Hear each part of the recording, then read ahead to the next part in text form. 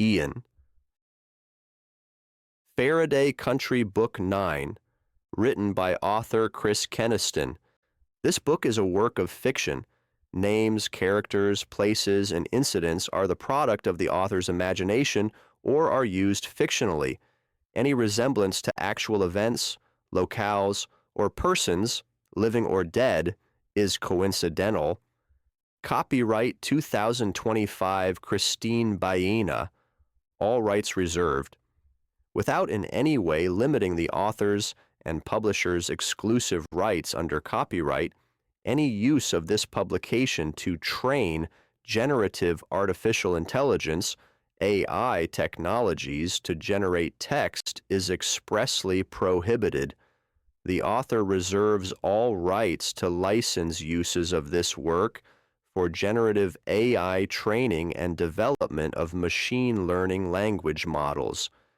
No part of this book may be reproduced, scanned, redistributed, or transmitted in any form or by any means, print, electronic, mechanical, photocopying, recording, or otherwise, without prior written permission of author.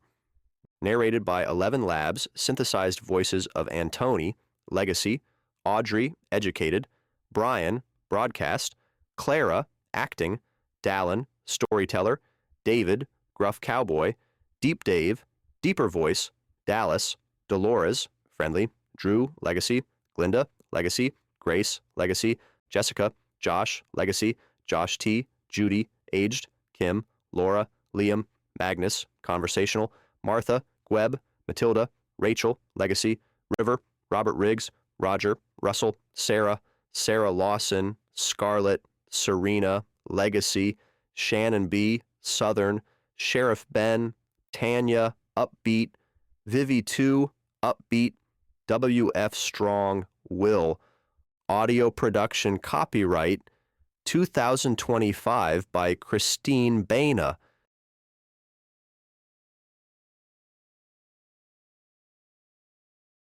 Chapter 1. There are many things in life which are never a good thing. Death, taxes, and like now, the reflection of flashing red and blue lights in the rearview mirror. I should have stayed at the reception, Kellyanne Morgan muttered to herself, pulling to the side of the road. Stupid feet. Despite her mother's warning, she'd opted to wear the sexy slingbacks with 5-inch heels that made her look tall and something closer to svelte, but even having kicked them off 2 long hours ago hadn't helped the ache still shooting up her arches. Once Finn and his bride had left the reception, all she could think of was getting off her throbbing feet and crawling into bed. With the others still dancing the night away, she'd convinced the groom's sister to catch a ride with her brother, so Kelly could leave on the heels of the newlyweds. If not for her stupid feet, she'd still be at the reception dancing with all her friends, instead of stopped at the side of the road with a police car on her bumper. Searching her beaded clutch for her license, she sucked in a calming breath and replayed the last few blocks in her mind, wondering what she could have done wrong. License in hand, she lowered the window and took a quick glance at the windshield. No expired registration. At least that was a good thing. Evening, miss. License and proof of insurance, please? Yes, hiccup, sir. She stretched out her hand. I'm sorry. Hiccup. I get hiccups when I'm nervous. The officer raised his attention from the license to her face. I see. Wait here, please. Maybe she had a burned-out taillight or something. Staring intently at the rearview mirror, watching the officer get into the front seat of his patrol car did nothing to ease her unsteady nerves. He was just checking her insurance.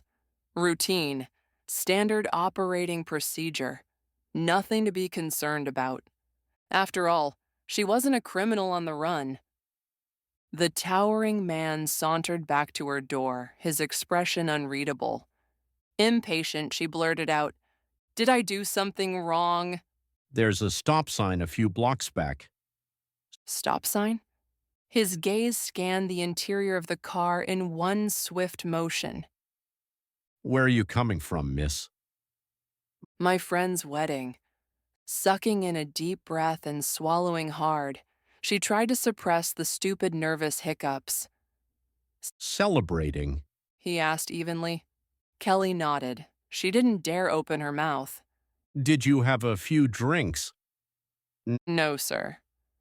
Well, yes, sir, but I'm perfectly sober. The officer nodded and took half a step back. If you'll step out of the car, please. I had my last drink at least a couple of hours ago. She dangled one foot out the door, then another. Trust me, no one would have let me out the door of the hall if I'd had more. Hiccup. The man's gaze dropped, and for a few exhilarating seconds, she thought he was admiring her legs. Miss, where are your shoes? Shoes? Did he mean those miserable, expensive torture devices? She flung her thumb over her shoulder in the direction of the back seat, only to suddenly realize she had no recollection of tossing them there in the first place. I think I forgot them at the reception. If you'll please stand with your arms out and raise your right foot 6 inches off the ground. Yes. Hiccup.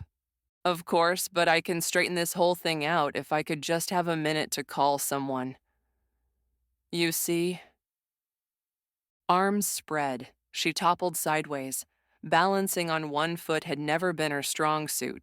She'd flunked out of ballet class at the age of 6.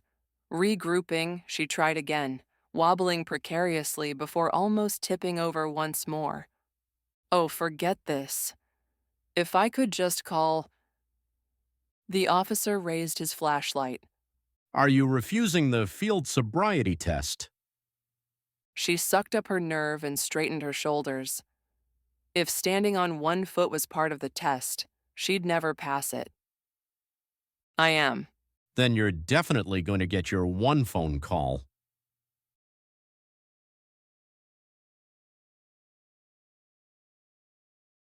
Mom is going to be extremely disappointed the party's almost over, and instead of dancing with an eligible female, you're dancing with me. Ian Faraday's little sister, Hannah, smiled up at him, only because DJ tapped his future brother-in-law into helping load the wedding gifts. Across the floor, he spotted his mother approaching the square patch of dance floor at his father's side. Besides, if Dad doesn't fade before the song ends, Mom will never notice. Hannah chuckled. I guess you and Jamie are lucky she loves dancing more than she loves to sing. But Jamie isn't dancing with his sister. Nope. Hannah frowned. That blonde has monopolized him since Joanna cut the cake. You're losing your touch, sis. The blonde was reeling Jamie in before they poured the first glass of champagne. Hannah's gaze shifted across the big hall to where her eldest brother and the Marilyn Monroe wannabe twirled to the music. Jamie had been the one who took best to those dance lessons Mom insisted we all have. Helps that he was old enough to understand all the girls love a guy who can take a turn on a dance floor without stepping on their feet. Ian was only a few years younger than his brother, but at the time he'd considered the dance lessons a major imposition on his youthful fun. Not till he was in college and had easily mastered the two-step and winning the best girls did he realize that once again his mom had been right, which only made him wonder, briefly, why she'd picked now to harp on his bachelorhood. The disc jockey announced the last song of the evening, and Ian spun his sister to the first notes of the popular tune, Time of Your Life. By the end of the song, they were laughing, out of breath, and ready to call it a night. A few feet from their empty table, the sound of a cell phone ringing caught Ian's attention. Quickening his step, he followed the sound and under the napkin by DJ's seat uncovered the culprit. The caller ID showed Lou Sterrett Justice Center. Normally, he would have let another person's phone go to voicemail, but this late at night, he opted to answer. Hello. DJ? No, DJ will be back shortly. This is Ian. Can I help? I hope so. He heard the catch in the caller's voice. It's Kelly Morgan, and I've run into a small problem. If she was at Lou Sterrett, he'd venture not so small. They think I've been drinking. Think? Everyone in the place had been drinking. The parents of the bride hadn't pinched pennies, not with the historic Art Deco location, the food, or the free-flowing booze, I refused the field sobriety test. which meant the officer involved brought her into the station for blood tests. She didn't sound drunk to him, but he had no idea how long she'd been held in jail before getting her phone call. I need DJ to come here and explain that I'm not A heavy sigh sounded through the phone. a drunk. They can. She sucked in a deep breath, and he swore he could almost hear her swallowing. They can let me go home. She blew out a ragged breath, exposing the fear under the confident bravado. Soon, please. We'll be there. Disconnecting the call, he scanned the large hall, then turned to his sister. We need to find DJ fast. Hannah pointed to the stairs leading down to the semicircle reception area by the front doors. He's coming in now. Not waiting for his sister, he walked as quickly as was practical without drawing attention to himself and caught up with his cousin. We have a situation. DJ's brows dipped into a frown. What's happened? Kelly called you. Ian handed DJ his phone. She's been detained. DUI. What? DJ's brows shot high on his forehead. Dale, the most recent man to leave the Dallas PD, stepped up around his friend. Where is she? Lou Sterrett. Let's Go. DJ and Dale echoed. Ian turned to his sister and tossed her his keys. You take my car back to the hotel. I'll meet up with you later. I'll follow you. Hannah leaned across a nearby table and grabbed for her purse. No. Dale and DJ said in unison again, before DJ continued, Not a good idea. We'll handle it, and better not tell anyone what's going on. No sense in worrying them until we find out more. Ian could see the argument forming in his sister's head, but with a slow nod, she agreed. The jail was a short jaunt from the reception hall at the fairgrounds, and Ian and the others were rushing through the doors in no time. The officer at the front desk lifted his gaze as the three men pushed their way into the building. The second, his gaze settled on Dale, his shoulders relaxed, and a hint of something akin to friendship lit his eyes. What brings you in at this hour? Hear about a friend. The officer's head took in the men at either side of Dale, both with their badges now clipped to their belts. Focusing on DJ, the older man frowned and narrowed his gaze. Farraday? DJ nodded, but the smile was forced. He wasn't in a mood for small talk, and Ian understood why. This time, the officer's stiff stance didn't ease as he turned to Ian's familiar Texas Ranger badge. Who do we have in custody that warrants 2 former Dallas PD and a Ranger gracing us with a visit at 1 o'clock in the morning? Kelly Morgan. DJ answered, his stance much more casual and friendly compared to the man behind the desk. Morgan. The officer muttered, tapping at a keyboard.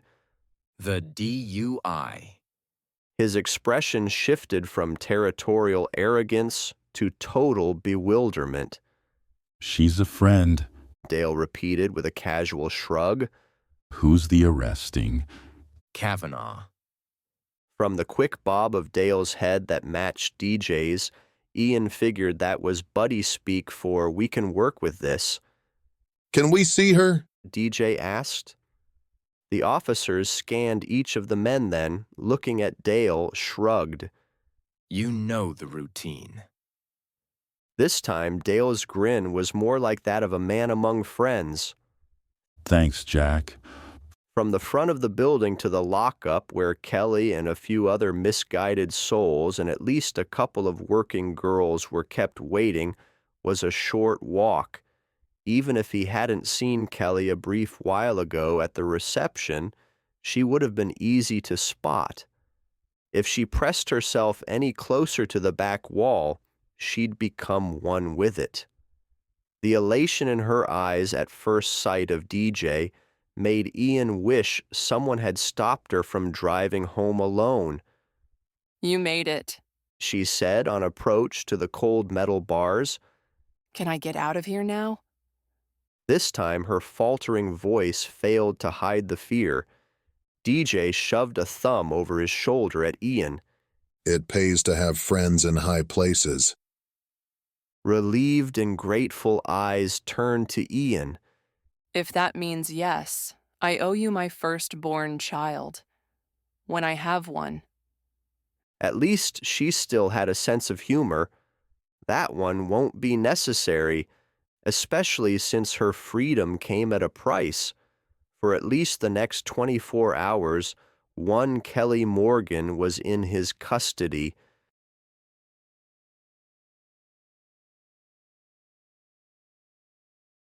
Chapter 2. This really is not necessary. Kelly couldn't be more mortified if she'd been caught running naked down Main Street in broad daylight.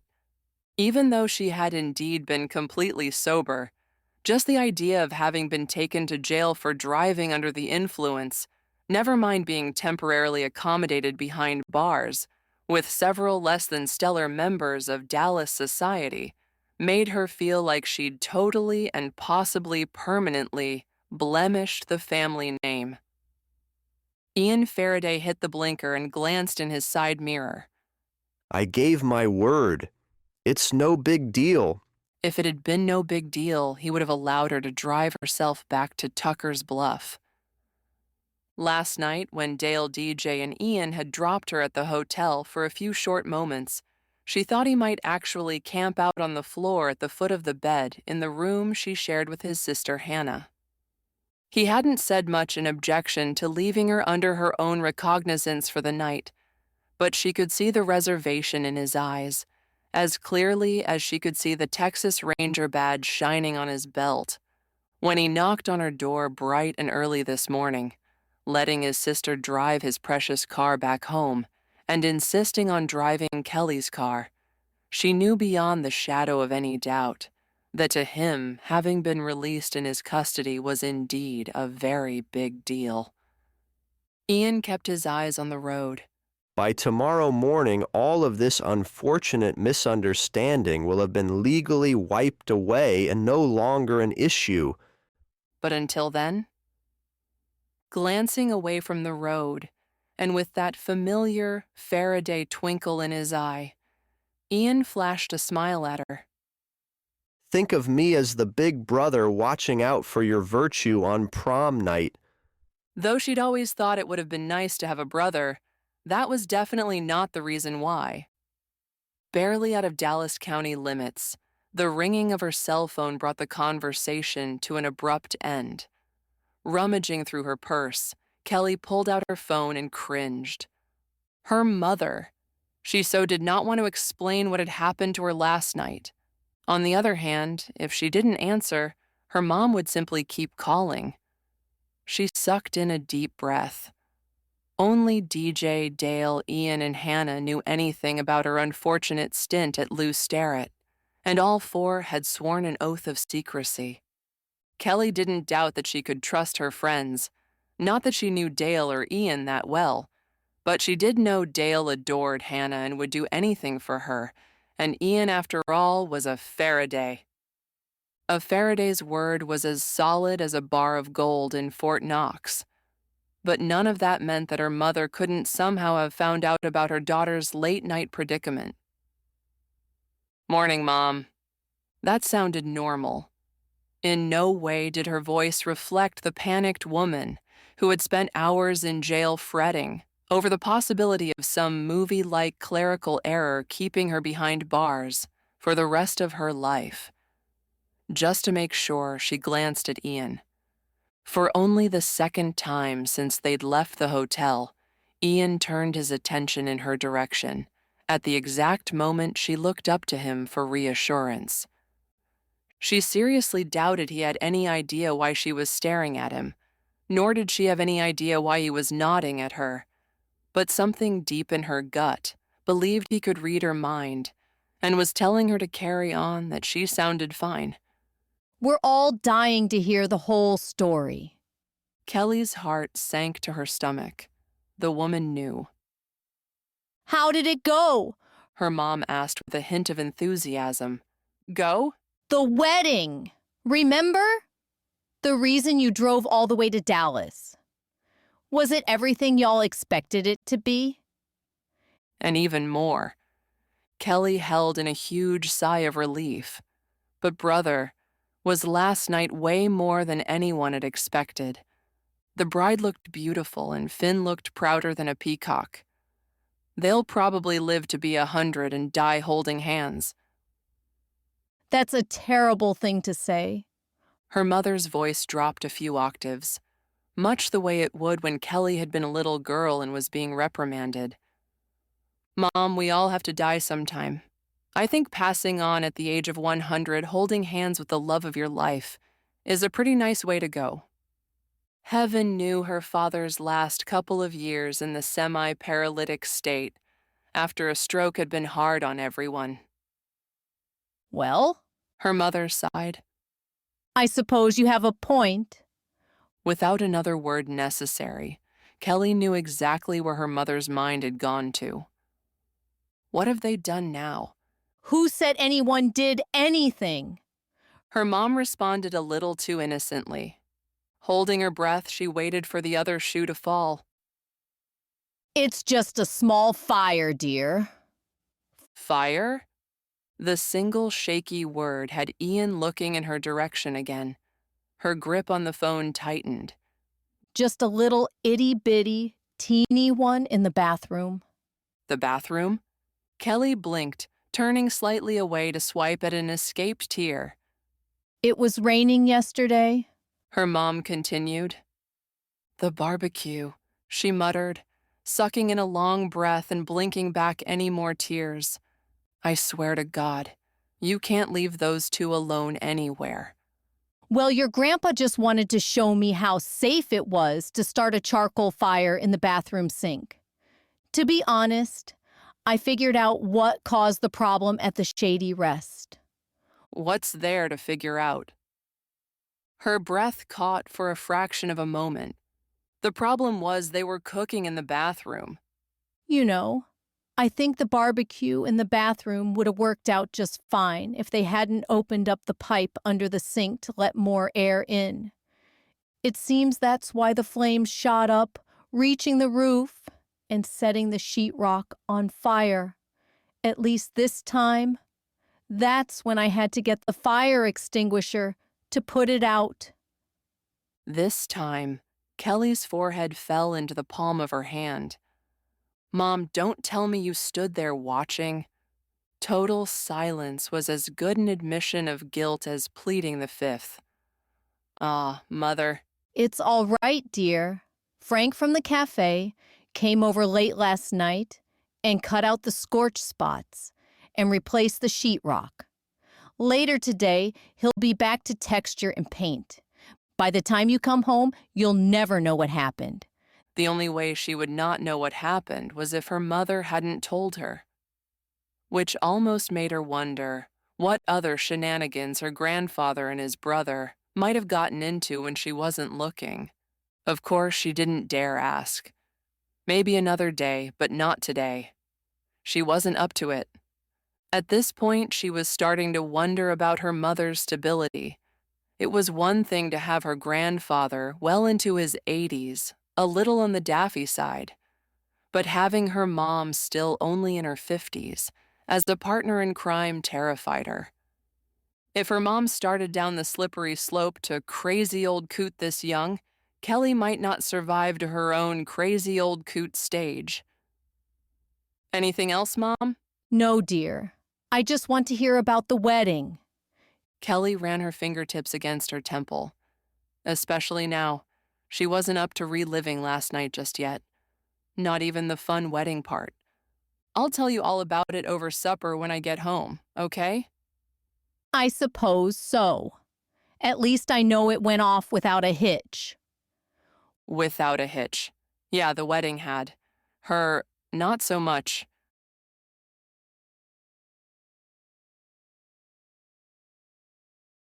Ian wasn't sure which set his heart racing faster, the sudden pallor that washed over Kelly when she saw the name on her cell phone or the look on her face as she uttered the word fire. He didn't really know a whole lot about grown-up Kelly. His brother Jameson, named after the Irish whiskey, even if his mother denied the connection, because of the different spelling, was the same age as his cousin Adam. Sandwiched between them in pecking order, Ian played alongside Connor and DJ. All of them were several years older than his cousin Grace, his baby sister Hannah, and their friends Becky and Kelly. Even though he remembered seeing the girls cavorting around the ranch in the summers when the Austin Faradays would visit the Tuckers Bluff Faradays, he really didn't know this adult version of Kelly well at all. As a matter of fact, he'd probably seen her more this past year at Adam's clinic, or in passing last night at the wedding, than he'd seen her in the last 10 or so years put together. Truth be told, it was only the fact that she and his sister and cousin were still close friends that had him wholeheartedly believing last night's arrest had to be a mistake. After some backroom negotiation between his cousin, Dale, and the arresting officer, Ian, as the higher statewide authority, had given his word to the officer that he would make sure Kelly returned home without getting into any more trouble or behind the wheel of the car. Dale was going to see to it that by Monday morning there would be no record of the detainment. Even though technically Kelly's release to Ian's custody had been more of a gentleman's agreement than an official action, right now he still felt very responsible for whatever happened to her, including a distressing phone call from her mother. With more force than he would have expected from somebody as tired as Kelly seemed, she tossed her phone into her purse on the floor. Trouble on the home front? I suppose you could say that. She unbuckled her seatbelt and shifted onto her hip to face him. I'm living in an insane asylum. Ignoring the blinking light on the dashboard and the urge to tell her to buckle up, Ian recognized she needed to talk and that they had several hours for him to listen. It can't be all that bad. Oh, really? She twisted and yanked the seatbelt forward, snapping the buckle in, continuing to stare in his direction. My father, the sanest man I ever knew after having been miserable with the restrictions from his stroke, died 2 years ago. I'm sorry for your loss. Those words always seemed too little too late every time he had to use them. Now was no different. Thank you. Then, just over a year ago, we found out my mom's dad had been having trouble with the senior facility he and his brother lived in. Apparently, the home frowns upon old men climbing into the hot tub stark naked. Biting back a chuckle, Ian supposed the two old men hadn't been the only ones in the hot tub. He hoped he still had it in him when he was old enough to be a grandfather. And the place has a perfectly good kitchen, It's why my mom and dad chose that facility for Pops and Uncle Ralph. Pops couldn't cook when he was young. There was no way anyone was trusting him with an open fire after Grams died. Shady Rest serves wonderful meals on demand in a lovely downstairs restaurant. They'll bring them to your room if a resident prefers. But no, Pops and Uncle Ralph decided they wanted grilled cheese. Something tells me that may not have gone well. Like she'd done on the phone with her mother, Kelly pinched the bridge of her nose and sucked in a deep breath. Because small cooking appliances are not allowed in the apartments, Pops decided to follow that rule and ignore the no cooking rule. He used the iron. If his memory served him correctly, Ian remembered more than one person in college making grilled cheese sandwiches in a pinch with an iron. Yeah, I know what you're thinking. Kelly sighed. Except they put the bread between two paper towels and then set the iron on top of the paper towel and decided to go take a shower and get dressed. If it weren't for the smoke alarms, they could have burned the whole place down.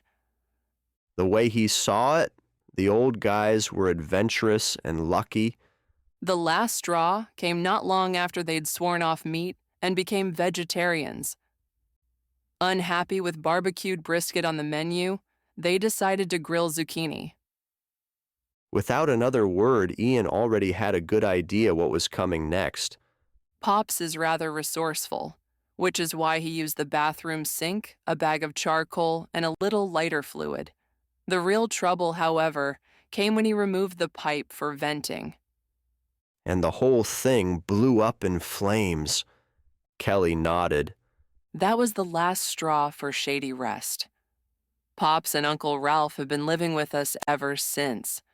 Most days I think corralling a litter of kittens is easier. So if I heard correctly, they recreated the final incident for your mother. Yep. She twisted around in place, leaning her head back. The thing is, the last few months, they've been behaving themselves and haven't gotten into any trouble. Playing cards with some of the other old guys in town. Talking about taking up golf again. Uncle Ralph has even gone out on a couple of dates, and then this. The bone-weary look on her face wasn't something that a person developed from one or two events. She was tired and upset, and he didn't know what to say. They'd had some challenges with his grandfather, George. Most of his grandfather's life, he would take a bottle of Jameson out of the liquor cabinet in the evenings and visit different friends. It was what made him loved by so many. Unfortunately, in his later years, he still did that, sometimes at 2 or 3 or 4 in the morning. It was never easy watching the people you love grow old and confused to the point of becoming a danger to themselves. He remembered the pained feeling of loss when his grandfather had to be moved to a memory care facility for his own good. All Ian could think to do was pull her into a bear hug, much like he might a little girl who had skinned her knee and pretend everything was going to stop hurting.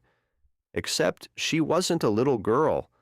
Her grandfather wasn't a skinned knee, and he had no business holding her in his arms for any reason.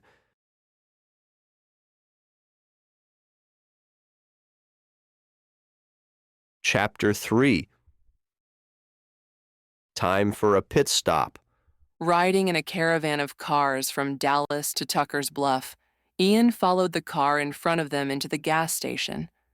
Kelly glanced at the clock on the dashboard. For the last few hours, she and Ian had exchanged stories of crazy grandfathers and other mishaps. More than once, he'd had her laughing so hard, she almost peed her pants.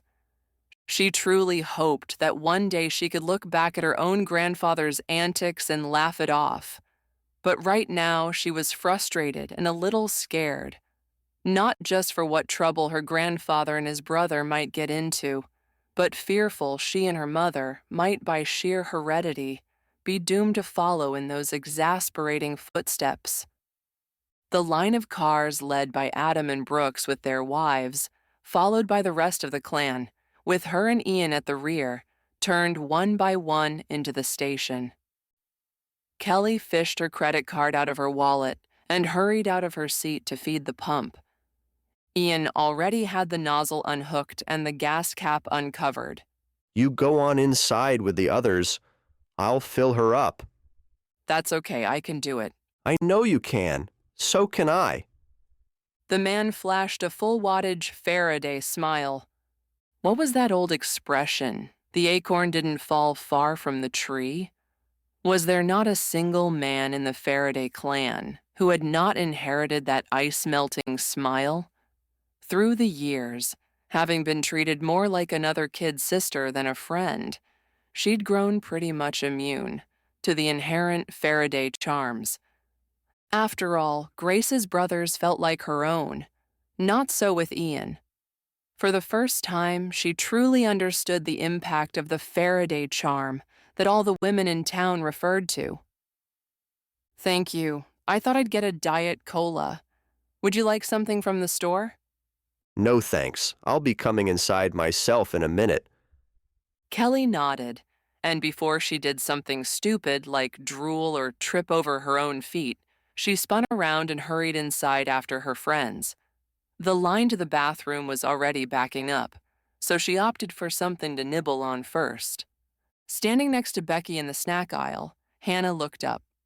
What is it about long-distance driving that turns us into human garbage disposals? Everything looks delicious. Becky chuckled. That's because everything is delicious. And you can afford to eat every morsel. Kelly had always envied Becky's thin build. Having developed curves early on, Kelly knew the boys wanted her mostly for one thing. She'd learned how to handle that, and her figure.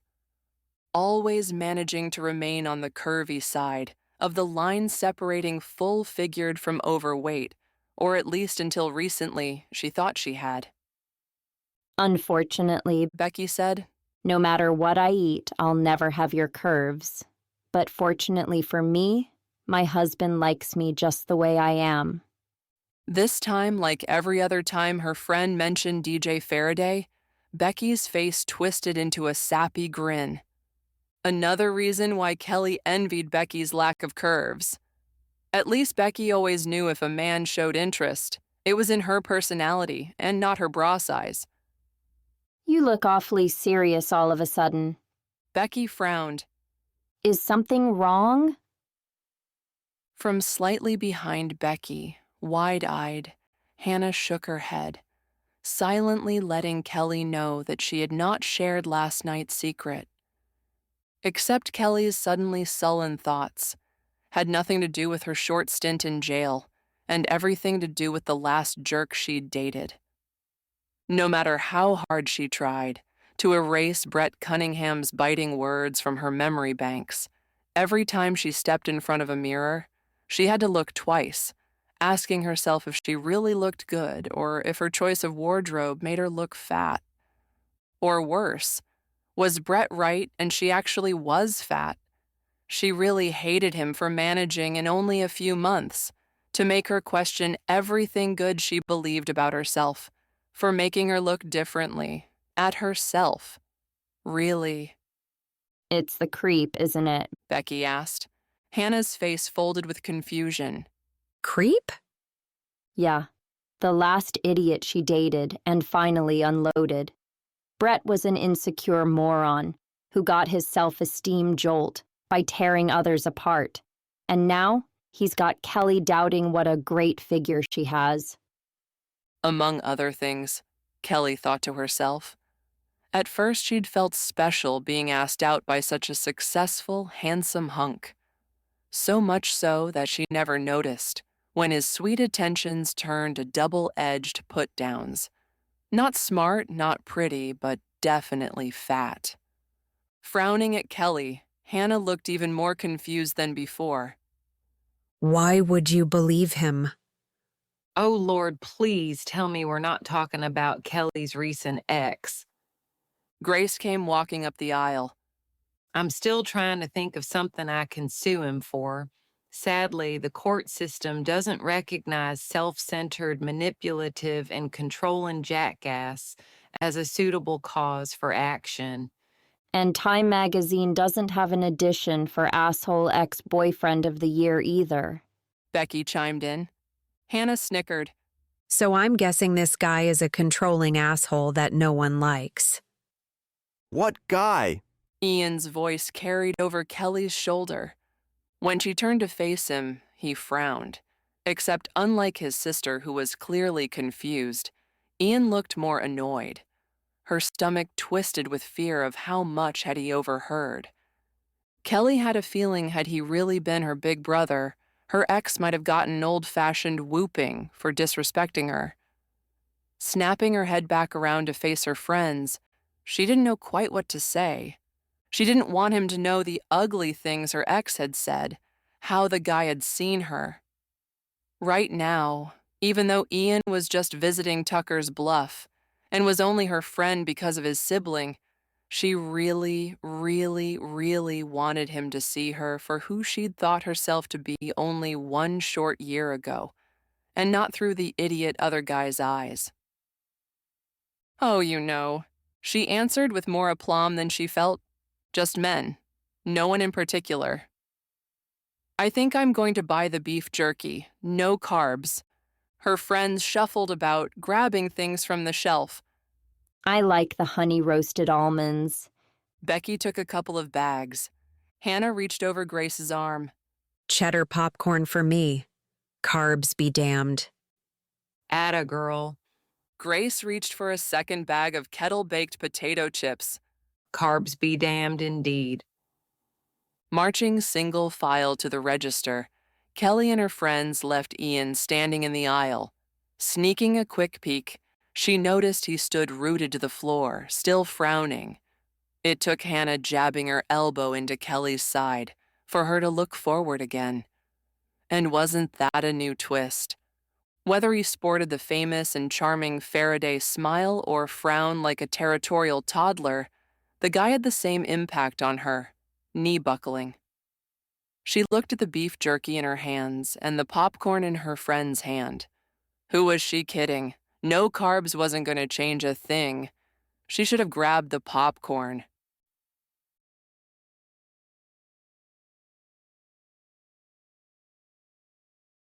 Whatever was going on with Kelly, it was enough to have the hairs on the back of Ian's neck standing on edge. Maybe it had simply been too long since his last vacation, or maybe he was merely in big brother overprotective mode. Not that anything about Kelly reminded him of his sister, or maybe there was more going on in her life than a misdemeanor DUI and a crazy grandfather. Planning on spending the weekend in aisle 3? DJ smacked his cousin on the shoulder, lightly enough to be a casual gesture, hard enough to snap Ian's attention away from Kelly. Fingering a bag of sunflower seeds, Ian shrugged. Just looking for something to snack on that won't slowly poison me. DJ's gaze traveled from the front of the store where Kelly and the others stood in line at the cashier to the bags of peanuts, popcorn, and other typical car ride junk food neatly displayed, and back to the front of the store. You might have better luck choosing a snack if you tried looking this way. DJ dangled a finger at the food items. Ian wasn't fooling anyone. He should know better than to try. DJ was not that much younger than him, and both being in law enforcement had only added to the already strong bond from their youth. They understood each other, even without speaking. Want to tell me what's really going on? DJ asked. Funny, that was exactly what he'd wanted to ask Kelly. Answering DJ would be much easier if Ian had a clue why his hackles were on high alert. I'm not really sure. DJ looked to the cashier, only Kelly was left in line. She is single. That's not it. Ian wasn't in the market for a woman, at least not the permanent kind. Tapping the toe of his boot behind him, he did a military turn. Would you know anything about a sour ex-boyfriend? Kelly's? Lips pressed tightly, Ian nodded. DJ's gaze narrowed on his longtime friend at the front of the store. How sour? I'm not sure. Having stepped into the middle of a conversation about a manipulative, controlling ex-boyfriend, never a good combination, and though his gut told him they were talking about Kelly and someone she'd dated, he couldn't be sure, which meant, under the circumstances, not being sure, he probably shouldn't have said anything to DJ about his suspicions. Ian knew his cousin was still unhappy that recently he'd not noticed an abusive relationship under his own nose, which is why Ian had to ask, "Heard anything about Jake and how he and his wife are doing?" Fine. DJ continued to watch Kelly pay for her diet cola and beef jerky. No more signs of violence, and he's recovering quickly from the surgery. Good to hear. Nice to know the doctors were right about Jake's prognosis. Ian chose his next words carefully. It wasn't your fault. You know it. I know it. The whole town knows. We can't be everywhere at all times, and we can't see all things. DJ turned to face his cousin. Which is why you look ready to pounce at the next person who so much as looks at Kelly cross-eyed. Quickly evaluating whether to push or give in, Ian shrugged and followed his cousin's lead. Sometimes my gut is wrong. Not very often, but he wasn't telling DJ that part. Shaking his head, DJ tracked Kelly on her way out of the store and toward the car, then turned back to Ian. Last fellow she dated wasn't from Tuckers Bluff. I think she drove to Butler Springs, more than he drove here, so I didn't get to observe much myself. But if anyone will know anything, my wife will. I'll see what I can find out, but I hope to hell your instincts are dead wrong on this. He wasn't the only one, but if his gut was wrong and Kelly's personal life wasn't the problem, then what was?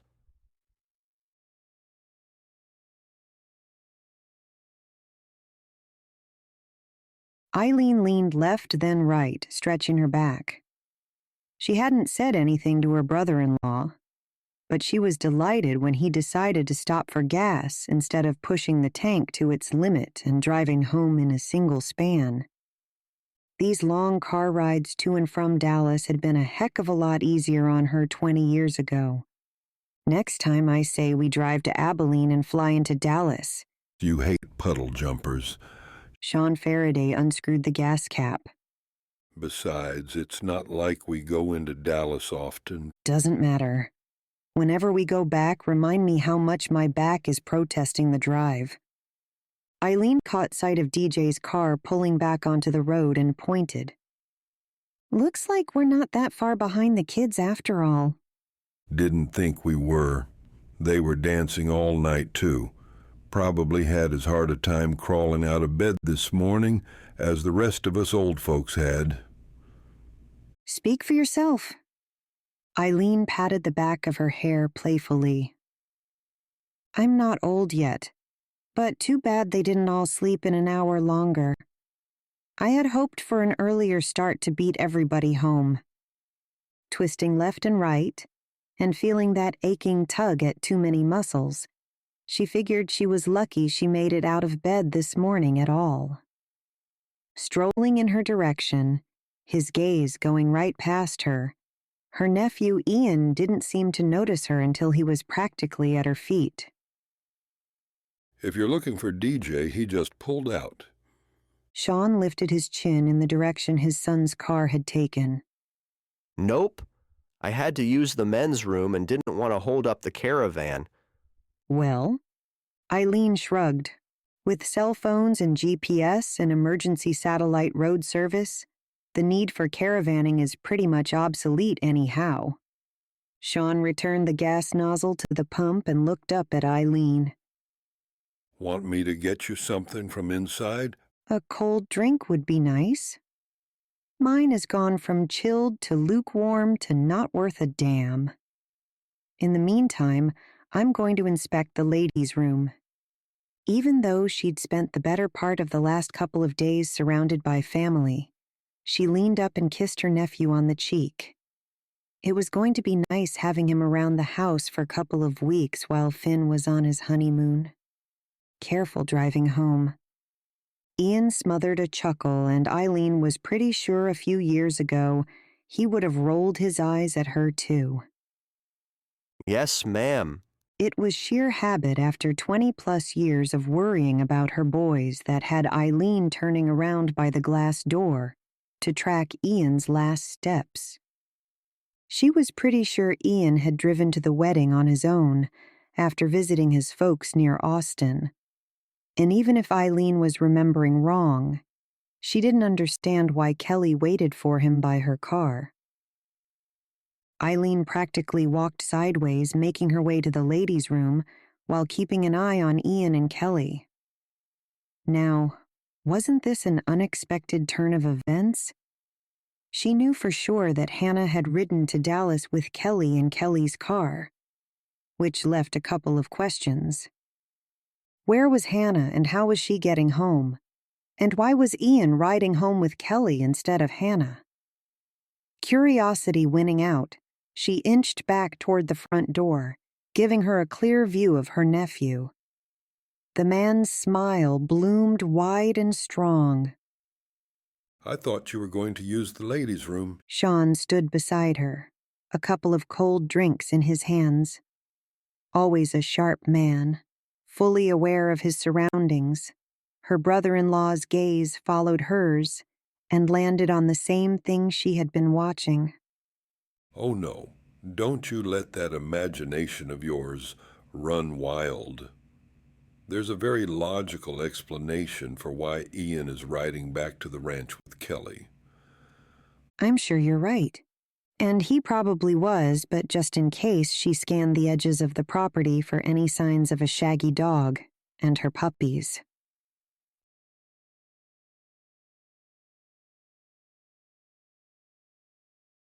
Chapter 4. Turn up this road. Kelly pointed to the last street at the edge of town. Her dad had been raised in the town limits of Tuckers Bluff, and her mom had grown up on a West Texas sheep ranch. Having met in college, the compromise for where to set up the rest of their lives had been as far out of town as possible, while still being close enough to a neighbor to borrow a cup of sugar. All the homes on her street had anywhere from 2 to 5 acre lots. With one of the larger lots on the block, Kelly's mom had been content to raise chickens and grow vegetables, while her dad taught history and helped coach the high school football team to the state championship too, out of his 20 years of teaching. Ian turned the corner and scanned the houses to either side of him. I don't know that I've ever been to this side of town. Considering how small Tuckers Bluff was, Kelly would have thought anyone who had ever lived here knew every nook and cranny. Then again, Ian and his siblings' time in Tuckers Bluff had usually been limited to a few weeks in the summer and spent mostly at the ranch. I guess now you can say you've seen it all. One side of his mouth tilting up in an amused grin, Ian shook his head.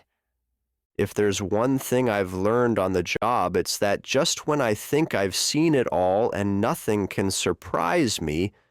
Something surprises you. Yeah, that about covers it.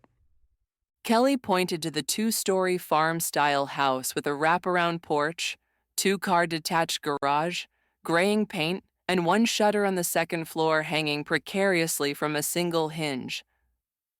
The house looked a little sad. Do you park in the garage? Kelly shook her head. For as long as she could remember, the garage was dedicated to her dad's car and the riding lawnmower. Even though they long ago had to sell her father's precious El Dorado Cadillac convertible, Kelly still parked her car in the driveway in front. Right in front will be fine. Ian pulled into the front semicircle drive at the same time his phone pinged with a message. Coming to a complete stop, he leaned over and looked at his cell. It's Hannah. She's just dropped Becky off and will be leaving Meg at the B&B, then she'll be here to pick me up. Shaking her head, Kelly refrained from saying what she'd said before. At the gas station, the Faradays had changed things up by divvying the carloads into men and women instead of the couples that had left Dallas. At the time, Kelly had thought it made the most sense for her to ride with Hannah and the girls, but Ian had insisted on driving her all the way home. She couldn't decide if it was the stubborn, chivalrous streak that ran in all Faradays, the one that assured a girl out with a Faraday would be well taken care of, and brought home safe and sound, or legal responsibility, or simply male stubbornness. But she tended to lean towards the chivalry option. Not that she was technically out with a Faraday, like on a date or anything, but he was certainly making sure she got home safe and sound. There you are. Kelly's mom came running down the front steps and wrapped her daughter in a hug. Anyone watching would have thought they hadn't seen each other for months instead of days.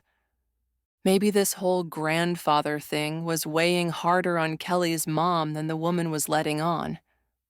Pulling at the arm her mother had pressing against her neck, Kelly shifted her weight. "Mom, I can't breathe." Sorry, dear. Her mother kissed her cheek and stepped back. And you must be a Faraday. Yes, ma'am. Ian. One of Patrick's boys? No, ma'am. Brian and Ann's. Oh, yes. Janine Morgan extended her hand to Ian. Thanks for bringing my little girl home. Did her mother seriously just call her a little girl? Kelly came within inches of rolling her eyes, blowing out a sigh, stomping her feet, and telling her mother she wasn't a little girl. She hadn't been little for a long time, but of course, all of that would only have proved her mother's point of view. Instead, Kelly bit her tongue, smiled, and hoped Hannah would pull up before her grandfather or uncle made an appearance, adding to the family performance. Chicken suddenly cackled loudly. Her dog began barking along with a few other canines in the distance, and Kelly turned her gaze down the road, praying for Hannah to appear. Doug Nabbit, Ralph. Her grandfather Herbert's voice carried from the backyard. I said hold it. Through the open backyard gate, squawking with wings flapping in a rushing wave, at least 20 chickens came scrambling toward them, her grandfather and uncle running behind. Oh, Dad! Her mom put her fisted hands on her hips. You tried to fix the chicken coop, didn't you? And for land's sake, stop chasing them. The way Ian's eyes opened wide at the sight of chickens scrambling left, right, and in every direction, he probably thought her entire family was stark raving mad. Her mother untied her apron and, draping it like a bullfighter's cape, began redirecting some of the hens toward the back of the house. Well, don't just stand there, she said to Kelly, but Ian was the one to spring into action. Unbuttoning his shirt, he shrugged out of it and, using it the same way her mom did the apron, waved a handful of chickens toward the rear of the house. If Kelly thought she'd been mortified last night or this morning, neither was anything compared to this afternoon's main event. Dad! Her mother yelled, Stop chasing the chickens! I got one. Her uncle Ralph held a squirming chicken up for everyone to see. Her mother turned to Kelly and handed her the apron. You keep trying to herd the birds in the right direction. I'll man the back gate, and then we can figure out what the boys did to the chicken coop. All Kelly could do was nod. She didn't dare look up at Ian. She didn't want to know what was running through his mind. The man had to be thinking they were all completely nuts.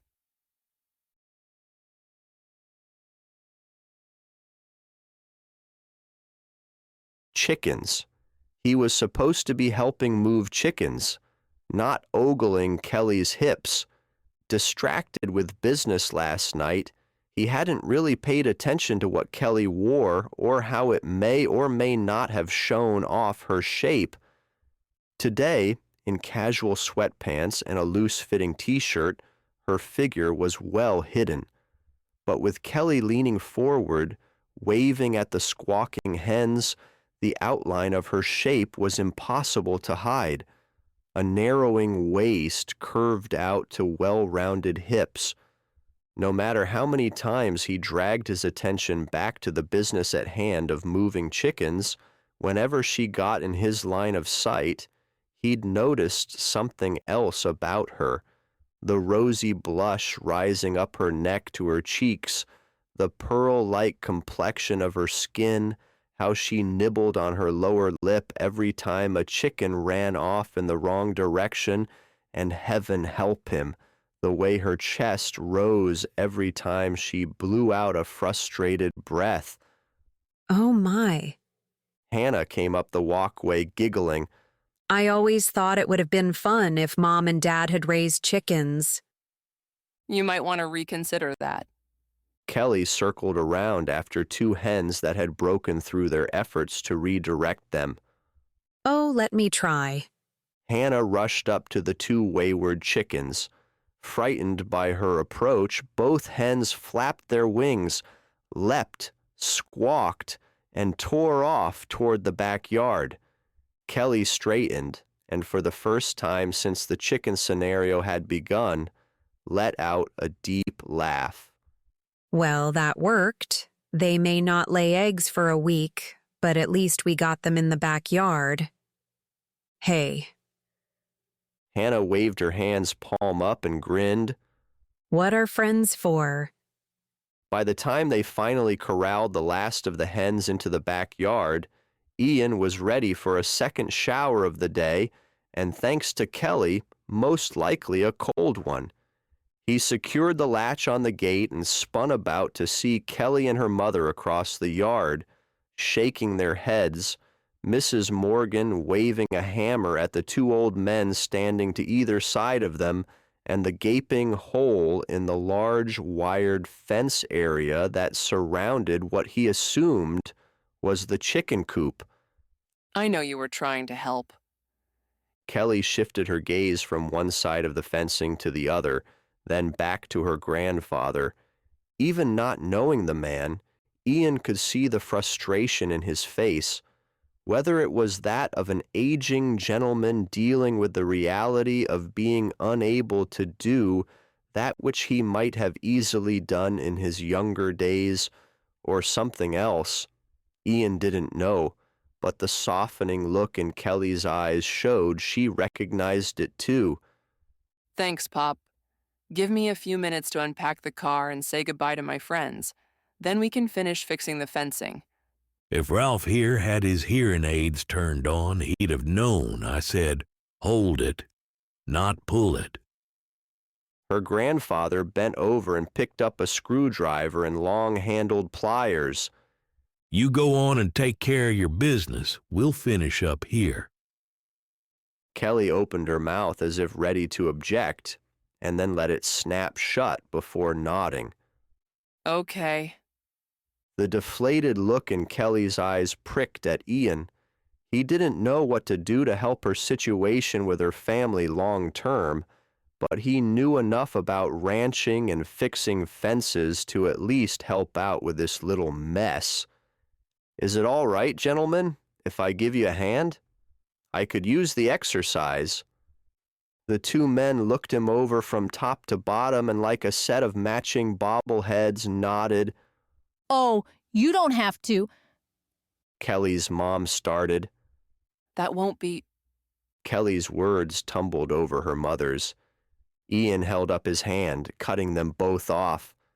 Mrs. Morgan, you probably know my mama and Aunt Eileen well enough To know that if I don't do the neighborly thing and offer a hand, even at my age, they'll both tan my hide.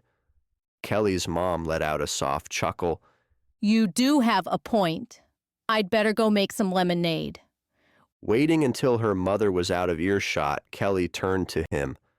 I won't argue because I know you're right. But I know you didn't have to do this. Thank you. Need another pair of hands? Hannah asked. If it had been a large job, he would have taken his sister up on her offer. She and Grace were as good at mending fences and ranch work as any of the Farraday men, but this was something he could have handled on his own in a short while. I think we've got it. Thank you. Reluctantly, Kelly turned and slowly walked away with her friend. Ian looked to the two older men doing more harm than good and decided this job would take much less time if he didn't have help. No wonder Kelly was at her wits' end with her aging relatives.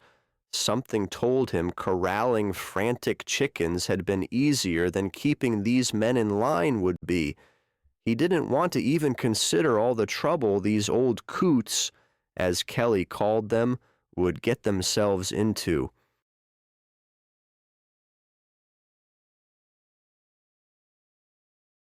Chapter 5. Take a look at this over here. Ian glanced up at Connor Farraday standing several yards away from where the men had stopped for lunch. Uncle Sean had been the first up on his feet and moving with Ian only a few steps behind. Frowning down at the recently replaced fence post, Connor shook his head. Doesn't make any sense. The repaired fence section looked sloppy and incomplete. This won't hold a newborn pup. Sean Farraday pulled his gloves from his pocket and slid them on to examine the workmanship more closely. Unless you or your brother drank your lunch the day this was done, or Sam has been holding out an addiction to Mogan David, this wasn't done by any of us. Connor shook his head. That's pretty much what I thought. Shifting around his cousin and uncle for a closer look, Ian had a good idea what had caught their attention. Usually fence line was tight and strong. This particular section was not only looser than the others, but where the ends should be tightly twisted, they appeared as though intended to be undone again soon. His first day replacing his cousin Finn, and already Ian was faced with the secondary reason for vacationing on his uncle's ranch. Now, Connor and his uncle stared at Ian for answers. He didn't need to say anything. Neither Connor nor Uncle Sean were stupid. They both already knew exactly what he was thinking. No one in the Farraday family or the Farraday ranch had done this. Whoever had tampered with the fence line could only have one reason. They planned to return for more cattle. Looks like somebody was dumb enough to think if they don't outright cut the fence lines, maybe local ranchers would stop noticing their missing calves. That's something like what I was thinking. Sean Farraday shook his head. This wasn't the pasture where the calf went missing, is it? His uncle shook his head, which means Ian voiced his less pleasant thought. It also could likely mean they're planning on coming back. We're going to have somebody keep an eye on this. His uncle waved at the rickety fence section. Maybe, maybe not. Ian needed to have a chat with some of the other ranchers in the area who had lost some calves. None of this was adding up, at least not to a cattle rustling ring like anything he'd ever seen before. A small part of him wished this were a real Texas Ranger assignment and his partner were here on the job with him. If nothing else, at least to bounce ideas off each other. Sean Farraday slapped his gloves against his thigh and tucked them in his back pocket. We've got more work to do today, gentlemen. His uncle was right. They had a big ranch to run, and now he had a new problem to solve.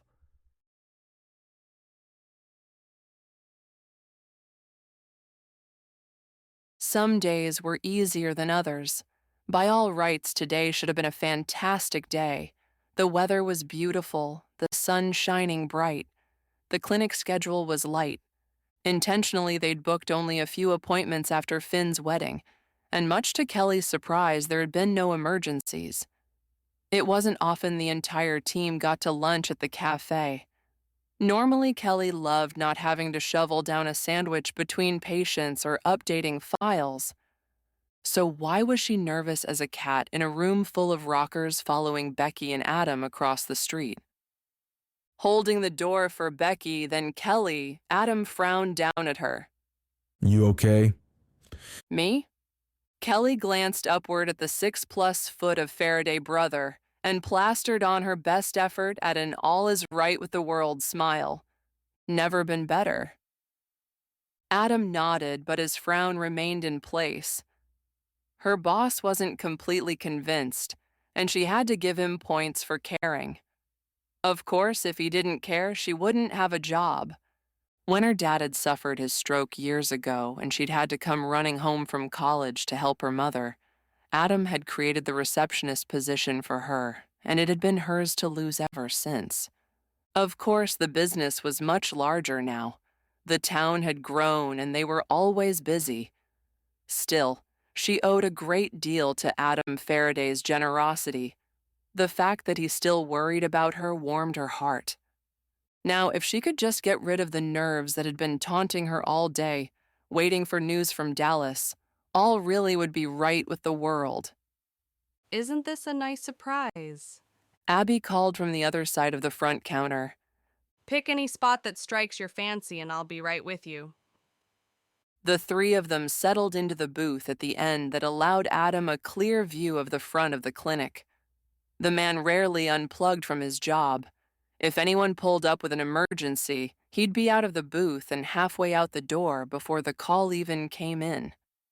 All right. Abby came hurrying up with a pitcher of water and poured everybody a glass. Because I know the most important thing is the pies. Frank made rhubarb and apple crumb. Special of the day is beef stew. Becky reached for her water. Did he make soup today? Is the Pope Catholic? Abby chuckled, shaking her head. Broccoli and cheese. Oh, good. Becky rubbed her palms together. I love Frank's broccoli and cheese soup. Abby leaned forward, turned left then right, and whispered softly. The secret is the cheese. He uses smoked Gouda. Whatever it is, it's the best. I'll have a bowl, please. Becky sat back, a satisfied grin on her face. No stew? Becky shook her head. Soup and apple pie, that's all a girl needs to be happy. With her stomach in knots, waiting to hear from Ian and DJ and Dale and anyone else who could tell her late-night post-wedding ordeal was over and done with, Kelly didn't have an appetite. I'm not that hungry today. I think I'll follow Becky's lead and have a nice bowl of Frank's soup. The way Abby, Adam, and Becky remained staring at Kelly waiting for the rest of her order only reinforced what Brett had told her. She wouldn't be so curvy if she didn't eat so much. Then again, Brett was a jerk. She knew that, but might have to remind herself a few more times. She couldn't let herself buy into his malarkey. She'd come so close to believing him, so close to doubting everything about herself.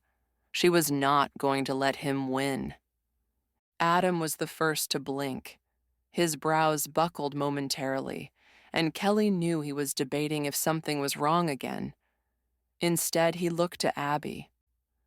Since I'm not a girl, I'll have the soup and the stew, and the pie. There you go. Abby smiled. I need more big eaters like you. I'm guessing that means my brothers haven't been by yet today. Adam teased. Nope. Abby turned her wrist to look at her watch. But my guess is the word has already reached DJ that his wife is lunching here. My money is on he'll be here before I have time to serve up the soup. No one needed to say a word in agreement. Becky grinned proudly. Adam nodded, and before Kelly could form a thought, the bell over the door sounded and DJ came through, quickly scanning the cafe. His smile broadened when his gaze landed on his wife as though he hadn't seen her in days, rather than merely a few hours. Kelly understood all the Faradays were still in the honeymoon stage of marriage, but something told her no matter how many years passed, all of her friends would still have that same sappy puppy love look in their eyes. Scooting into the booth beside his brother, DJ tore his gaze away from his wife, glanced in Kelly's direction and shook his head. Whether that meant bad news or no news, she wasn't sure. What she did know was that DJ had not said anything to his brother or his wife about coming to her rescue the other night, or he would have outright updated her on the situation. Juggling a large tray, Abby appeared, and having anticipated DJ's order, unloaded 4 bowls of soup. Specials beef stew, she told the police chief. DJ grabbed onto a spoon and dipping it into the thick broth, nodded at his friend. That'll just hit the spot. Thank you. Is it me? Adam squinted at his brother. Or do you look a bit frazzled? Swallowing the soup, DJ set his spoon down and looked to Adam. There is a rumor in town that a local referendum is about to be presented to make Tuckers Bluff wet. Spoons and forks clanked against dishes. Adam's eyes rounded. You're kidding. Booze in Tuckers Bluff. I don't know. So far, it's just a rumor. At least I thought so. But Mabel Berkner has spent the last 45 minutes in front of my desk pummeling me with a barrage of reasons I'm incompetent and ungodly for allowing liquor in Tuckers Bluff. Rolling his eyes, Adam shook his head. That would do it. Do you think Mabel knows something we don't? Kelly asked. If she does, she knows more than me, the mayor, and the city council. But you're going to look into it, aren't you? Adam picked up his spoon. DJ nodded. As much as Mabel and her garden club cohorts have driven me and my predecessor insane with their nitpicking over historical preservation and acceptable paint colors, founding fathers' memorials, and whether or not Father Tim's Wednesday night bingo is undermining the morality of the town, usually when she gets on the bandwagon, she has at least some hold on reality. I can't imagine someone wanting to open a liquor store on Main Street. Adam stirred his soup. Becky chuckled.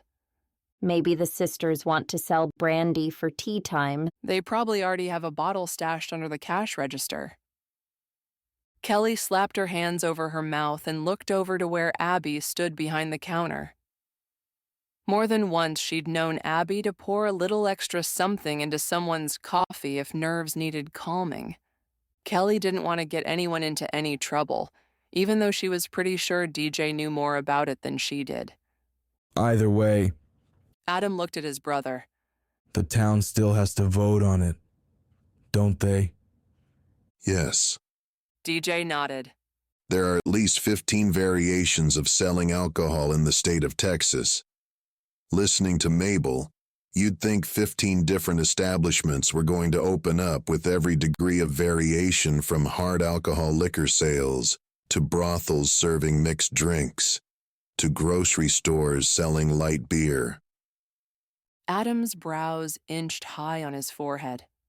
I'm guessing the brothel was Mabel's own interpretation of the current Texas alcohol regulations. Rolling his eyes, DJ blew out a sigh. After 45 minutes with Mabel, I wouldn't mind a drink, no matter where it's served. Becky crossed her arms. Excuse me? Covering her mouth with her hand, Kelly hid her smile. Adam, on the other hand, made no effort to control his chuckle. Oh, you walked into that one, little brother. It's Mabel. The woman can drive any sane man crazy, Arms laden with dinner dishes, Abby appeared at the table. I may regret asking, but what has that woman done now? Other than test my patience? Nothing really. But if she's right and there's a referendum to allow alcohol sales in Tuckers Bluff, all hell is about to break loose.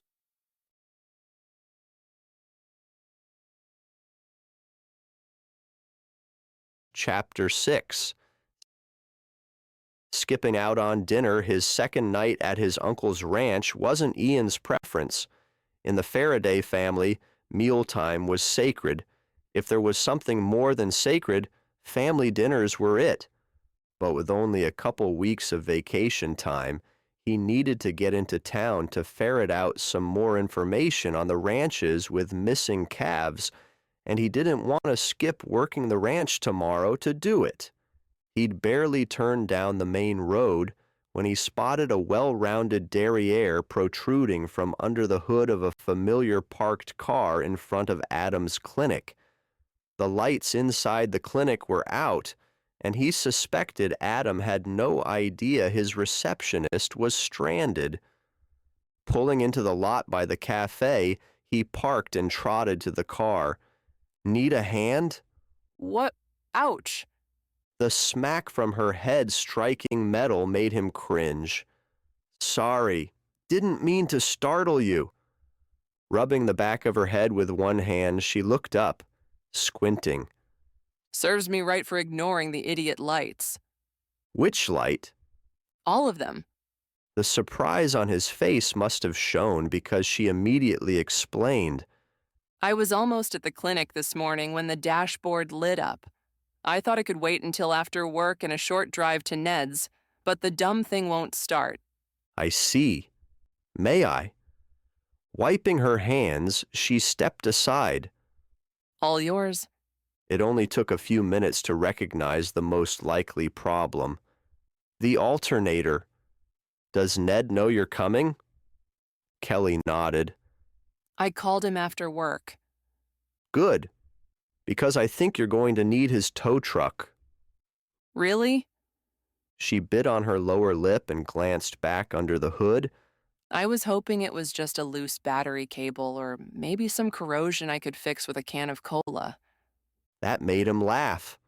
Not so much because it was a bad idea, but because so much in day-to-day grime could be handled by a can of cola, and people still drink the stuff. There's also the possibility with a couple of new belts you could be on your way. Oh. Her shoulders straightened and her expression softened. That shouldn't cost much. Probably not.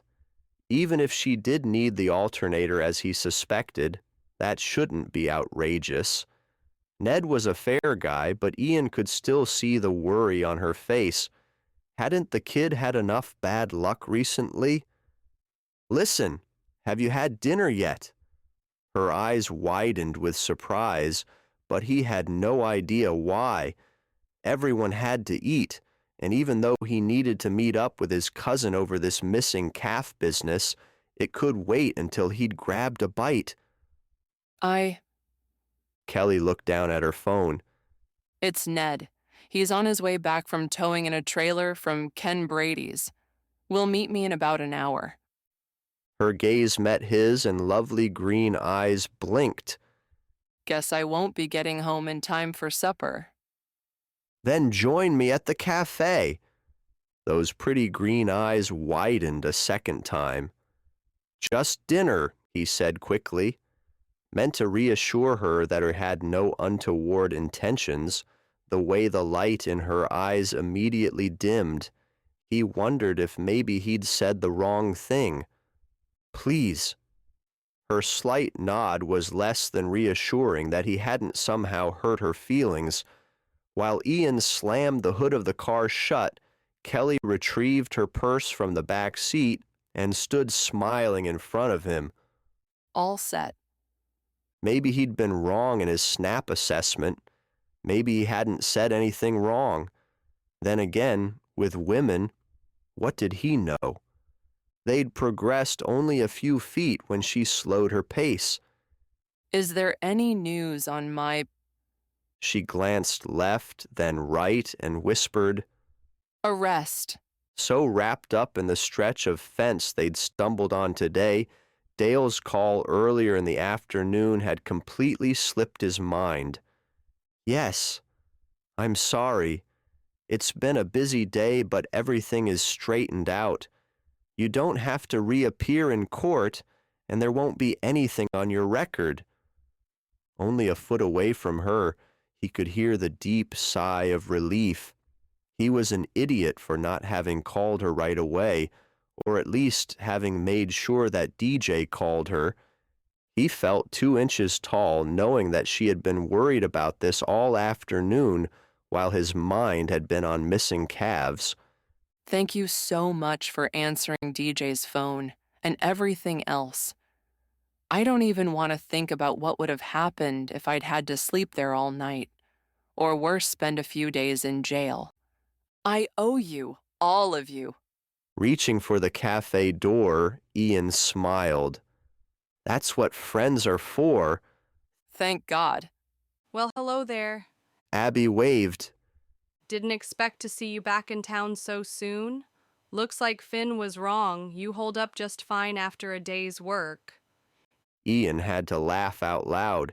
He didn't know what the heck his cousins thought he did all day long in his regular job, and he would be the first to admit there were some days that were easier than others, but there were other days when he worked twice as hard as any of his cousins, ranch or no ranch. Just 2 or expecting someone else? Only 2, Ian answered. Abby scooted around the counter. Take any spot. I'll be by in a second with some water and to take your order. Make mine iced tea, please. Kelly smiled at the cafe owner. A nice smile. Bright, sincere, nice to see. At the table, the two had barely slid in place when Abby appeared, drinks in hand. Special tonight is pasta puttanesca. I don't remember Frank making that before. Kelly frowned. Abby waved a finger at no one in particular. Seems while he was helping out at your house, he and your grandpa got to talking about their time in the military. Apparently, both of them spent a good deal of time in Italy. Your grandpa in the Navy and Frank in the Marines. Oh boy. Kelly winced. I hope Gramps didn't offend Frank. Offend? After a short time helping corral chickens, Ian couldn't imagine such a sweet old man offending anyone, especially someone as gruff and tough as Frank. I think Jarhead is the kindest thing I've ever heard Gramps say about a Marine. And if I'm not mistaken, Marines don't take very kindly to that word. Maybe not. Abby shrugged one shoulder. But from what I understand, they got along like a house on fire. And whatever they talked about, it's had Frank whipping up old recipes left and right. I'm just glad nobody's asked me to translate puttanesca. This time, Ian bit back a smile. One of Naples' many claims to fame is their whore-style pasta, though no one can really agree how the spaghetti sauce got its name. Whatever it means, I'm sure it will be delicious. Kelly nodded. I'll try it. Make that 2, Ian added. 2 pasta puttanescas coming right up. Ian waited a few moments for Abby to walk away before speaking. How are the repairs on the house coming along? Fine.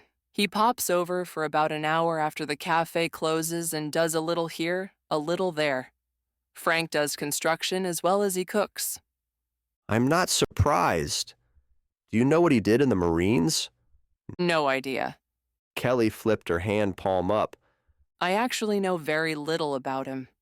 It sounds like my grandfather may know more about him now than anybody else in town. Except maybe Abby. That woman would have made a great bartender. I wouldn't be surprised if she knows everyone in town's secrets. Kelly failed to hold back a laugh. Ian thought she had a nice smile, but he liked her laugh even more.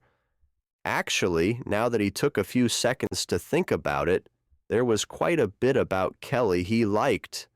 Too bad he wouldn't be around long enough to do anything about it.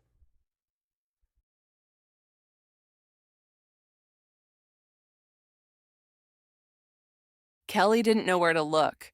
She was sure every time Ian smiled at her, she probably blushed like a crushing schoolgirl.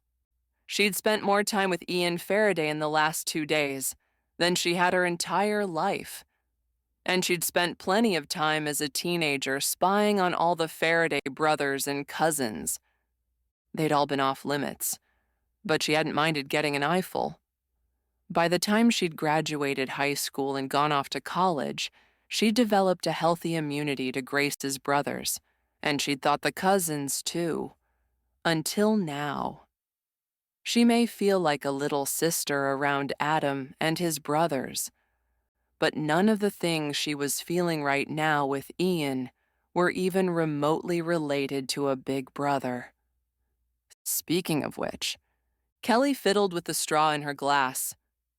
If the rumors of a referendum to sell liquor are true and the town decides to pass it, Abby could get a lot more opportunity to listen to sob stories. Ian shook his head. I don't see her serving more than wine or beer with dinner. True. Kelly shrugged. Still, with some folks, that's all it takes. Honestly, with all the hoops required to jump through to get a liquor license, I wouldn't be surprised if she declares the cafe a bring-your-own-bottle restaurant. Hey, man. Ken Brady paused at their table, shoving a hand in front of Ian. I heard you'd be around for a couple of weeks. We should hit Butler Springs Friday night. Ian glanced up. Maybe. We'll have to see how the week goes. Turning into an old man already? Ken laughed. He was closer to Finn's age than Ian's, and Kelly could see by the flash in Ian's eyes that he didn't appreciate the jab at his age. By the way, have you heard if there's any truth to the rumor about the referendum? Hefting one shoulder in a lazy shrug, Ian shook his head. Nothing confirmed. Ken lit up like a Christmas tree. Hot damn. Dear Lord, may we please finally get a night spot of our own, so we don't have to drive all the way to the Boots and Scoots in Butler Springs. I don't mind. Abby set 2 plates down on the table.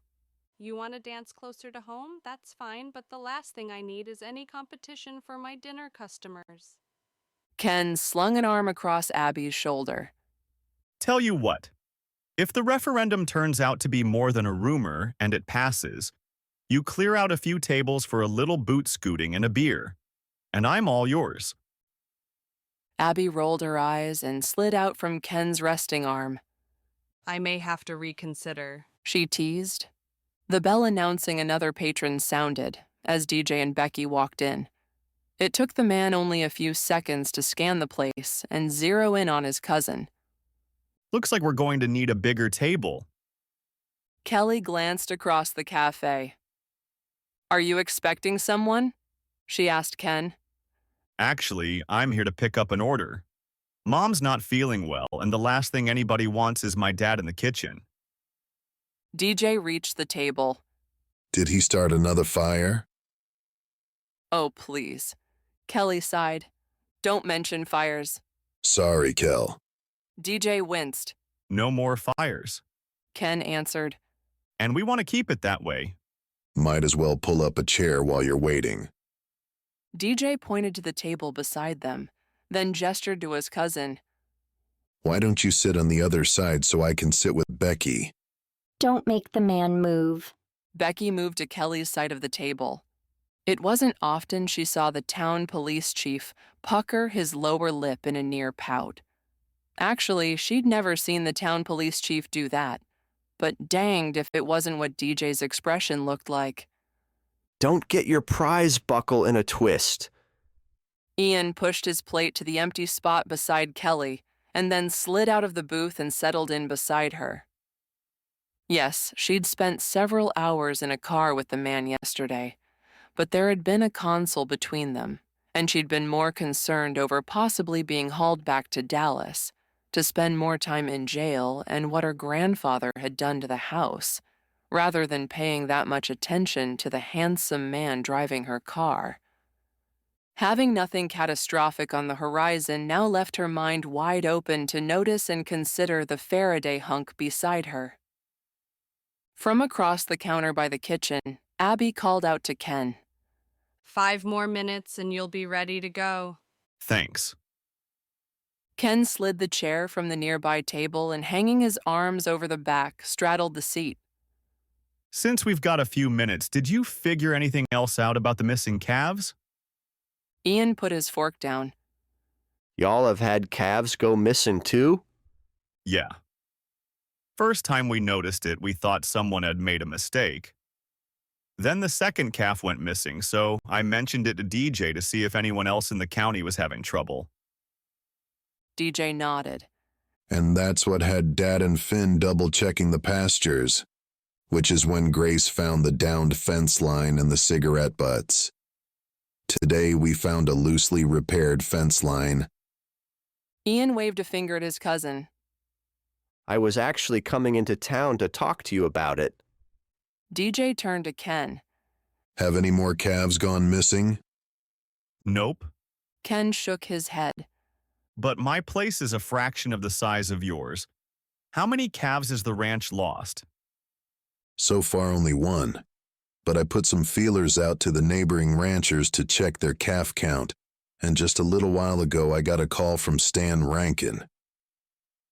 He's lost calves also? Ian asked. Not calves. DJ enunciated. Calf. Ian threw his arms out, palms up, bumping against Kelly. Sorry, he said to her before looking up at his cousin. Who steals one cow from a ranch? That would be 14 ranches and 17 calves over the last few months that I know of, and why, dear cuz? DJ leaned back and crossed his arms. We've got you. Kelly shifted her gaze from her friend seated across from her, to Ken, another friend since childhood, to Ian sitting way too close beside her. From the sounds of it, she wasn't the only one in town up to her armpits in crazy trouble.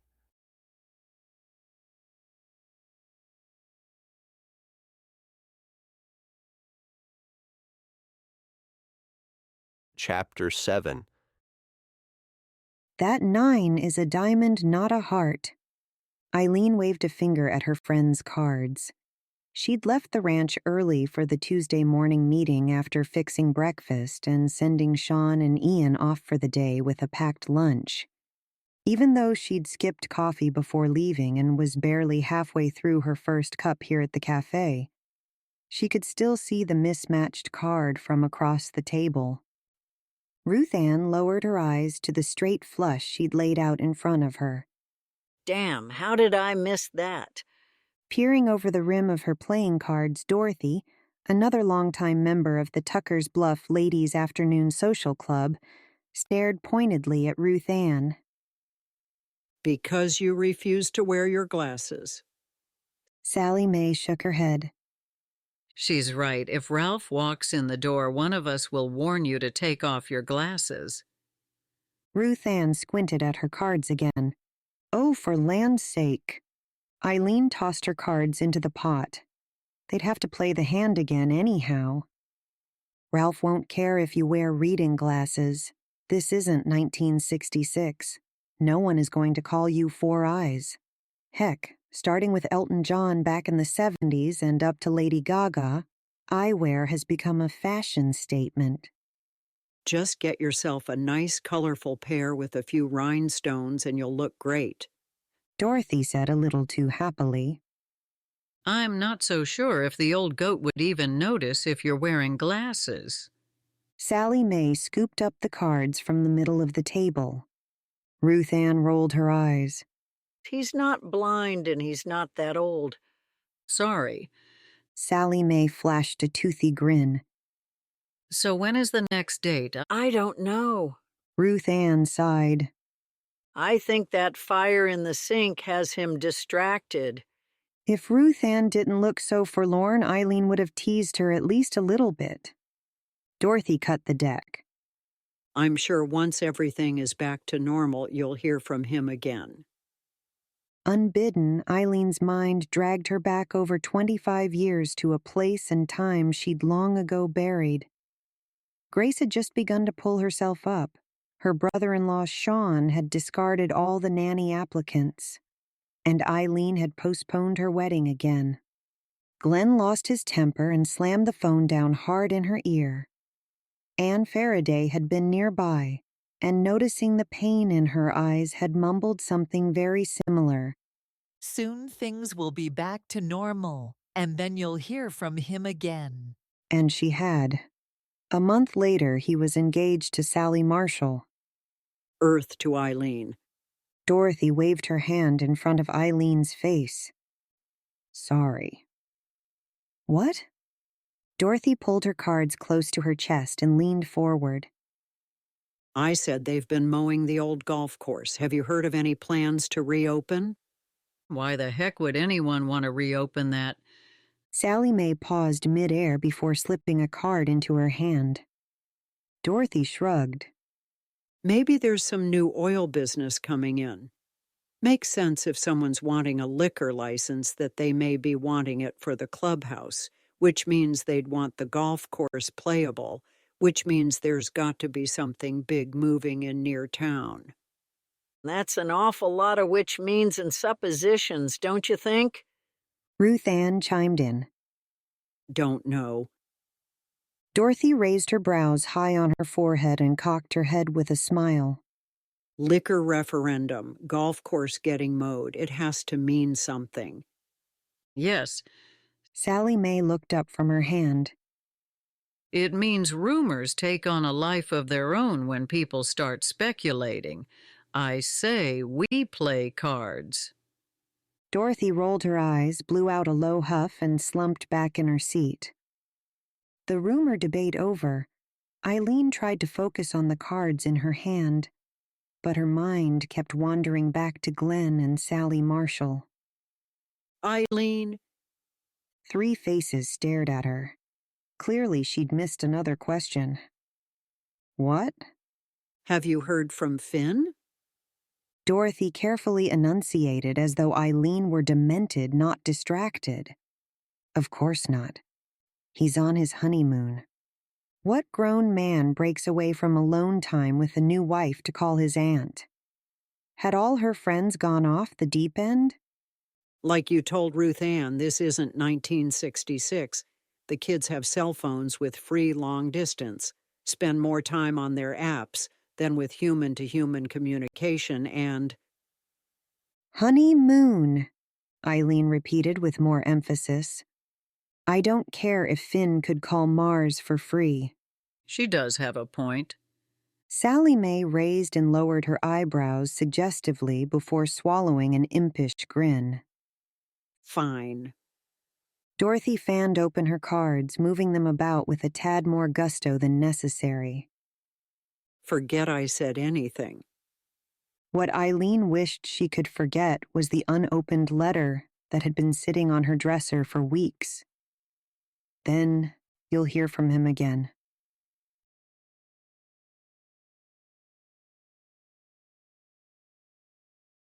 Ranch life started dark and early.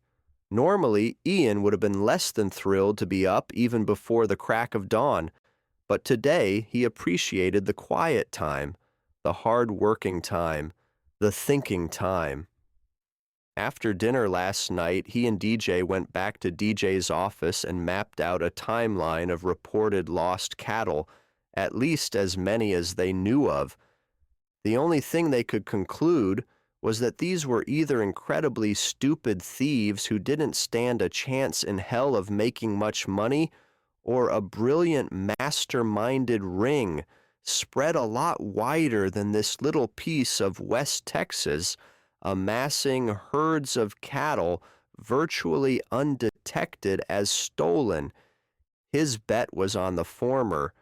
This left him spending all night mulling over possible motivation for stealing cattle, and not full-grown market cows, something rustlers want, but calves. The whole thing made no sense to him. To DJ, or anyone else in the family, there was a lot of ranching background bouncing ideas around, and not a single person could come up with a blessed thing. You're thinking about the missing cattle, aren't you? Uncle Sean asked. This entire situation is one big puzzle, and there are several pieces that simply don't fit. You're not telling me anything I don't know. Sean slipped off his gloves and stuffed them in his back pocket. We're done with this bit of fence. I'm thinking I may want to check water levels on one of the wells that has been acting up. Need some help? Nope. Sean Farraday shook his head. You might as well check out our pasture with the missing calf. Ian smothered a smile. When he was a kid, both his dad and his uncle seemed to have an uncanny ability to know what he and his cousins were up to. For a few years, he would have believed anyone who told them the Farraday men could read minds. Even though it made no sense now, he wasn't at all surprised that his uncle knew he'd been itching to check out the spot where Grace had found the cigarette butts.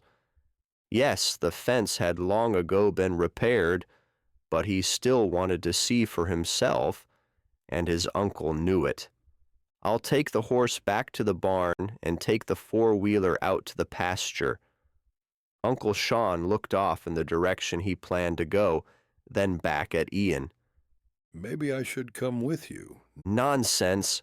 This time we don't need an extra pair of eyes. His uncle hesitated, weighing Ian's words. You're probably right. I'll meet you back at the ranch house before supper. Sounds like a plan. Ian mounted his cousin Finn's horse. The well-trained animal responded to the barest touch. He could have picked any horse to ride, and they all would prove to be excellent cow horses. Though all his cousins were fantastic with ranch animals, Connor especially worked wonders with any horse from any background. Even though Ian had grown up watching his cousin's special way with all animals, especially the horses, it still surprised him just how good Connor was and how much he could accomplish. Brandy knew the way home. Ian considered riding straight over to check out the fence line, but thought better of keeping the horse out any longer. He'd barely touched ground when a brief clatter caught his attention. Hesitating, he listened carefully. Nothing. He wasn't even sure which direction the noise had come from. Brandy had been cooled, brushed, and put back in her stall when Ian heard another clatter and clunk sound, and this time he could tell it came from the direction of the house. There was no doubt that his aunt was still in town with the ladies' club, Uncle Sean was out working, and Sam and Connor were in a far pasture installing some new fence line. Neither of them was expected back until much later. So who or what was rattling around near the house? Not that he really expected to find trouble, but with the possibility of rustlers in the area, and knowing all too well how easily trouble had a way of finding you, he reached for a rifle and made sure it was loaded. Keeping an empty rifle at a ranch made no sense, but he'd done his job long enough to know, always check your weapon. Taking slow, careful steps in an effort to remain as quiet as possible, he followed the direction of the out-of-place sounds. Nearly to the back porch, he tucked himself behind an overgrown sage bush and carefully scanned the property from left to right, taking in every window and door, looking for a point of entry. Not noticing anything out of place, he surveyed the situation one more time when another louder clatter drew his attention to the east side of the house. Unable to see from where he stood, he risked stepping out into the open and taking wider steps, hurried around to the corner and pressed himself against the siding. Tossing his hat behind him, he craned around the corner for a better look. Nothing, but something had made the noises. Then he heard it again, another clank. This time an overturned trash can banged against the cement foundation. Immediately, Ian turned his attention to the windows overhead. No sign of open glass or flowing curtains. Ian hissed out a soft sigh. With no sign of human life, he braced himself for the other option. A critter. His aunt had been grumbling about trouble with bobcats and coyotes. Though this close to the house, those were rarely a problem. He'd rather shoot a burglar or a rustler than an adventurous animal scavenging for his next meal. He really didn't like having to shoot God's critters.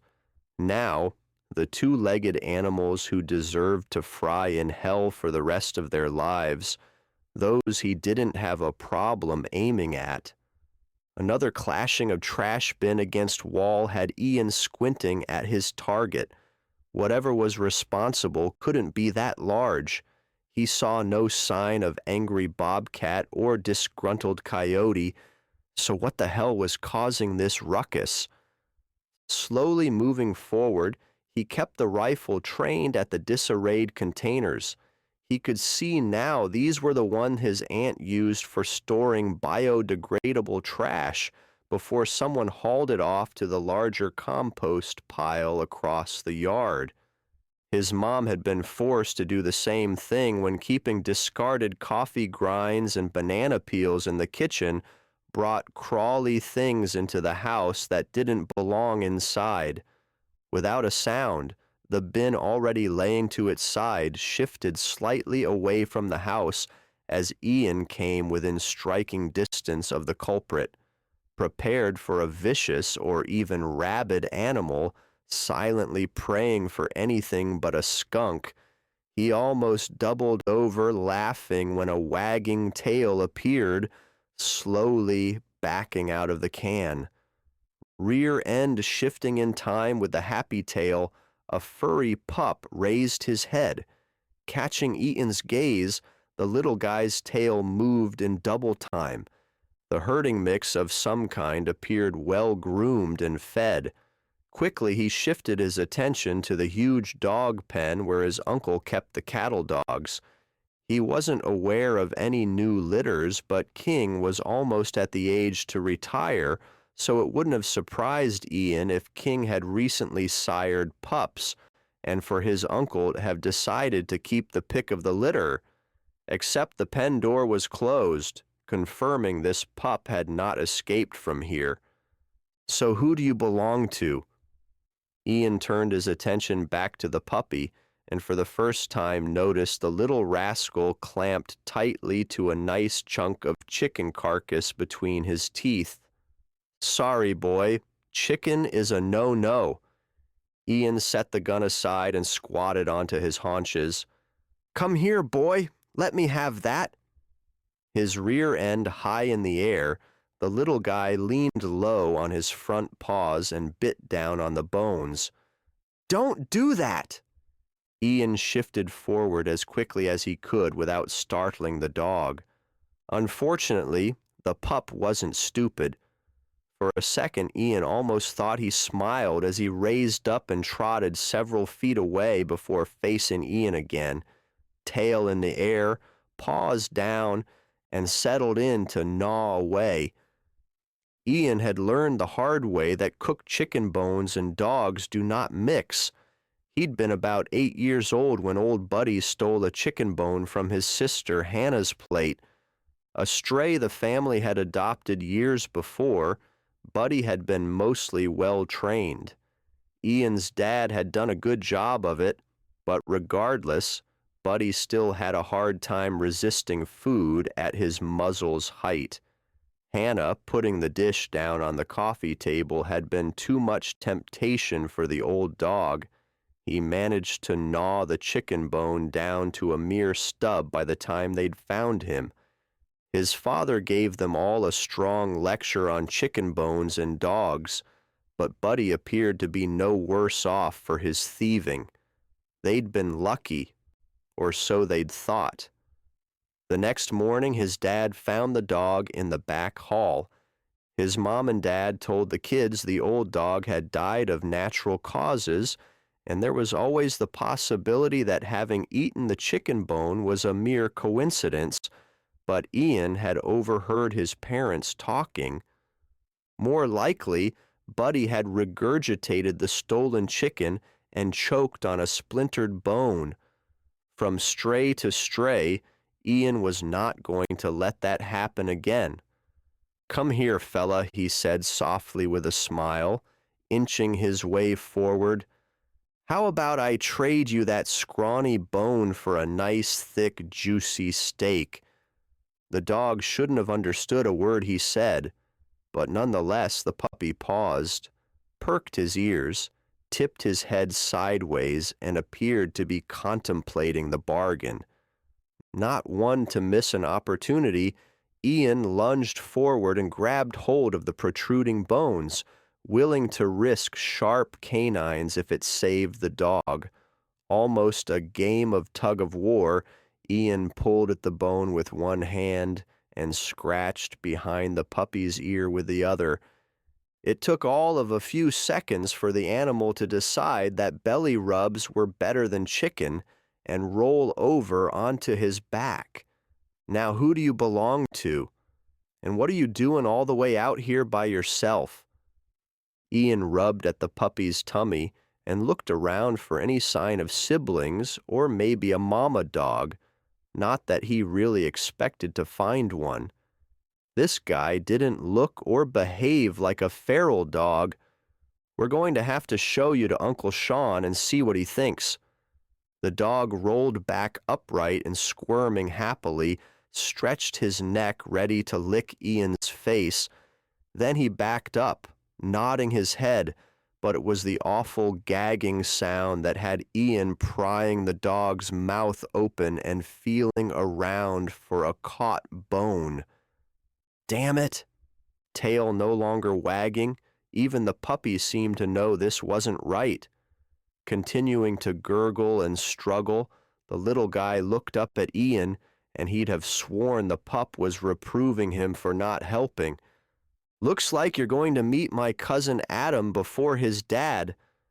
Cautiously lifting the dog under his arm, careful not to jar him or move the bone, making things worse, he ran through the house, grabbing keys and a nearby laundry basket and towel.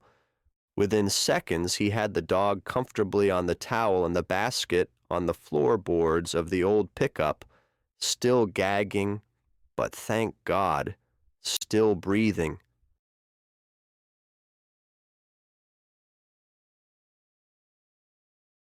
Chapter 8. "Yes, Mrs. Peabody, I'll make sure to tell Doc Adam as soon as he's back." Kelly had been fielding or making phone calls all day.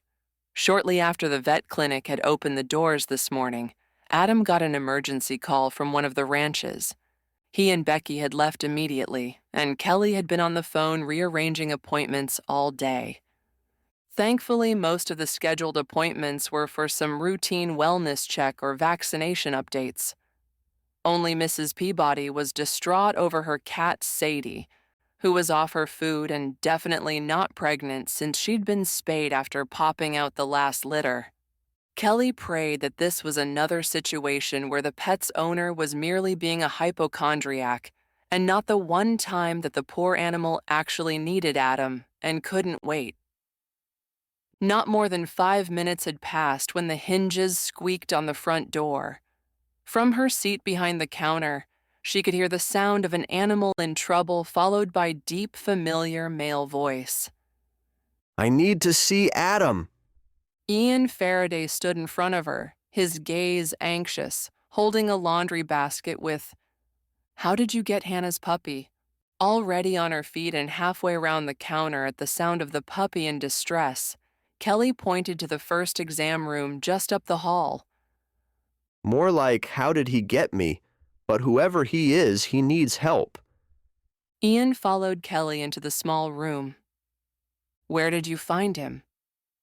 Ian set the pup and basket down on the examination table. In the compost pile at the ranch. At the ranch? So he's been choking for an hour? Kelly should have said at least an hour, since that's how long it should take to drive into town. She wasn't an animal tech, but she'd worked at the clinic long enough to observe and learn a thing or two. She pulled out a pen light to better see down the dog's throat. Unfortunately, yes. Ian bobbed his head. He's getting tired, too.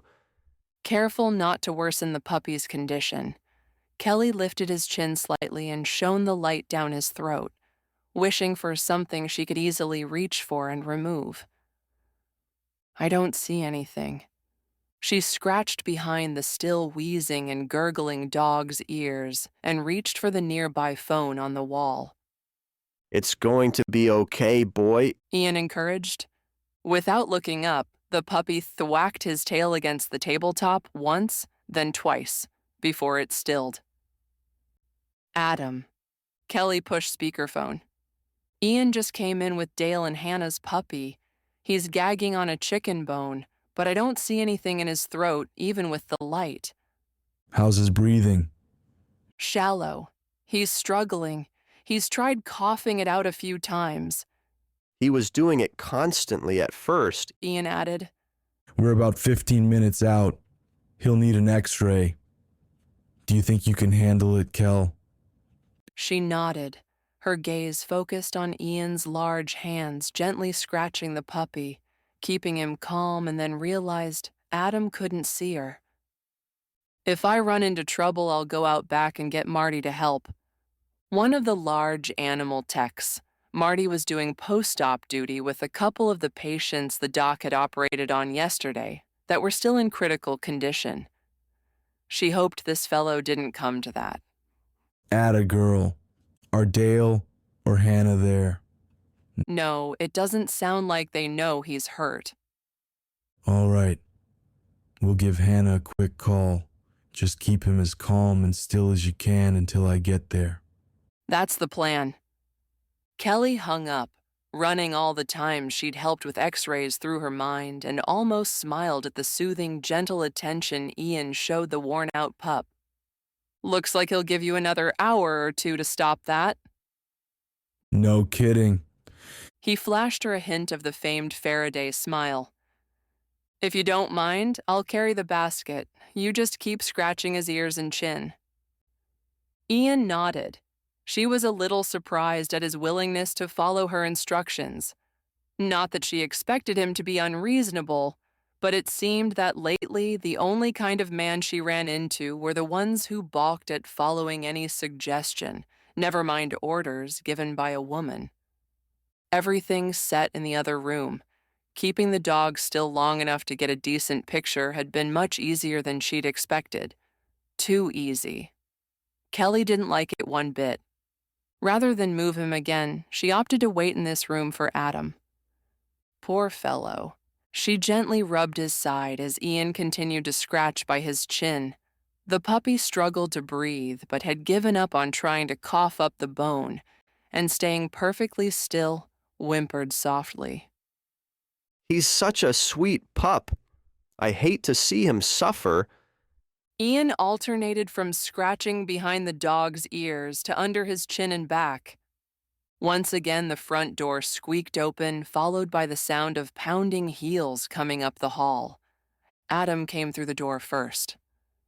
How's he doing? He seems calmer, Ian said. Immediately, Adam approached the injured animal, quickly evaluating the situation. Let's look at those x-rays. Becky placed the x-rays on the lit panel as Adam added. Couldn't get a hold of Hannah, but Dale is on his way. Here's the problem. As many x-rays as Kelly had seen, she was still surprised she could clearly recognize the jagged outline of the small bone caught low in the puppy's throat. And here. Adam pointed to the additional x-ray Kelly had thought to take of the animal's abdomen. This fragment has perforated the bowel, causing internal bleeding. We'll have to prep him for surgery. Then he'll be okay? Ian asked. Adam patted his cousin on the shoulder. I hope so. Filling the hall, Dale's voice grew louder as he approached the X-ray room. Got it. Okay, love you more. From the face-splitting grin, it was obvious Hannah had been on the other end of the cell. The second his gaze fell on the lethargic puppy, the smile disappeared. Dropping his phone into his breast pocket, he crossed the small space in only 2 steps and, joining his cousin, began gently scratching the scruff of the puppy's neck. I don't know who this little guy is, but our pup is at the arena with Hannah.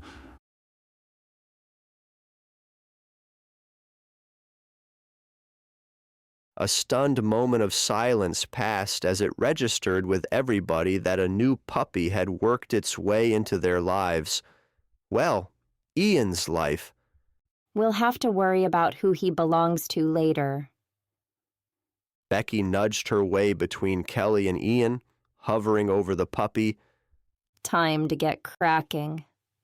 As Adam and Becky hurried out the door to the OR, a heaviness pressed against Ian's rib cage at the thought this could be the last time he saw the puppy.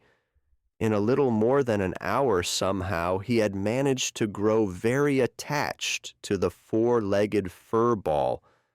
Not until Kelly lightly laid her fingertips against his elbow and nudged him forward did he realize he'd stood almost paralyzed in place. I'd better send a message to Uncle Sean and let him know I'm going to be a little longer getting home. You don't have to wait here. Adam will take good care of him and see that he's comfortable. I'll put the word out to see if we can track down who that pup belongs to. Dale followed the two out of the X-ray room. Don't be surprised if you don't find anybody. What do you mean? Ian looked over his shoulder. Shrugging, Dale raised his eyebrows. I'm just saying, this puppy looks enough like our dog to be a litter mate, and if that's the case, then the dog doesn't belong to anybody, except maybe his parents. And that mystery has yet to be solved. Mystery? Ian asked. Kelly stuttered to a stop. You think he belongs to the strays? I haven't a clue. I'm just guessing here. Dale shook his head.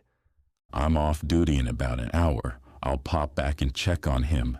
Let me know if there's any news before that. Will do, Kelly said. The front door closed behind Dale and Ian turned to the woman beside him. Her gaze lingered off into space, her intense focus on some unknown point. You're worried, aren't you? She pivoted to face him. You look worried. It's that serious, isn't it? She blinked a couple of times, then shifted her attention down the hall to the OR and back. Maybe not. But you are worried? I can see it in your eyes. Oh. Not really. I was just lost in thought a moment. A small part of him was delighted that she didn't fear the worst for the puppy, but another part of him already didn't like whatever situation or circumstance had her looking so distraught. Anything I can help with? Shaking her head, whether in response to him or physically trying to rattle away unpleasant thoughts, she took a step back and forced a light chuckle. No, I guess I was just contemplating the immortality of the crab. The not often used expression reminded him of his Aunt Helen. It was one of those things she always said to the kids whenever they asked her what she was thinking about. It had been a horrible blow for a young boy when he finally understood that he'd never see her again. The loss had been hard enough to take, but he couldn't even begin to fathom the hurt his cousins had felt. The entire family had been incredibly fortunate that their Aunt Eileen had stepped into her sister's shoes without skipping a beat. which reminded him that she was across the street playing cards. I'd better call Aunt Eileen and let her know what's going on, too. Chuckling, Kelly lifted a finger and pointed out the window. That won't be necessary. The Tuckers Bluff emergency broadcast system has clearly been put into effect. With the intensity of a general leading his troops into battle, Aunt Eileen led the card-playing posse across the street and straight to the clinic door. He barely managed to contain his own laughter as the four women paraded into the front room. You should have called us. Aunt Eileen pushed onto her tippy toes and kissed Ian's cheek before turning to Kelly. Is he still in surgery? Kelly nodded. Adam and Becky just took him into the OR barely a few minutes ago. Is he really from the same litter as Dale and Hannah's puppy? One of the women asked. We don't know, Ian answered. Becky's grandmother, Ian had forgotten her name, inched around his Aunt Eileen. But he does belong to the town strays. We don't know that either. Kelly answered a little more sternly than Ian expected. Arms crossed, her mouth tilted up in a knowing smile, Sally May looked to his aunt. Put me on record now, ladies. My money is on that puppy being from the same litter. Eyes slightly narrowed, Aunt Eileen looked from Kelly to Ian and then back again. He was almost willing to swear to a judge and jury that she was searching for something. Dilated pupils, loose lips, drunken imbalance, something. Either she did or didn't find what she was looking for, but either way, it must have made her happy, because a large grin spread across her face and she nodded. I think it would be real nice if those puppies were related. Is the puppy gonna make it? A tall, gray-haired woman asked. Ian was going to have to visit town more often.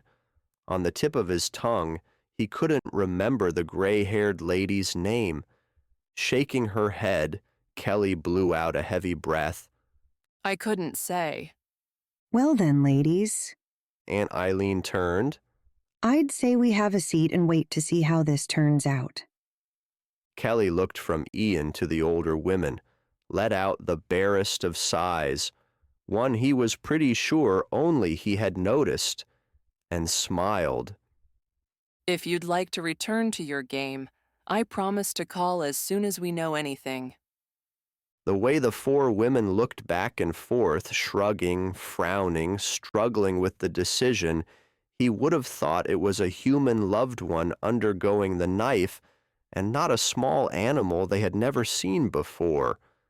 Aunt Eileen was the first to nod at Kelly. Makes sense, dear. To Ian, Kelly's smile looked a little shaky, but she held it until the last of the ladies had crossed the threshold. Every investigative instinct he had told him there was much more to the conversation that had just ensued than mere concern for a stray puppy. No matter how much he loved his aunt, or liked Kelly, or the other ladies for that matter, there was only one thing he was sure of. Whatever had just happened was none of his business.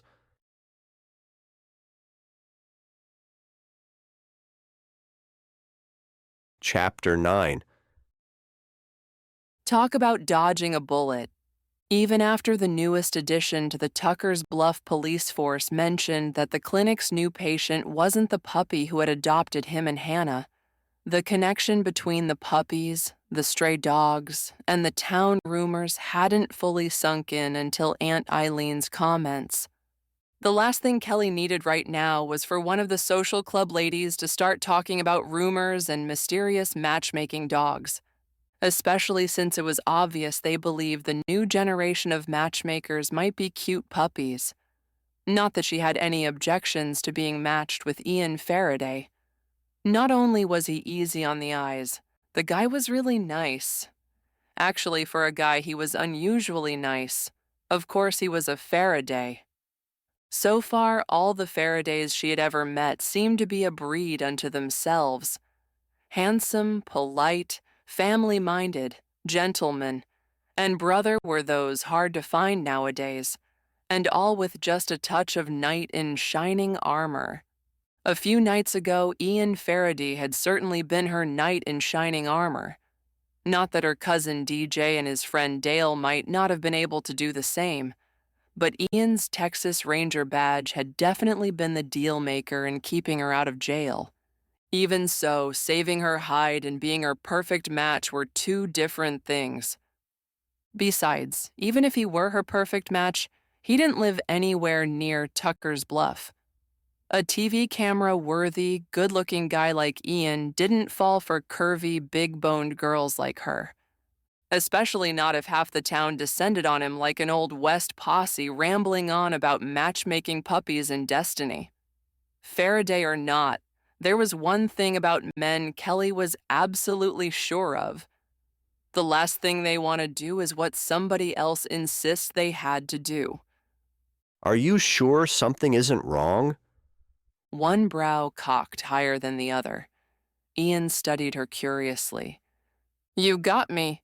She tried smiling. I guess I am a little worried about the puppy. And before this guy read through her lie, she turned toward the hallway and asked over her shoulder, I think I'll get something to drink from the fridge. Would you like a glass of water or cola, maybe hot coffee or tea? I can do either, but we're out of creamer. Water would be nice, thank you. For just a moment, she thought he was going to follow her. Now she could add paranoid to her list of recently exposed flaws. He would probably laugh off the town theories as nothing more than superstition. Being linked with her by town rumor probably wasn't even a sliver of an idea in the deepest recesses of his mind. The truth was, she was having a harder time shaking off the stabbing words her ex had snapped at her than she should. Grabbing a diet cola and bottle of water from the fridge, she lifted her chin, straightened her back, and decided to put on her big girl panties and forget about town rumors and figure out what to do with this puppy if it came through. No, when it came through surgery. A bottle in each hand, she took a peek through the small window on the surgery room door. Only able to see the doc still working on his patient, she turned on her heel, sucked up every ounce of good sense she possessed, and returned to the waiting room. Painted with concern, Ian almost stole her breath, every fortifying inch of it. Maybe if she didn't react so absurdly every time she looked at him, she wouldn't care so much what crazy ideas the afternoon social club might or might not spread. Here you go. Thanks. Still standing, Ian offered a tired smile. Good thing, too. In the crazy mood she was in, Kelly wasn't sure she could handle a full-watt Faraday smile. I peeked into the operating room, but all I could see is that Adam is still working on him. Ian nodded, unscrewed the bottle cap, and took a quick chug. I suppose it's a good sign that he's holding his own during surgery. Yeah, that's what I'm telling myself. Kelly mindlessly fidgeted with the cap on her cola. Puppies have a way of getting into all sorts of things they shouldn't. Usually the dogs will just pass strange things. We've had pet owners waiting to retrieve treasured jewelry, valuable coins, or the only key to a locked door. Other times, Adam has to go in and surgically remove something. Like this little guy and his chicken bones. Exactly like that. Only last week, Adam had to go in and remove rocks from an overly inquisitive Labrador's stomach. Now the challenge for the owners is how to keep him from digging them up and swallowing more. That the lab came through and is doing well is encouraging. Ian's smile held more sincerity. Kelly nodded, but she wasn't going to mention the Labrador had not been bleeding internally. His was more of a digestive issue, no real risk of bleeding out or a fatal bout of peritonitis from the puncture wound. Turning slightly, Ian waved at the empty seats behind him. We might as well sit while we wait. I should try to get some work done. Offering a curt dip of his chin, Ian kept his gaze on her. Of course. For a few silent moments, they each seemed to be waiting for the other to move first. Ian took a half step backward, and Kelly had to restrain herself from following him with a half step forward, but she didn't make a move toward her desk either. All she seemed to be able to focus on was Ian standing straight and strong in front of her. His gaze wandered from her to the door at the end of the hall. I wonder how much longer it will be. Dragging her thoughts away from the Farraday cousin, Kelly stared off in the same direction. Not long, I hope. She knew the longer it took, the more damage the splintered bones will have caused. As he shifted his attention back in her direction, their gazes collided and held long enough for her to see her own concern reflected in his eyes. Who was she kidding? If she glued herself to the seat behind her desk, she still wouldn't be able to concentrate on anything except what was going on behind the closed doors, and the man as worried about it as she was. Maybe I'll have a seat after all.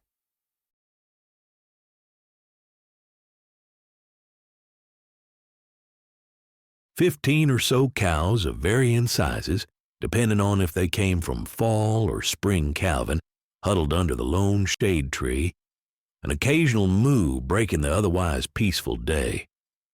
We're going to have to do something. Can't keep hiding them here forever." His partner in crime had a point, one he'd been gnawing on for weeks now. He'd known after helping themselves to that last calf from the Faraday spread that he needed to come up with a new plan. A more practical one that helped them reach their goal. If this little herd of ours keeps growing, it won't be long before someone starts asking all the wrong or right questions. He hated it when people stated the obvious, or more precisely, when they stated the obvious and assumed he had no idea on his own. Yes, I get it, and I'm going to come up with something. I just need a little more time. Well, the frustrated man stomped a cigarette into the ground. Better not waste much more of it. And you need to quit sucking on those death sticks.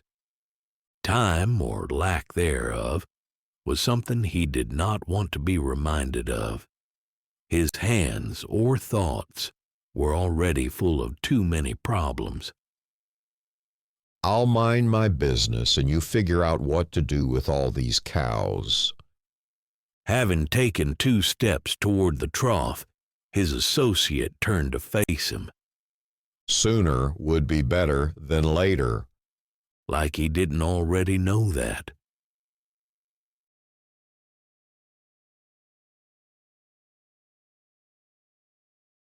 The slight brush of Kelly's arm against Ian's as she took a seat beside him caught him by surprise. Not so much the touch, but his reaction.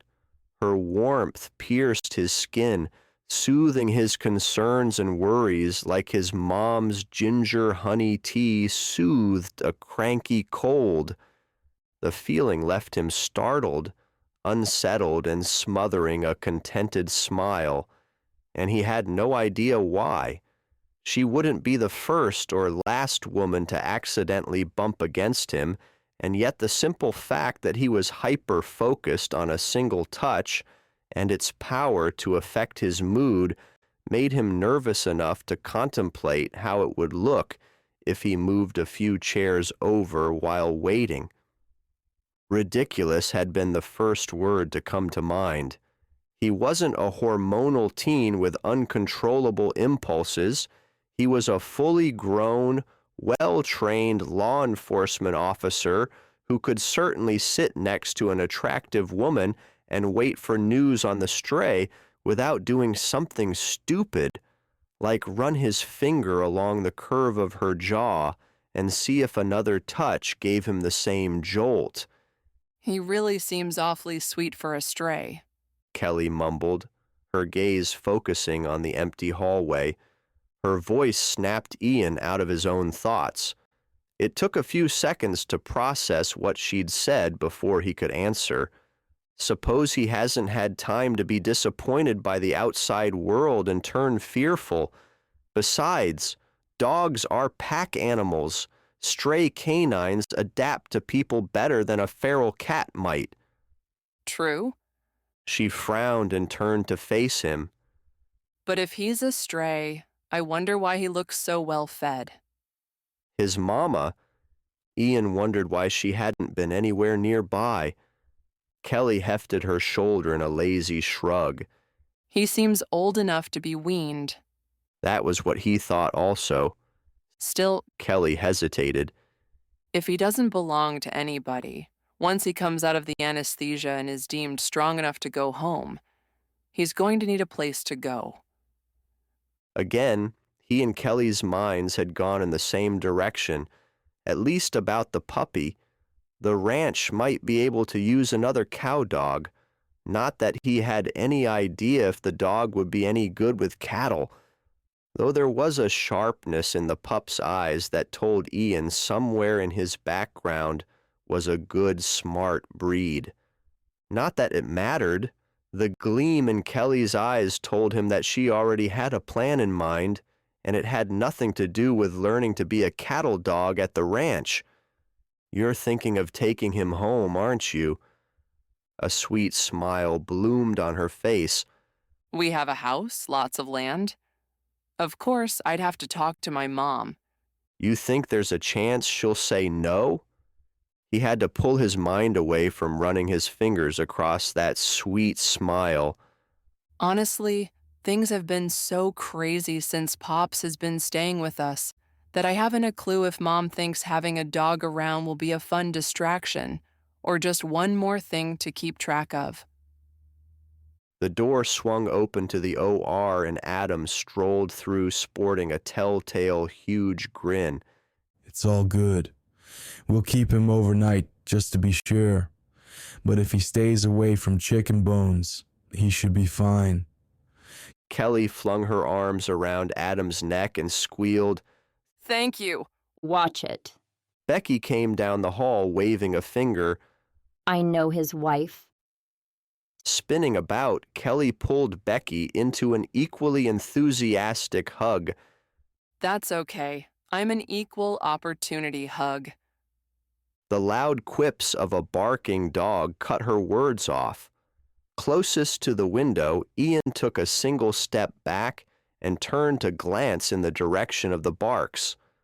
Over his shoulder, Adam's gaze landed on the culprit, and his mouth tipped upward in a knowing smile. Well, I'll be. A gray wolf mix sat on the curb, tail wagging. One paw held up slightly, made an upward motion before setting back down on the ground, and she let out another short bark.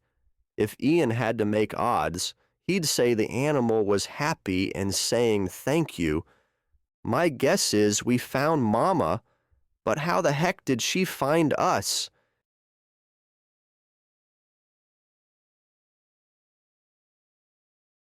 Chapter 10. Oh Lord, now what? Standing on the curb alongside the Faradays, staring up and down the street in search of the once again missing mama dog, Kelly braced herself as her mom came marching up to the front door of the clinic. Her mother never stopped by during a workday. This couldn't be good. Forcing a pleasant smile, Kelly pushed aside visions of her grandfather starting bonfires in the living room or chasing chickens down the street. What brings you by in the middle of the afternoon? Her mom lifted her arms, holding a shopping bag in each hand. Picking up a few things for my trip. Trip? Her mother never went anywhere. If she had a trip planned, Kelly would know about it, should know about it. Yes, dear. Her mother turned to Adam, Becky, and Ian. Any word from Finn and his new bride? No, ma'am. Adam answered, holding back a wry smile. Good. Her mom sprouted a broad grin. Would have been a little worried if you had. One corner of Adam's mouth tipped higher in a knowing smile. Yes, ma'am. Like a matching bookend, standing across from her mother, Ian's lazy smile matched his cousin's. If you'll excuse me, Adam turned back towards the office. I need to return to my patient. Since I'm in town, Ian took a step in retreat. I'm going to stop in and see DJ. Becky's head bobbed in agreement. Taking one last glance up and down the block, she shrugged and turned toward the clinic. We might as well go inside too. Placing her hand on the small of her mom's back, Kelly nudged her toward the clinic door.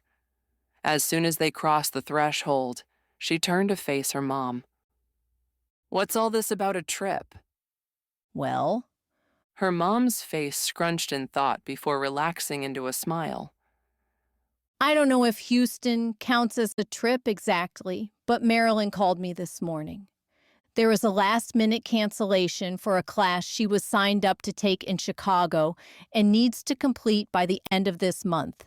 So her company registered her to take the class in Houston instead. It's been a few years since I've seen Marilyn. She's got a free extra bed in her hotel room. How could I not take advantage of that?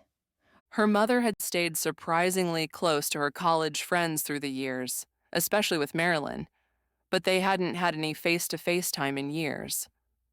That's always a nice perk. When are you going? That's just it. She's already there. I'll be flying in first thing in the morning. As in tomorrow morning? A taste of panic crept up Kelly's throat at the thought of no one being around to keep an eye on her grandpa. Except her. That's right.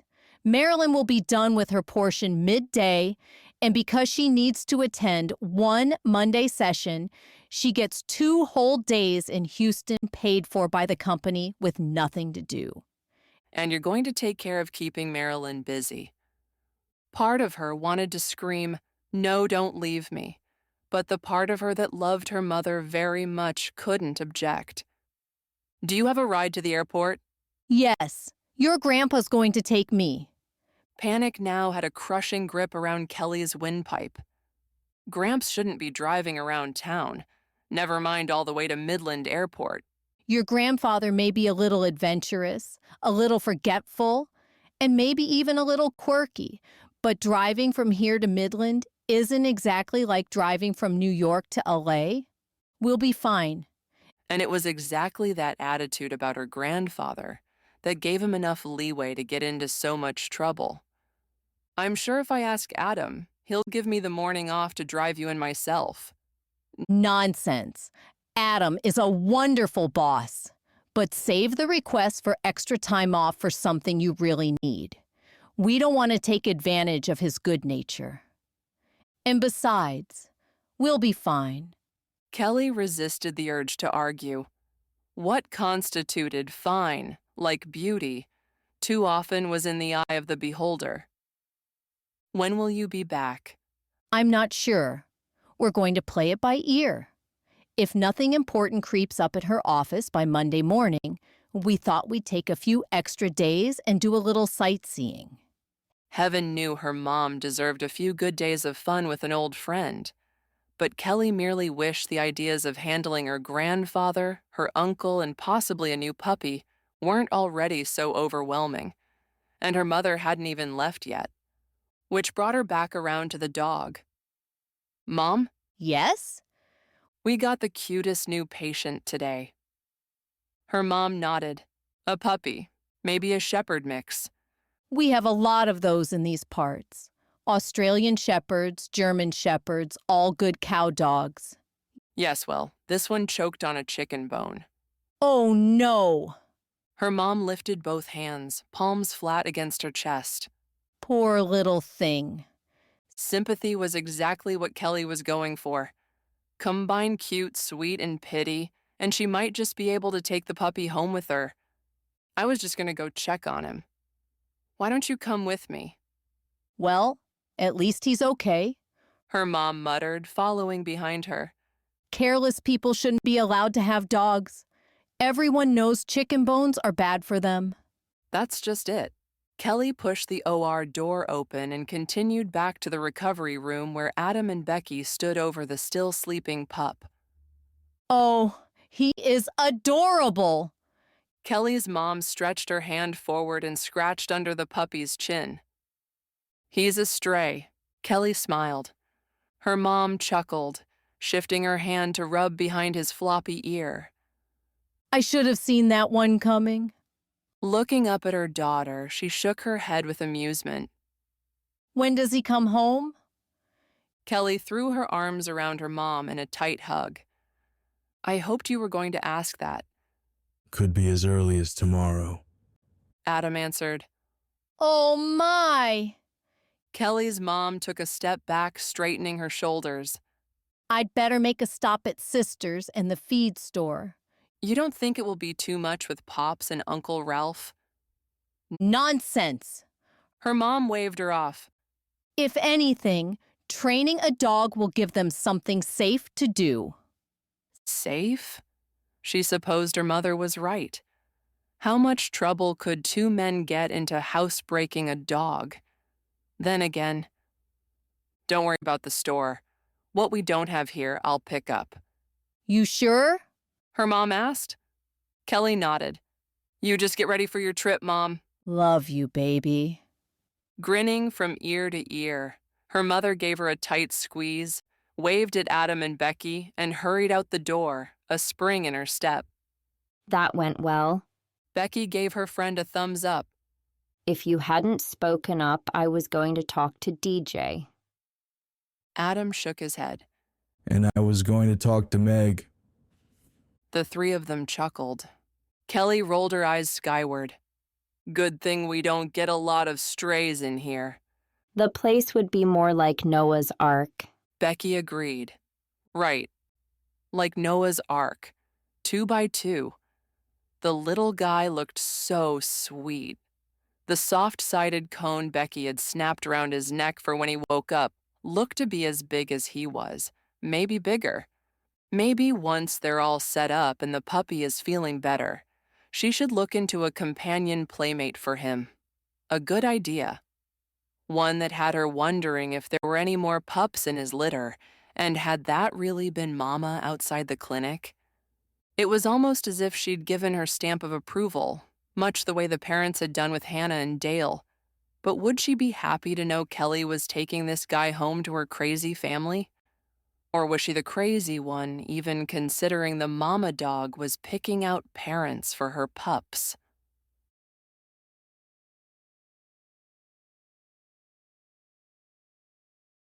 Arms laden with supplies, Ian felt a little silly showing up at the clinic again so soon, but his mind had wandered to how the puppy was doing and paid little attention to his conversation with DJ. At least picking up a few things made him feel like he was doing something. The bright smile that took over Kelly's face when her gaze fell on him made the shopping trip more than worthwhile. You've been busy. Kelly stood and walked around to greet Ian. Ran into your mom on her way into the cut and curl. She mentioned that you'll be taking the dog home tomorrow. Prying a bag open with her fingertip, Kelly peeked at the contents and nodded. I hope you don't mind. I picked up a few things. Oh, look at this. Kelly pulled out a huge rubber bone and laughed. No splinters. That's what I was thinking. You stuff one end with something like peanut butter or cheese. Yeah, they're really popular with dogs that like to chew. Taking one of the bags from him and setting it down on the desk, she glanced at the large bed under his arm. Let's take this back to where he's resting. Ian nodded and followed her down the hall. Adam with him? Nope. She pushed the swinging door open. He was beat. Went home early. Becky, too. There's a tech coming in late tonight who will keep an eye on him till morning. I'm going to stay with him till then. Becky's just upstairs if I need anything, but he's mostly going to be sleeping off the anesthesia. Only one of the kennels along the rear wall had an occupant. From his approach into the room, Ian could see the puppy was still pretty lethargic. Rest is good for him. Not until the lifeless tail gave a single thwack against the hard surface at the sound of his voice did Ian even realize the little guy was not sound asleep. Even though he was a small dog, Adam had placed him in one of the larger kennels. The little fellow lied, curled up on a hammock raised a few inches off the ground. "Hey, buddy," Ian cooed, stepping into the large space. The dog pushed upward. Awkwardly lifting his head, he struggled to wiggle off the bed. "Is he supposed to do that?" Ian asked. Kelly squatted and, dropping the new dog bed on the ground, reached over to pet and soothe the tired animal. He needs to take it easy, but he's okay. Head hanging over the side, the moment Ian reached forward to scratch his neck, the dog dipped his chin and licked at Ian's hand. Bet that's a thank you.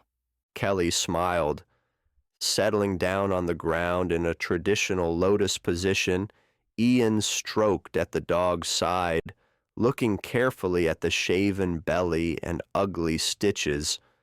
Don't worry. Kelly raked her fingers along the pup's hip.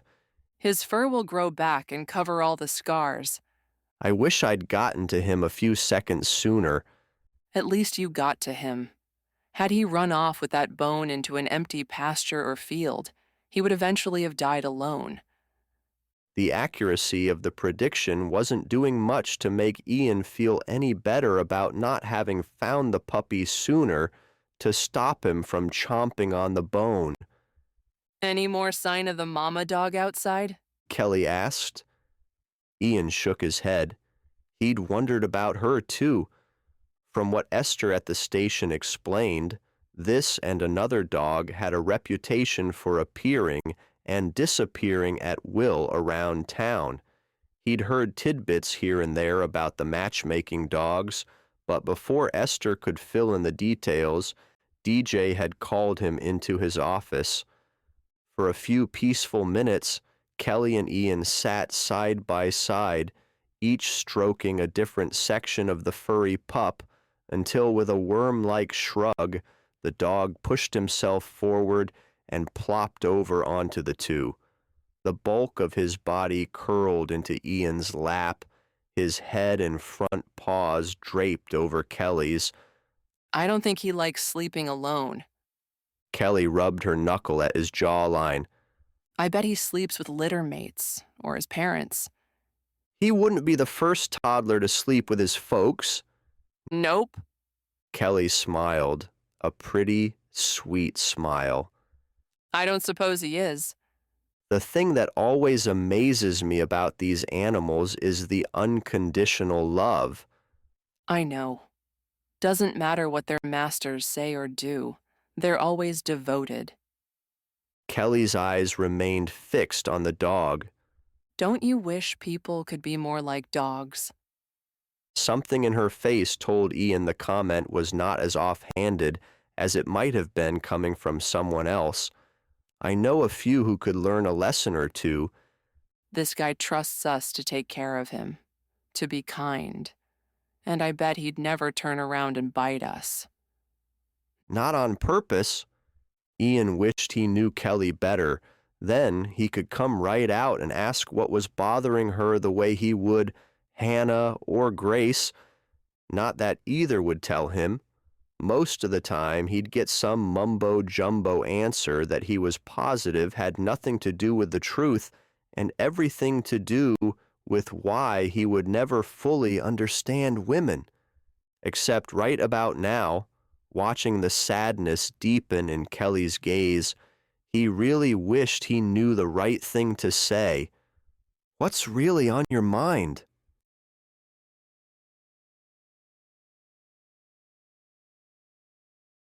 Chapter 11. Men, she muttered before the filters in her mind could stop her. The second she heard her own words, her eyes almost popped out of her head, and her free hand flew to her mouth in an effort to stop her from saying anything else stupid. Based on the hint of a smile teasing at the corners of Ian's mouth, Kelly was convinced she had completely succeeded in making a total fool of herself. Letting her hand drop, she opted to scratch the dog's ears with both hands. I didn't mean that the way it sounded. What did you mean? Her heart racing at double time, she forced herself to lift her gaze from the dog to Ian. No hint of a smile remained. He continued to slowly run his hand along the dog's side, but kept his eyes steady on her.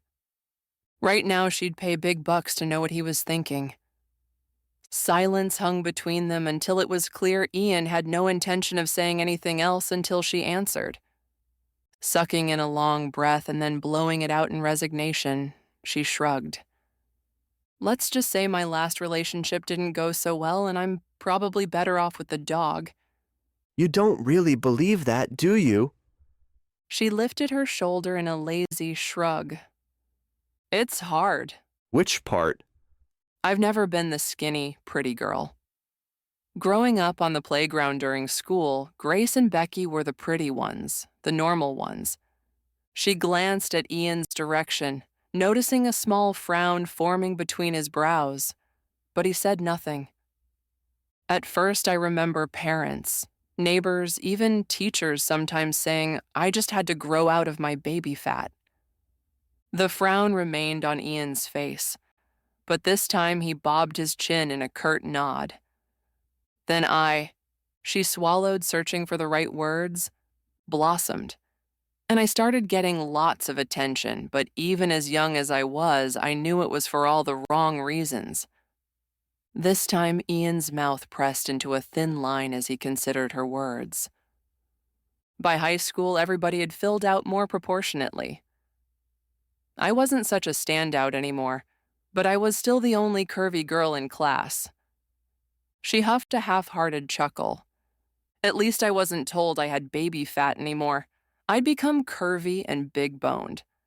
A lot of women pay big bucks for curvy. She nodded. True, but still, we always want what we don't have. Becky spent most of her adult life telling me she'd kill for my curves, and I'd have killed to be looked at first for anything besides my figure. Kelly wasn't going to tell him that she also would have killed to have had a good, honorable man like DJ Farraday fall head over boot heels in love with her, no matter what she looked like.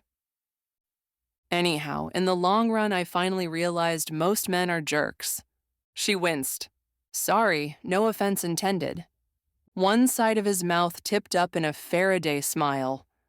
No offense taken. And I learned to recognize the nice, normal ones. A few were really nice guys and are still friends. It's just this last one. Brett. Tall, thin, strong shoulders, bright blue eyes. The kind of guy you'd see on a romance book cover. The one all the girls dream of. At first, I was so flabbergasted that somebody so nice and good-looking was interested in me that I think I was a little blinded to some of his not-so-nice flaws. That little frown reappeared between Ian's brows. Becky was the first one to notice the little digs, then Grace. Not until Joanna asked me why I put up with the jerk did I realize he was a jerk. Ian had stopped stroking the dog. She could see the tension building in his shoulders and filtering down to the stiffness in his fingers. The hand at his side curled into a loose fist, and she realized what he must be thinking. He didn't hit me or anything like that. I wouldn't put up with anybody that stupid. It was just the subtle remarks about what I was wearing, how this skirt made my butt look big. Had I considered buying specially tailored blouses that would fit better? Maybe I should have the salad instead of the steak, that I should skip the potatoes because I couldn't afford the carbs. I should exercise more to lose the extra poundage. Not pounds. Poundage. Think before I speak. Finally, he just came out and said if I wanted to stay with him, I needed to lose weight. Ian had returned to petting the dog, but the tick in his jawline told her he might be doing that more to soothe himself than the animal. I told Brett he needed to lose some of the fat in his brain. that plenty of men liked my curves and I didn't need him. Turns out getting rid of him wasn't that easy. Every time I look in the mirror, I wonder if I'm really curvy or just fat. When I order dinner, I think, should I skip the steak and have the salad? I know I shouldn't let his digs change how I see myself. I've got hips and I've got boobs, and there are women who would kill for both, and good men who can love and appreciate me for all of me, not just how I look. But something about this jerk has just been so hard to shake off. Kelly dared to look up at Ian. I'm sorry. I didn't mean to ramble. You have nothing to be sorry for. I don't even know why I'm telling you all this. Maybe because I'm listening. Goosebumps rose along her arms. 4 simple words that may have been the nicest thing any man had ever said to her. Somebody paying attention to what was in her heart, not on her chest. And just her luck, he had to be a Farraday. Not just a Farraday who probably saw her as nothing more than a kid's sister, but one who wouldn't be around long enough for her to get to know better. And wasn't that just a damn shame?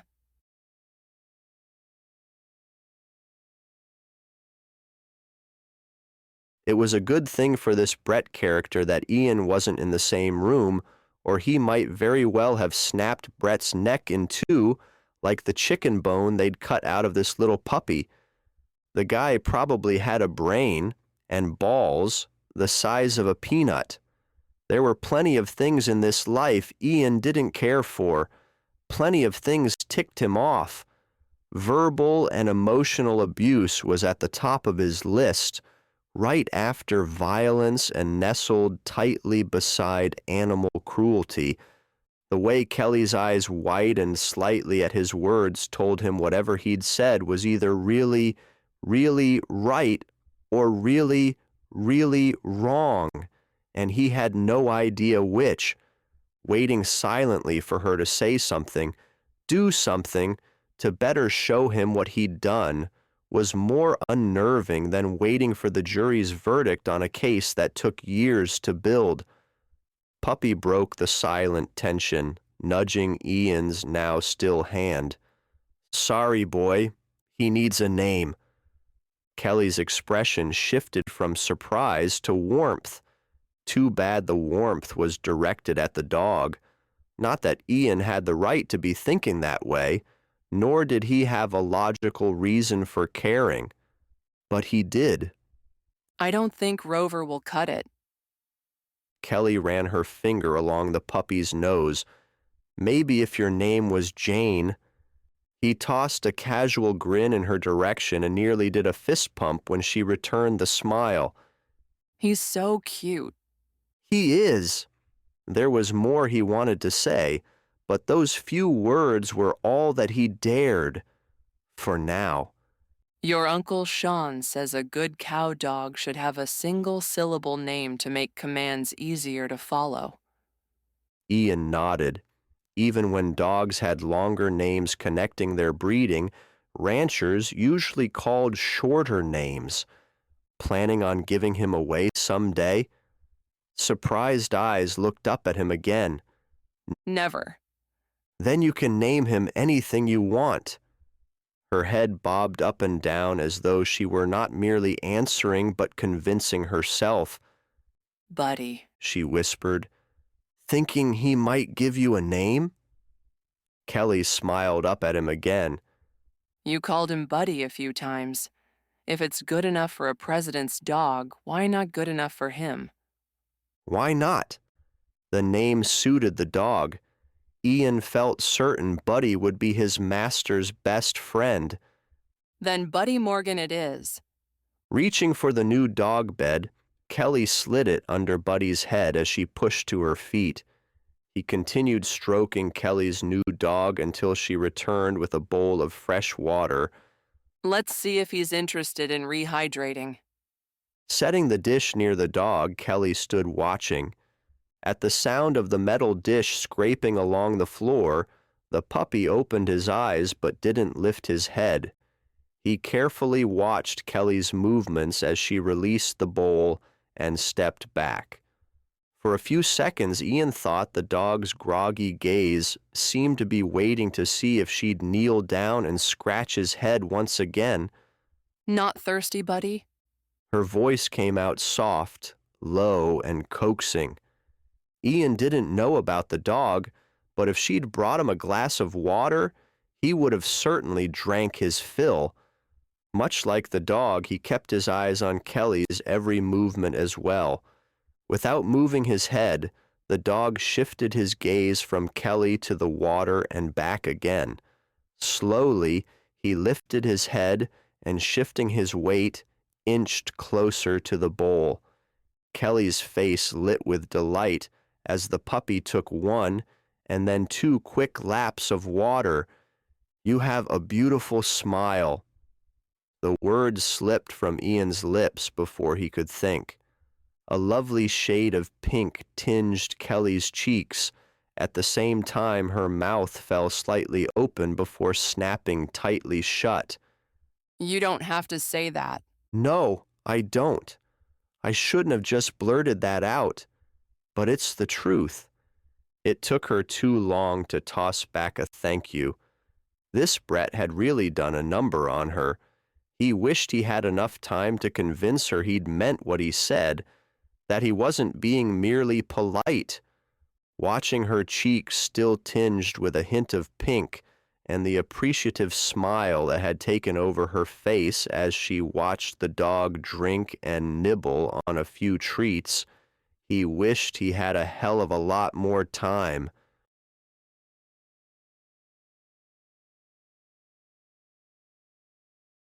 Chapter 12. I know cattle aren't the same as sheep, but something's not right here. This time he couldn't argue with his brother. None of the other calves stood with their backs humped and their heads down, and he was pretty sure this one had a runny nose too. They definitely needed a professional. The only problem being they couldn't very well ask any of the ranchers. Nor could they waltz into the veterinary clinic with the sick stolen calf and ask for medical attention. Do you suppose we need to separate him from the other cows? That whatever has him off is contagious. Oh, for land's sake, how the hell was he supposed to know that? Since they'd begun appropriating calves one by one over the last few months, these animals had been pretty maintenance-free. Water, grass, a little shade, and they were happy as clams. None of them, especially the ones they'd taken early on, were by any means small or easily transportable. Weaned calves started weighing in at over 400 pounds, and this one weighed a hell of a lot more than that. How the heck were they supposed to move this bad boy away from the other cows and keep him away? Getting cattle to do something they didn't want to do wasn't like offering a treat to a trained seal. Even more importantly, who the heck could they get to take a look at the animal and tell them what kind of treatment he needed without getting them in trouble for having the cattle here in the first place? You're doing that thinking thing again. I really do wish you'd think a little less and come up with ideas a little more. His brother looked left, then right, scanning the depths of the grazing land before his gaze settled at the foot of the road. Think we can use that to transport him to the vet? We can't take him to the vet. How are we going to explain having a sick calf? To boot, one standing in the open for all to see as they drove through town. So, not a good idea. Using one finger, his brother scratched the back of his head. I suppose you do have a point. Of course he did, except he needed more than a point. He needed a plan.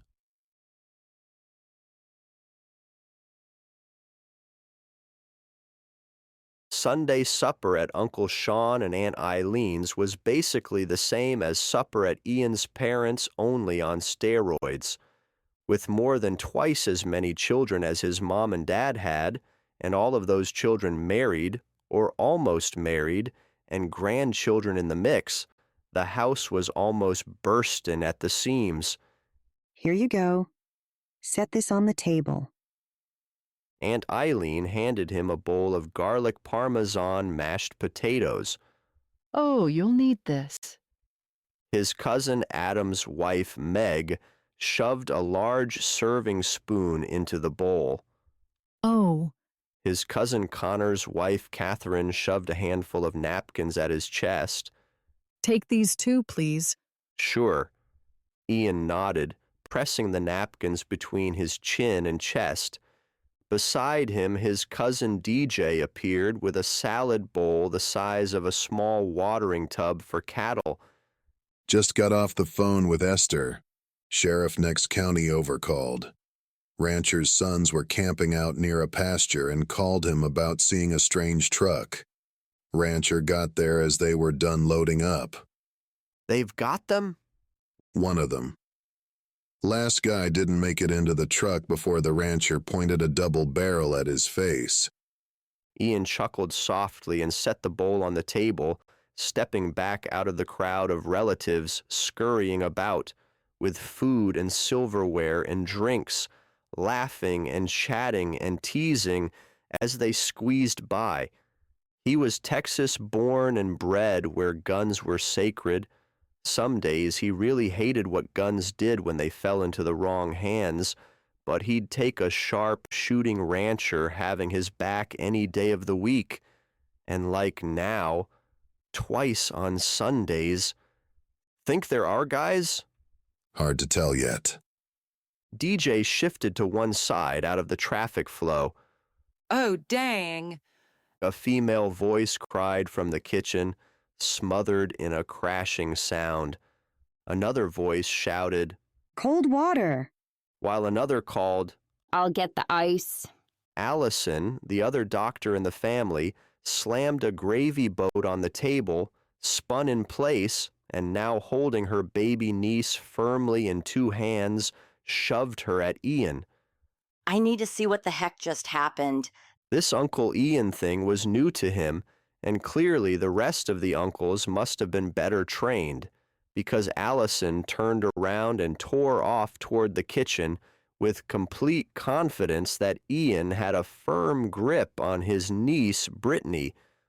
Only his ranger reflexes had him quickly recovering from the 5-second bobble that, thank heaven, his niece thought was a fun game, and giggled, holding her high up in the air and swishing her left and right like a tiny airplane. He kept his eye on her sweet smiles. Yet, DJ shrugged. They had a large truck. That could fit. Ian got a bit more brazen and tossed Brittany a couple of inches higher, grinning almost as wide as his niece. Yeah, but the truck was loaded with grown cattle, ready for market. Ian sighed and shifted to swirling Brittany at arm's length, left then right. Could be they're done practicing and upgrading to the real plan. Thought crossed my mind. DJ got in on the fun and pretended to grab for Brittany's nose every time she came near him. Sheriff's going to get back with me after he's got some more info from the guy. If he gets more info from him. Probably will. Says the guy's pretty young and scared at being caught. Right now he's sitting in a cell, getting more scared by the minute. That'll work if he doesn't lawyer up. Now Ian was shoving Brittany up in the air and pulling her down to blow air on her tummy. This baby thing is pretty fun. DJ laughed and nodded. Especially for us uncles who are spared diaper duty. Okay. Allison reappeared, and Brittany threw herself at the woman who was raising her. Hefting the little girl onto one hip, Allison looked up at the two men. Grace dropped the baked sweet potatoes on the floor and they splashed on her foot and hand. Doesn't matter what it is, heated to over 200 degrees, anything will burn. DJ looked over her shoulder into the kitchen. She okay? Yeah, the ladies had it covered. Stuck her hand under the faucet and put ice on the foot. Guess it would have been hard shoving the foot under the faucet. Still enchanted with his niece, Ian continued to play with her, poking his finger at her tummy. Allison swallowed a laugh. Honestly, I wouldn't have put it past them to lift her up and stuff her in the sink if they had to. The last of the hot food out, the remainder of the family gathered around the table. Allison walked away to place Brittany in her high chair, and Ian followed behind, understanding at least a little better why his friends practically glowed when they had children.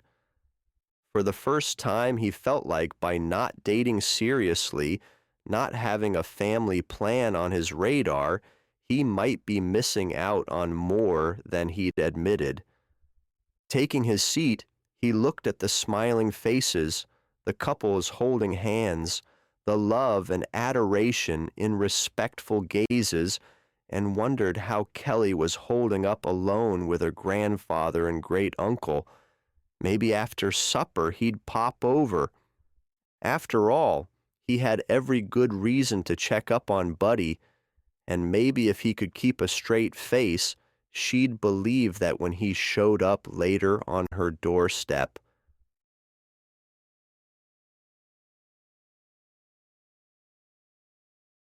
I forgot how much I enjoy the beach. Kelly's mom sighed into the phone. Houston was only a short drive to the Galveston coast. There's nothing that compares with the sand between your toes, the gulls squawking as they swoop in and out of the water, and the setting sun sparkling on the waves. I'm glad you're having a good time. You coming home today? Well, the lagging silence said more than if her mom had spoken. Marilyn has to go to Charleston next. Even before her mother finished the last syllable, Kelly knew what was coming. Her mom was off for an extended adventure, and Kelly would be in charge of her grandfather for a little longer. How long? Just a week. A week? Is that too long? Is Pops giving you trouble? If they've gotten into more... No, they're fine. Actually, they'd been rather easy maintenance. During the day, they'd gone into town to play cards with friends, and had kept their promise to stay away from cooking until she got home. Maybe she'd been stressing over nothing, and another week wouldn't be a problem. She resisted the urge to sing "Liar, Liar, Pants on Fire." She was only kidding herself. Every evening she came home praying she wouldn't find her grandfather in the midst of chaos or the house in ashes.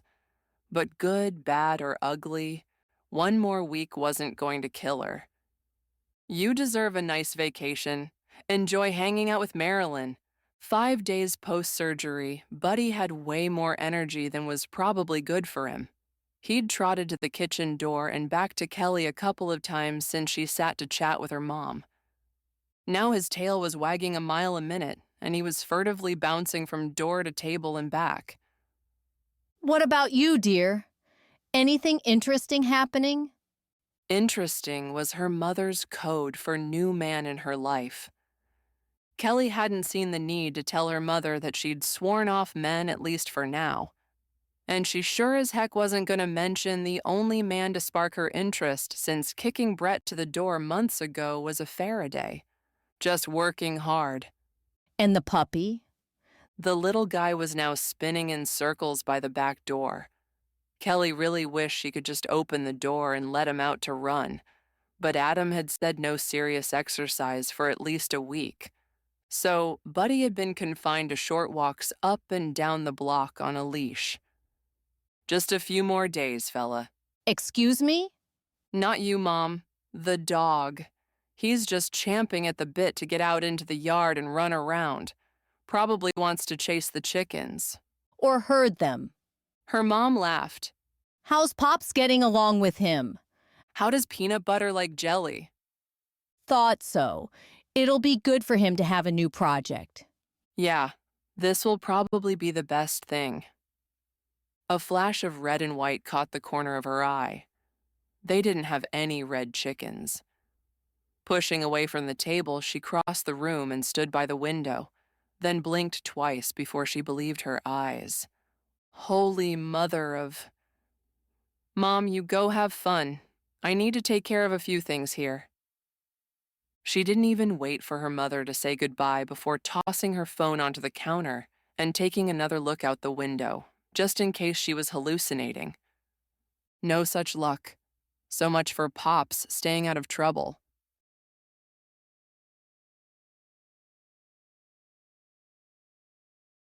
Chapter 13.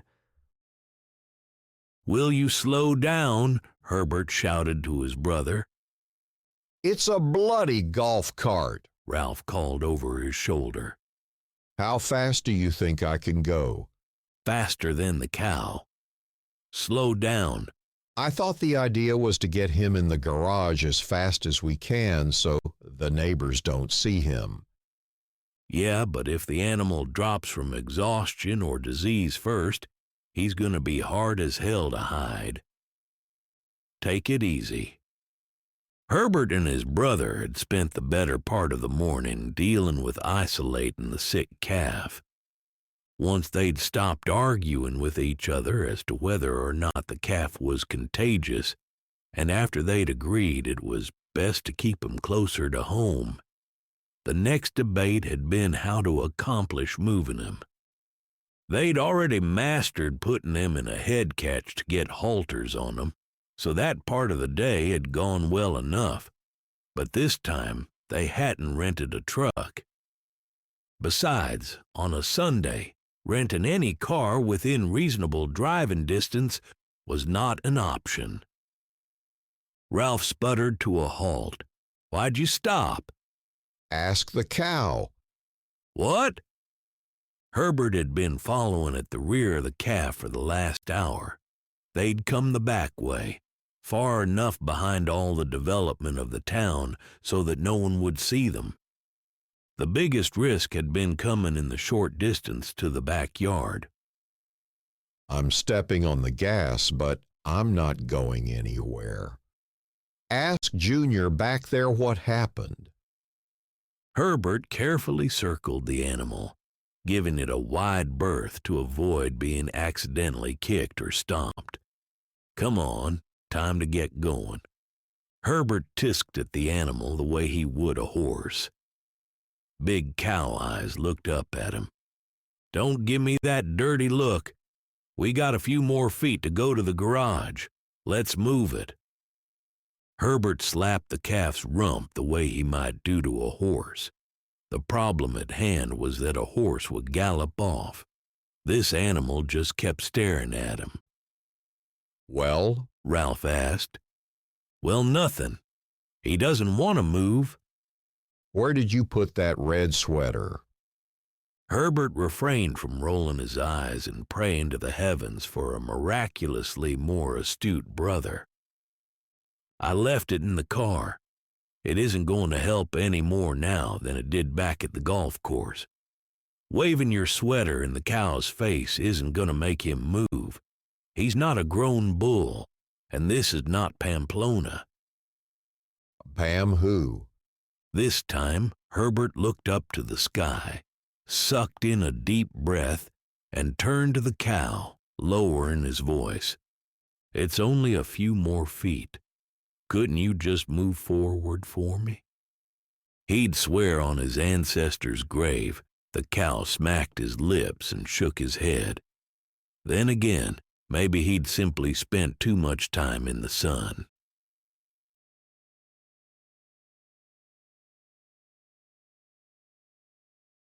Kelly couldn't run fast enough. As much as she'd love to believe she was hallucinating, as clear as the nose on her face, strolling across the backyard like a rat after the Pied Piper was Pops, following behind Uncle Ralph riding a golf cart with a cow tied to the back end. Oh, dear Lord. She practically screeched as she bolted from the house, the screen door slamming shut behind her.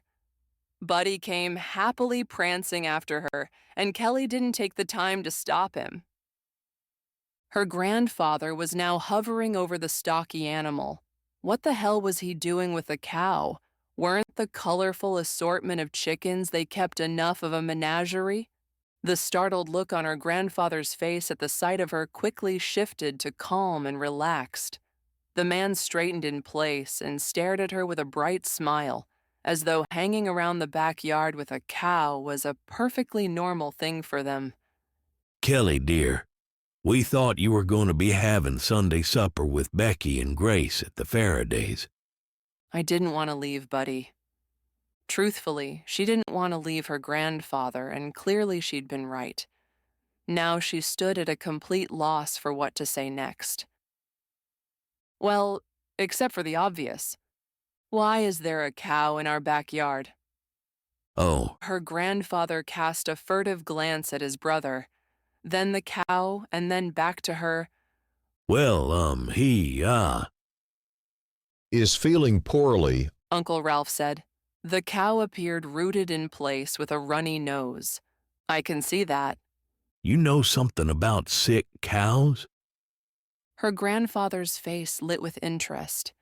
Years working with Adam, she'd learned enough about dogs, cats, and cows to occasionally be helpful, though in this case, any moron could tell the cow's nose was runny. We got him this far, Pop said, and now he won't move. Stepping close enough to the animal to grab its tail and twist it, Kelly gave a small shove.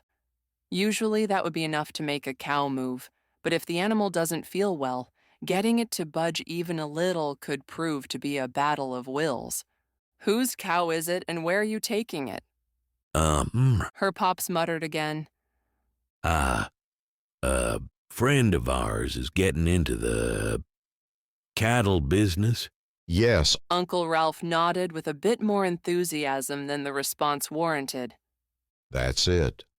A friend, and he wanted to separate this calf from the rest of the herd until he could get to a vet. Right. Pop smiled and we suggested he keep it in our garage until then. The grin on her grandfather's face broadened to the point that anyone watching would think he'd just been nominated for a Nobel Prize. Something simply did not make sense. She only hoped her grandfather hadn't gone and bought a damn cow with some crazy notion of starting a cattle business and now planned to hide a herd in their two-car garage. Shaking her head, she stepped back. Let me go inside and get an empty water bottle. At the Faradays, I've seen them shake a plastic bottle filled with rocks at a cow. Sick or healthy, that always seemed to make them move. I'll be right back. Front end low to the ground, butt in the air, surgical cone dragging on the ground.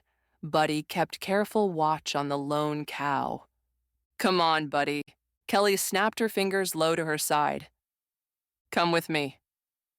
The puppy jerked his head left, then right, looking to her, then the cow and back, before finally following orders and prancing up to her side. Good boy. She patted the top of his head and gave an extra scratch behind his ear. At least one member of this family was staying out of trouble. Finding a small plastic bottle in the kitchen to use was easy. The pebbles to shake was another story. The idea of substituting pennies occurred to her, but she wasn't sure if it would have the same affect. Empty bottle in hand, she stepped outside making sure Buddy didn't follow and pulled the back door shut behind her at the same moment her cell phone went off. Her heart did a little dance when she recognized the number as Ian's. The other night at the clinic, the two of them had stayed for hours sitting with Buddy, talking and visiting as though they had been close friends for years. By the time the tech had finally arrived, he'd griped and grumbled and mumbled so often about what a loser, idiot, and all-around jerk Brett was for letting her go, and how he didn't deserve her.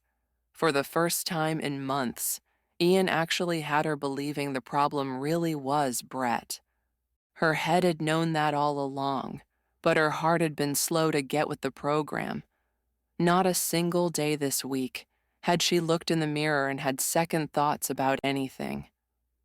It hadn't hurt any that Ian had come to town Friday afternoon to pick up some supplies at the feed store and invited her dancing at the Boots and Scoots. She had so wanted to say yes, but with her mom away, she wasn't comfortable leaving the old men alone at home for too long. She had, however, agreed to a rain check and seriously hoped he would take her up on it. Hello?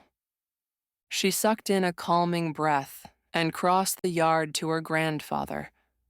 Hi. Ian said lightly. Thought you might be joining us for supper today? No, I hope Becky explained why I couldn't go to Aunt Eileen. She did, which is why I come bearing leftovers from my aunt. Enough to feed all your distant relatives for a fortnight? Kelly giggled. She should have expected as much. I'm turning the corner now. Now? Not that she didn't want to see him, but she didn't want to explain a cow in the yard. Ian already knew about the fence, the chickens, and the fire. She wasn't up to pretending a grandfather bringing a cow home was normal. Is that a problem? Nope, not at all. Good. See you in a minute. The call disconnected and she slid the phone into her pocket and hurried the last few steps up to the cow and her grandpa. We've only got a few minutes. Hiccup. Uncle Ralph, you move the golf cart into the garage. She turned back to her grandfather. You gather some pebbles from the footpath, load them into the bottle, then shake them behind the cow. That should get it to move. Both men nodded. Her grandfather scurried off to the path. Uncle Ralph untied the cow from the cart, and she debated between helping her grandfather and taking a minute inside to at least put on some blush or lipstick. But she didn't have time for either when she heard the short, loud beep signaling Ian had arrived and locked his truck. He must have literally been halfway up the street when he called her. I have to go inside, she shouted to her grandfather, a little more frantically than she'd intended. Please hurry. I don't want Ian to see the cow. Hiccup. Ian Farraday is calling on you. Her grandfather stopped in his tracks and turned to look at her. The rocks, she yelled over her shoulder, already hurrying toward the house. The cow. And put away that cart. There was no way she was going to discuss Ian Farraday now. She just wanted the cow out of sight. She'd made it to the kitchen door in time to hear the front bell ring and see her grandfather grudgingly returning to his task of gathering stones. Uncle Ralph had the cart parked inside the garage and was pulling the door down to hide the evidence, but the cow still stood in place, back slightly hunched, head down, and she prayed they moved the poor thing before he plopped on the ground where he stood and took a much-needed nap. Buddy beat her to the door, tail wagging and making noises that sounded more like a conversation than a bark. Hang on, she told the puppy, took a deep calming and hopefully hiccup-smothering breath, and swung the door open wide. Standing with a shopping bag in each hand, Ian stretched them out in front of her. In the kitchen? Oh, that was the last place she wanted him with a bird's-eye view of the circus in her yard. Let me. I can take them. That won't be necessary. She sucked in another breath before a hiccup escaped.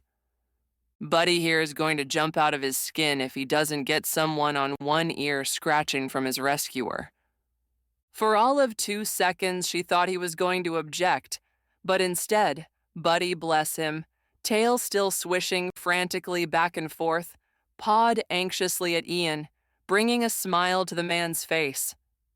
Okay, boy. He nodded at Kelly, handing over the 2 bags before squatting to scratch the puppy. Glancing quickly at each one, Kelly spun around and, hurrying to the kitchen, called back to Ian. You weren't kidding. Aunt Eileen must think I'm feeding an army. You know how she is. Yeah, Kelly chuckled. I do. Placing the bags on the table, she sneaked a peek out the kitchen window, relieved to at least see the golf cart was gone. So startled at the sight of a cow, only now did she stop to wonder what the heck they were doing with a golf cart. And that would have to be a concern for another time. Puppy nails clacked against the wooden floor. The sound growing closer tripped Kelly's heart rate into double time, and a soft hiccup escaped. Before she could work her way around the table, Ian and Buddy were standing in the doorway. He's doing really well. Yes. Yes, he is. She maneuvered quickly around the table and placed herself between Ian and a view of the window. Not that it would do much good, with him being a head taller than her. Let's have a seat in the other room. Not in line with the plan, Buddy slipped past Kelly, making a beeline for the back door. Buddy. Kelly shifted again, snapping her fingers at the dog. Come here, Buddy. Come on. Looks like he wants to go outside. Yes, well, he's not allowed to run around for at least a couple more days. You go on and sit down inside. I'll bring him along. Placing her hand on Ian's arm, she gently nudged him away from the kitchen, but the man was built like a stone statue. It would take much more than a gentle nudge to move a Farraday. If he's that anxious to go out, maybe we can keep an eye on him. Better safe than sorry. Kelly smiled up and considered another nudge when Ian turned toward the bank of rear windows, and she swallowed another hiccup. And look. He pointed to the first corner window. Here comes your grandfather. 2 more windows and he'd be staring straight at the cow.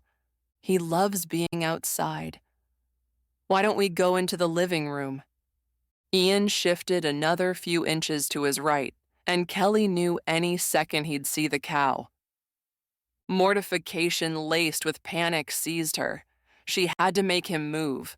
Throwing one arm up by his shoulder and splaying her other hand, palm open across his chest, she pushed up on her toes, ready to shove a little harder, when his startled gaze latched onto hers. Suddenly, the room seemed to shrink around her. The thwacking of Buddy's tail against the floor and his paw scratching at the door faded into silence. Fear of her grandfather and the mysterious cow coming into view melted away. She needed to move him forward or step back, but all she could do was stare at the most beautiful sea-green eyes she'd ever seen. Kelly, he murmured softly. His fingers curled around her arms. Whether hanging on or holding her steady, she wasn't sure and didn't care. Standing a breath apart, there was only one thing she knew. Ian Farraday was about to kiss her, and she wasn't going to do a damn thing to stop him.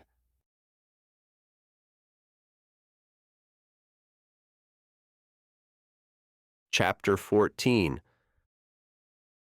When Kelly placed her one hand on his shoulder, Ian had no idea what she intended. By the time her second hand landed squarely on his chest, he was more than confused. Not till her eyes locked on his did he not give a flip what she was doing. The only thing he could think of was pulling her into his arms and tasting those rosy pink lips. He wanted to say something. Words hardly ever failed him, but now the only thing he'd managed to mumble was her name. Drawing on every ounce of honor and chivalry his family had drummed into him, he waited, searching her eyes, wanting to be absolutely sure the electricity heightening his senses wasn't one-sided.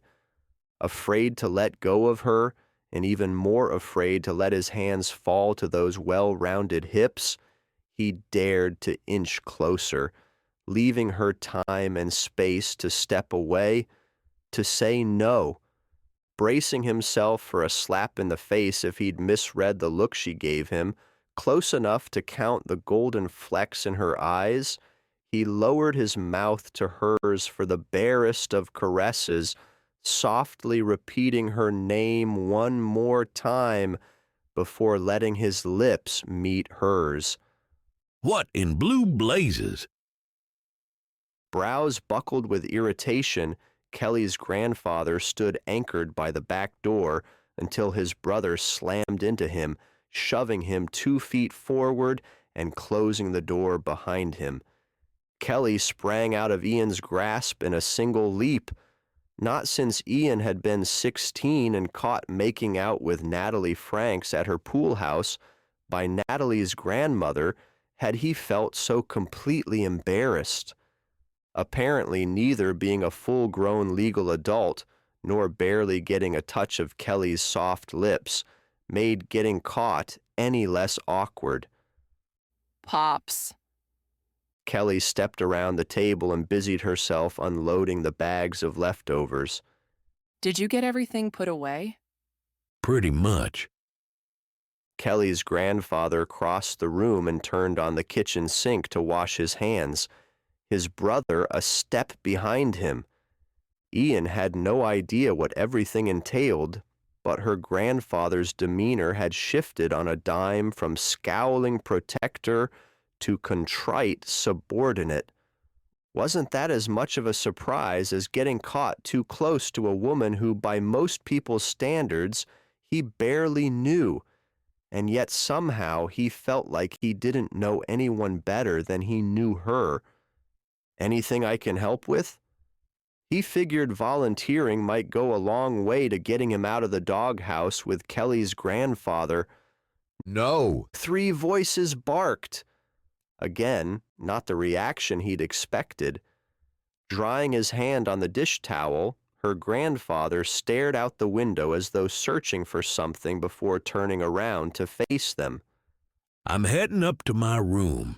It's been a busy day and I'm ready for a nice hot shower.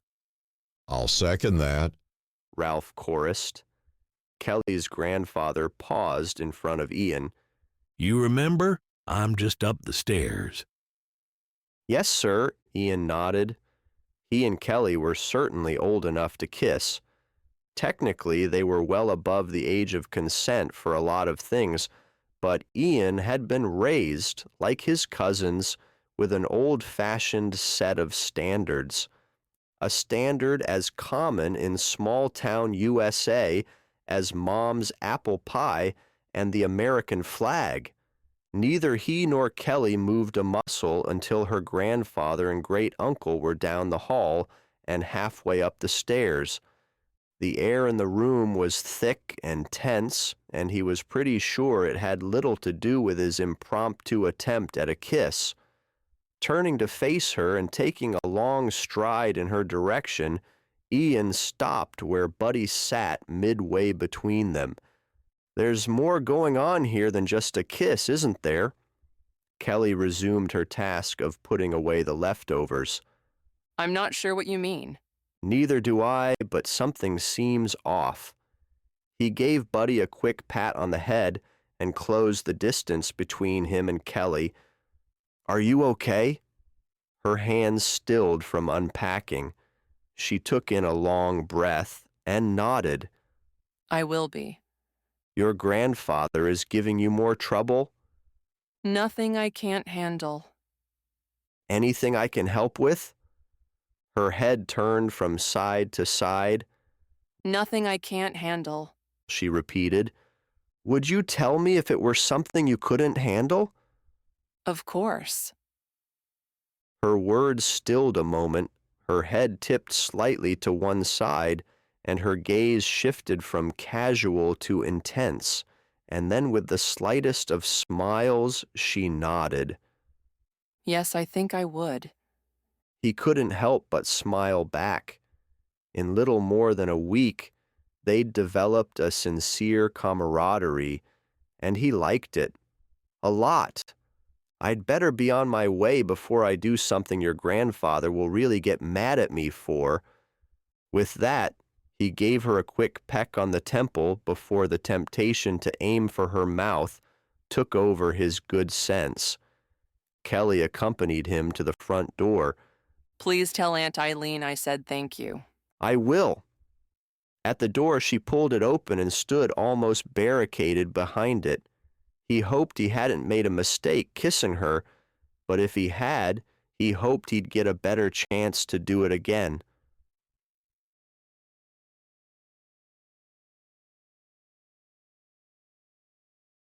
Regardless of having finished putting away the leftovers, tidied up the kitchen, and played with the dog, Kelly couldn't stop thinking of the cow her grandfather had brought home, but couldn't bring herself to go outside and look at it.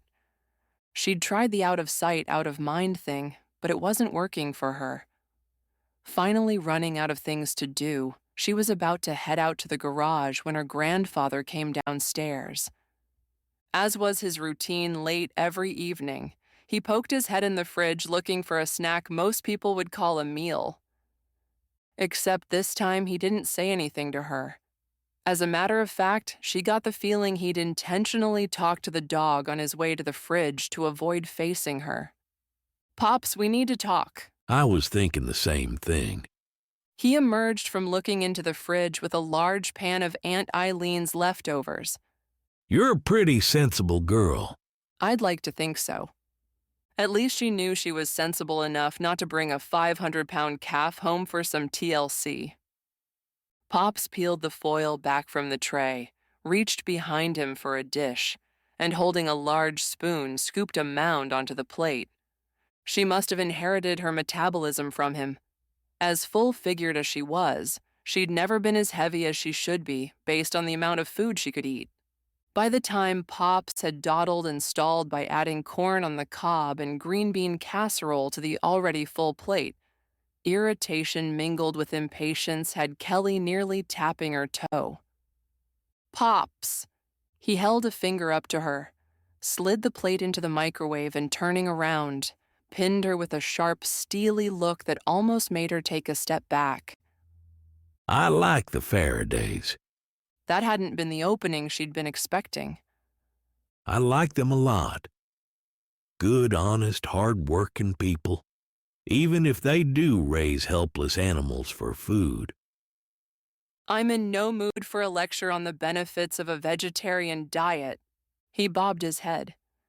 And this isn't the time to give one. You know Ian Farraday is a grown man. Surely her grandfather didn't think she was stupid and blind. A man doesn't make it to his age and stay a bachelor without having enjoyed a few oats along the way. Oats? You're still pretty young, and I know most women find the Faradays easy on the eyes. Ian is no exception, but I don't want those boyish good looks fooling you. Ian Farraday is going back to his life and world as soon as Finn and his bride come home. Pops. Don't pops me. He pulled the dish out of the beeping microwave and pinned her with another serious glare. I've seen the pretty little things men like that dally with. Even if he is a Faraday, he's still a man, and you're not that type. Pops? An unexpected ache pinched in her chest. Whether it was hearing the words straight out that nothing could come from a relationship. Okay, maybe not a relationship, but at least another kiss, or two or more with Ian. Or the implication that she wasn't pretty enough for a Faraday that stabbed at her. She wasn't sure, but her grandfather's words stung nonetheless. Sadly, both were probably true.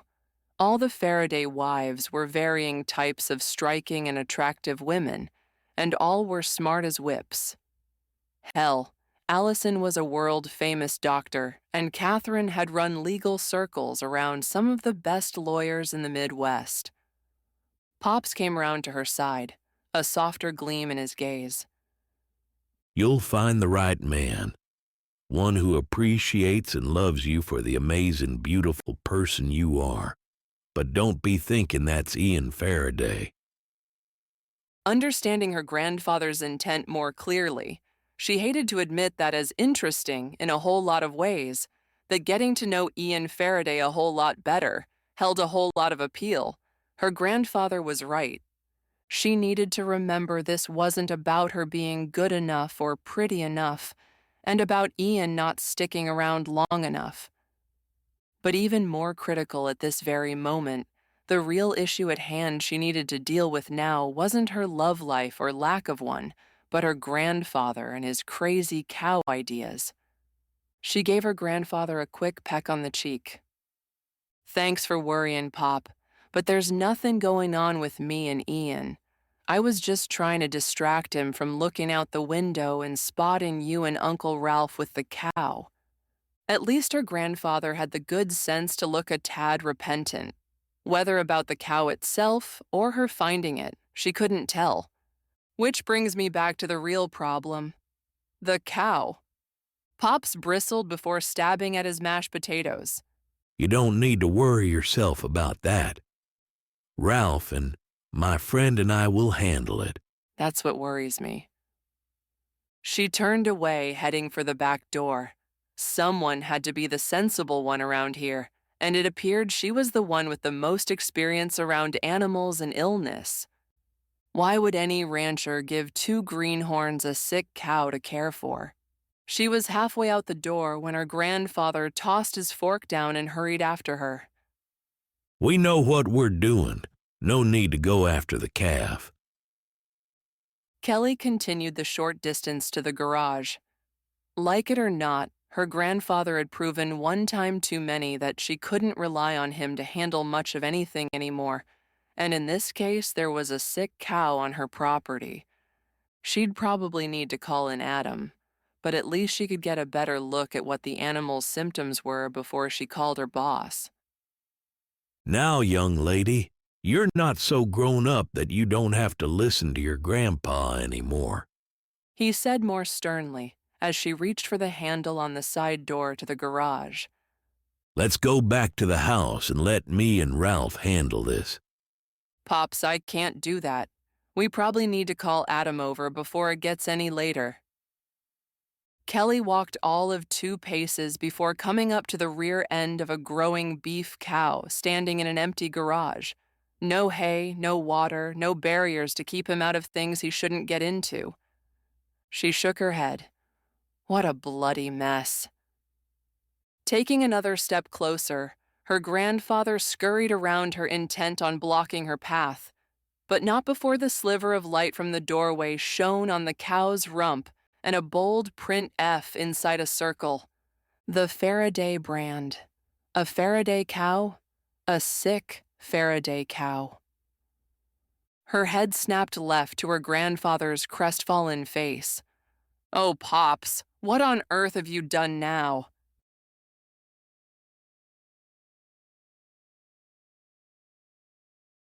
Chapter 15. Already blocks from Kelly's house, Ian's head was still reeling from the last few minutes. The slightest of kisses had left an impact on him he couldn't shake, none of which made any sense. The entire interaction barely qualified as a real kiss, and yet it had affected him more than any other kiss before. Turning the corner onto Main Street, he considered what to do.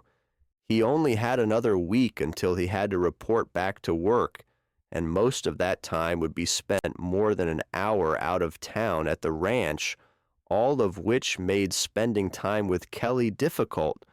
But right now, spending time with Kelly was something he really wanted to do, needed to do. Another thing that made no sense. He'd met lots of women in his years, liked lots of women. A time or two he'd been so infatuated, he'd thought he might have found the right one, but time always wore away the illusion and settled into nice girls to date, but nothing he couldn't shake. Until Kelly, and that scared him clear to the marrow of his bones. Coming up near the cut and curl, Ian slowed at what he thought was the sight of his brother's beat-up old pickup. Though it was very unlikely Jameson would come to town and no one in the family know about it, it was even less likely there were 2 of that old truck in this world. Sure enough, slowing to a near crawl for a better look, not only was it Jameson's truck he'd spotted parked to the side, but his brother stood on the sidewalk, grinning up at the building in front of him. Apparently, he wasn't the only one surprised to find Jameson in town. Walking at a brisk pace, Sissy waved frantically while Sister locked the door to their boutique. And wasn't that an odd sight? Not that there was anything odd about the sisters chasing down the street after anyone, more that they were coming from their store at this hour. Unlike the rest of the modern world, the shops on Main Street were all closed on Sundays.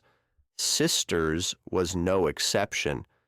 By the time he'd parked and climbed out of the truck, both sisters were deep in animated conversation with his brother. Jameson, bless his heart, was smiling and nodding and laying on all the Farraday charm at his disposal, and the sisters were grinning back like a couple of giddy schoolgirls. Lord, how Ian loved this town. Am I invited to this party? Ian called from the curb, slapping his brother on the shoulder and pulling him into a hug once he reached his side. Does Aunt Eileen know you're coming? Until a few hours ago, I didn't know I was coming. Jameson was just telling us the good news. Sissy, the taller of the two sisters, said. Yes. Sister, who after all these years still wore her hair as high as it was wide, keeping the idea of Texas big hair alive and well, said, He may be moving to Tuckers Bluff. Really? Ian's brother had been somewhat cryptic about an upcoming project for some time. The last time they'd had a chance to sit down and really talk, Jamie had implied a sweet deal was coming together. Ian couldn't believe the deal was in Farraday country. Still a few dots and tittles to work out, but it's looking really good. Well, Sissy looked to her sister. We should be getting home. Only came to the store 'cause Sister thought she'd left the iron plugged in and turned on. Silly me. Sister rolled her eyes. Of course I hadn't, but I wouldn't have gotten a wink of sleep tonight, second-guessing myself. Sissy nodded. Keep us posted, Jamie. I will. He waved at the two women as they waddled up the road toward their house. Moving to town? Ian repeated. Jameson tilted his head toward the building behind them. If we can get old man Thomas to sell this building. What in the name of... DJ stepped out of his police car. I thought it was you jawing with Ian. What are you doing in town? And is Aunt Eileen expecting you? Looking around, and no. I thought I'd surprise her. Well, that you will, and she'll like having you. DJ smiled. But she won't like not being ready with some special treat. Jamie's grin grew to match DJ's. I may have to stick around long enough for her to bake something. You do that. DJ lifted his chin, pointing at his cousin. So what exactly are you looking around at? You've only been to town 1,000,000 times? This building. Jamie threw his thumb over his shoulder. Meeting with old man Thomas tomorrow morning. What about? DJ asked what Ian was thinking. The smile on Jamie's face grew impossibly wider. I wasn't at liberty to say anything before, and this is still just between us. But if the price is right, there's going to be a new pub in town. Son of a... DJ whistled. Mabel was right. Right? Jamie asked. A referendum to make Tuckers Bluff wet. Jamie nodded. Yep. There's been a county-wide move, and Tuckers Bluff is smack dab in the middle of it. But a pub? Ian asked. Do you really think this town is big enough to support it? Not just this town, this county. Folks won't have to drive all the way to Butler Springs for a Saturday night date or some Friday night two-stepping. Well, DJ shrugged. That might be true for Friday and Saturday, but what do you do the rest of the week? Only going to be open Thursday through Sunday. Ian lifted a brow. 4-day work week? The demographic studies say it will work. I'll make it work. Jamie shot his brother the same confident look he'd given his dad when he'd announced he'd had enough of college and was going to find his own way. Ian knew his brother had done well for himself, but didn't realize he'd done that well. Come to think of it, where'd you come up with enough money to buy a building? It's a partnership. For a flashing moment, the light in Jamie's eyes appeared to dim before enthusiasm took over again. Looking from DJ to Ian, Jamie paused. Speaking of unexpected encounters, I'm not surprised to run into DJ here in town, but what are you doing here?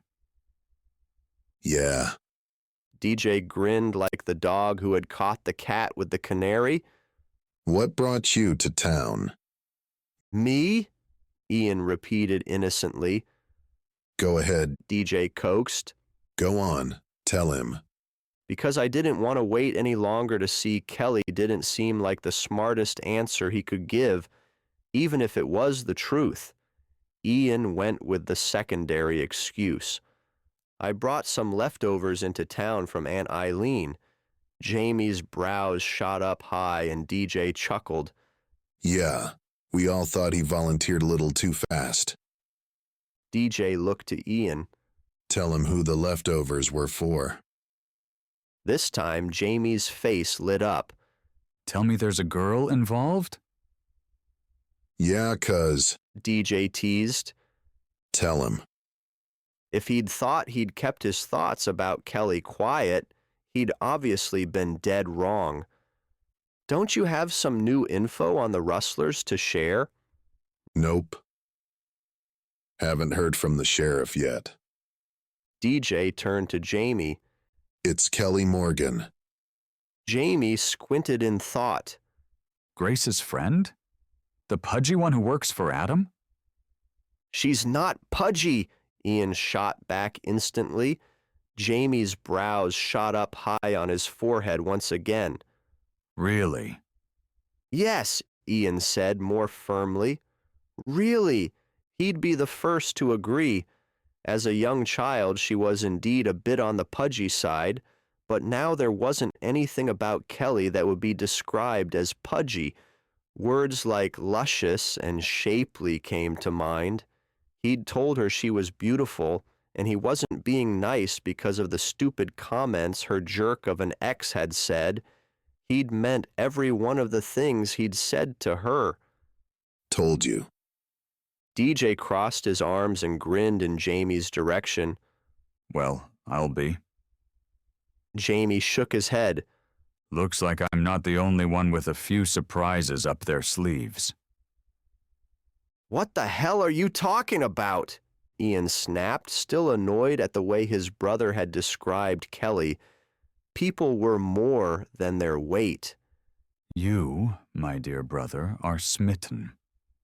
Ian didn't know which subject to broach first, the fact that no one used words like smitten anymore, or the fact that his brother had to be totally off his rocker to think driving an hour to town to deliver leftovers said anything more than he was a good neighbor to a nice woman. The only problem with that was he knew better than anyone. He was a hell of a lot more than smitten with Kelly. What he didn't know was what the hell was he going to do about it.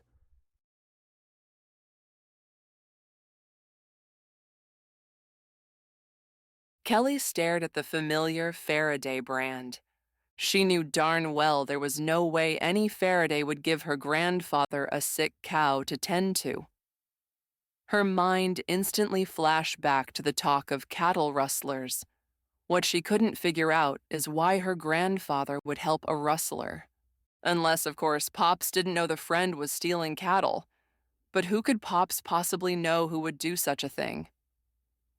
Pops, I don't know who your friend is or what he told you, but this is a stolen calf, and we've got to get him back to his rightful owners. I don't think that's a good idea. The older man shook his head. I know you think this person is a friend, and I admire your sense of loyalty to him, but we can't be caught aiding and abetting or whatever it's called when you help hide stolen goods. Not to mention the inside of their garage, with no straw for the flooring or hay and water for the animal, was no place to offer safe harbor. Uncle Ralph came walking through the door, cast a fast glance at the cow, his brother, and Kelly's hand near the Farraday brand, before his eyes widened like a couple of full moons and muttered, Uh-oh. From the corner of her eye, she noticed her grandfather take a half step back and shake his head vehemently at her uncle. Before she could ask what was going on, her uncle ran his hand across the back of his neck.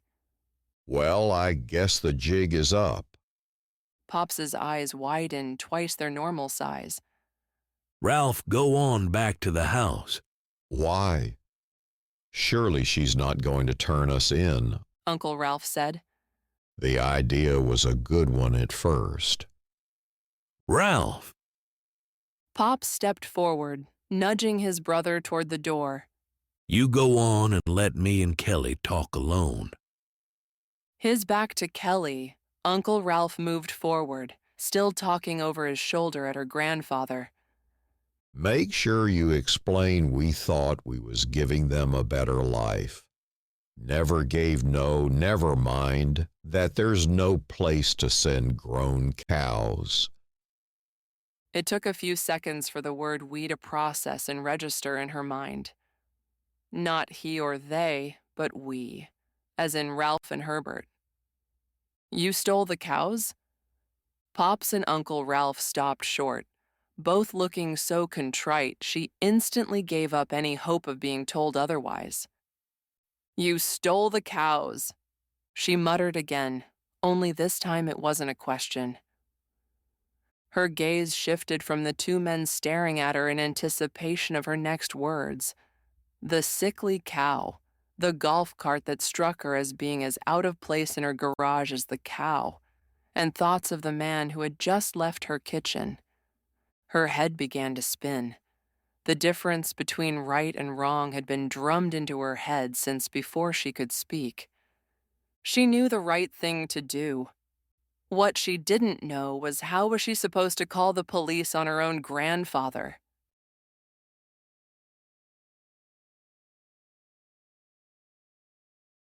Chapter 16.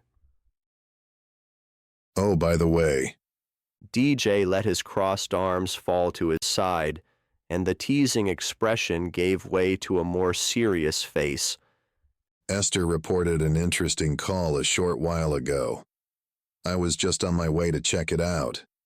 Since you're here, you might want to come with me. On the rustling or something else? Ian asked.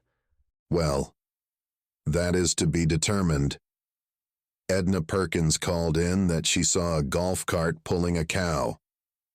A golf cart? Ian had heard a lot of strange things in his line of work, and he wasn't ready to discount anything until he'd investigated it fully, but he had to admit a golf cart and a cow didn't sound like a break in the case, more like bad eyesight. Miss Edna is pushing 95 years old, has been known to get a little confused from time to time, but considering her age, she's usually sharp as a tack. A golf cart and a cow, Ian repeated, a hint of incredulity in his voice. DJ blew out a small sigh and nodded. I know, but I have to check it out. Do you want to come? Something about a golf cart tickled the back of Ian's mind. Where does this Edna Perkins live? Just outside the south end of town. Houses are pretty scattered out there. Large lots. Near Kelly's family? A little further out. Almost to the old golf club. Pulling up to Kelly's house earlier, Ian had thought he'd heard a commotion in the yard.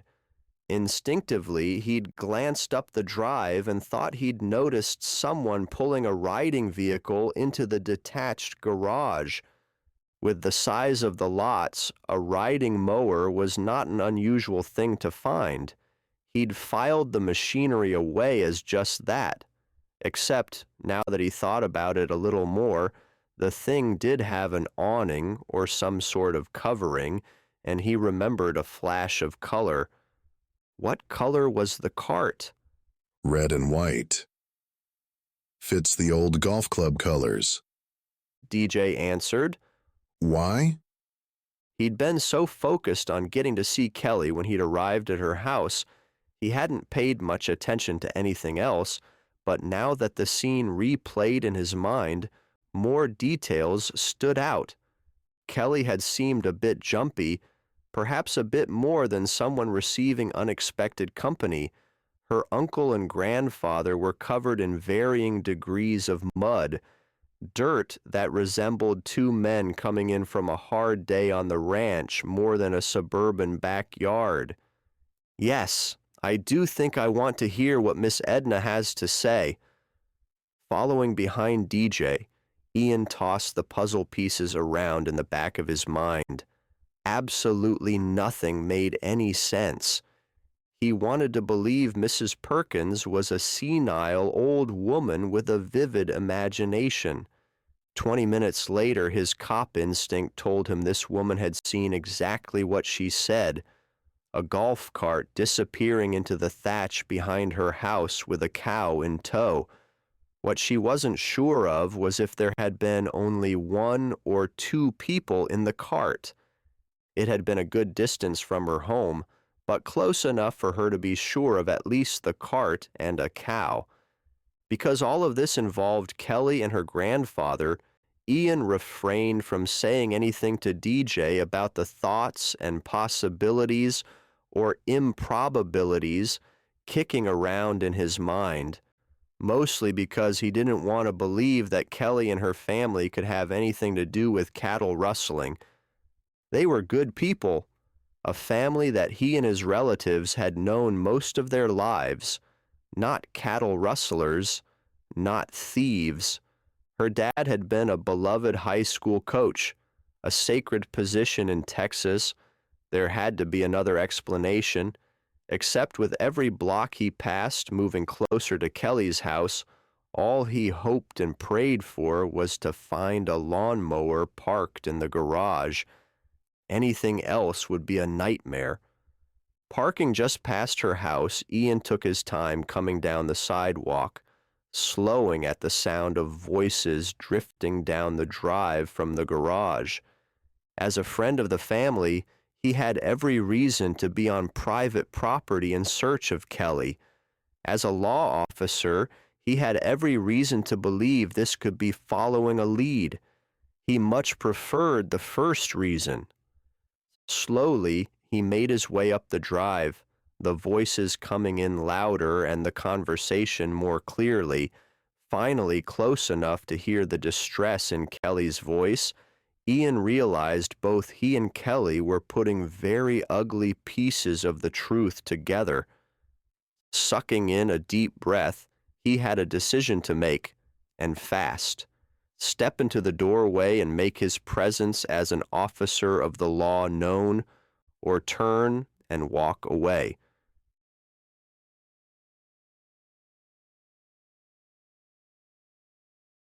Pops. Kelly couldn't believe a word she was hearing. Not that she didn't believe her grandfather was telling her the truth. She just couldn't believe this was really happening. Her sweet, loving, and clearly addled grandfather was stealing cows. Let me see if I am following this correctly. She enunciated very carefully, not so much for her grandfather to understand, but mostly trying to make herself understand. You wanted to save the cows? Her grandfather smiled. See?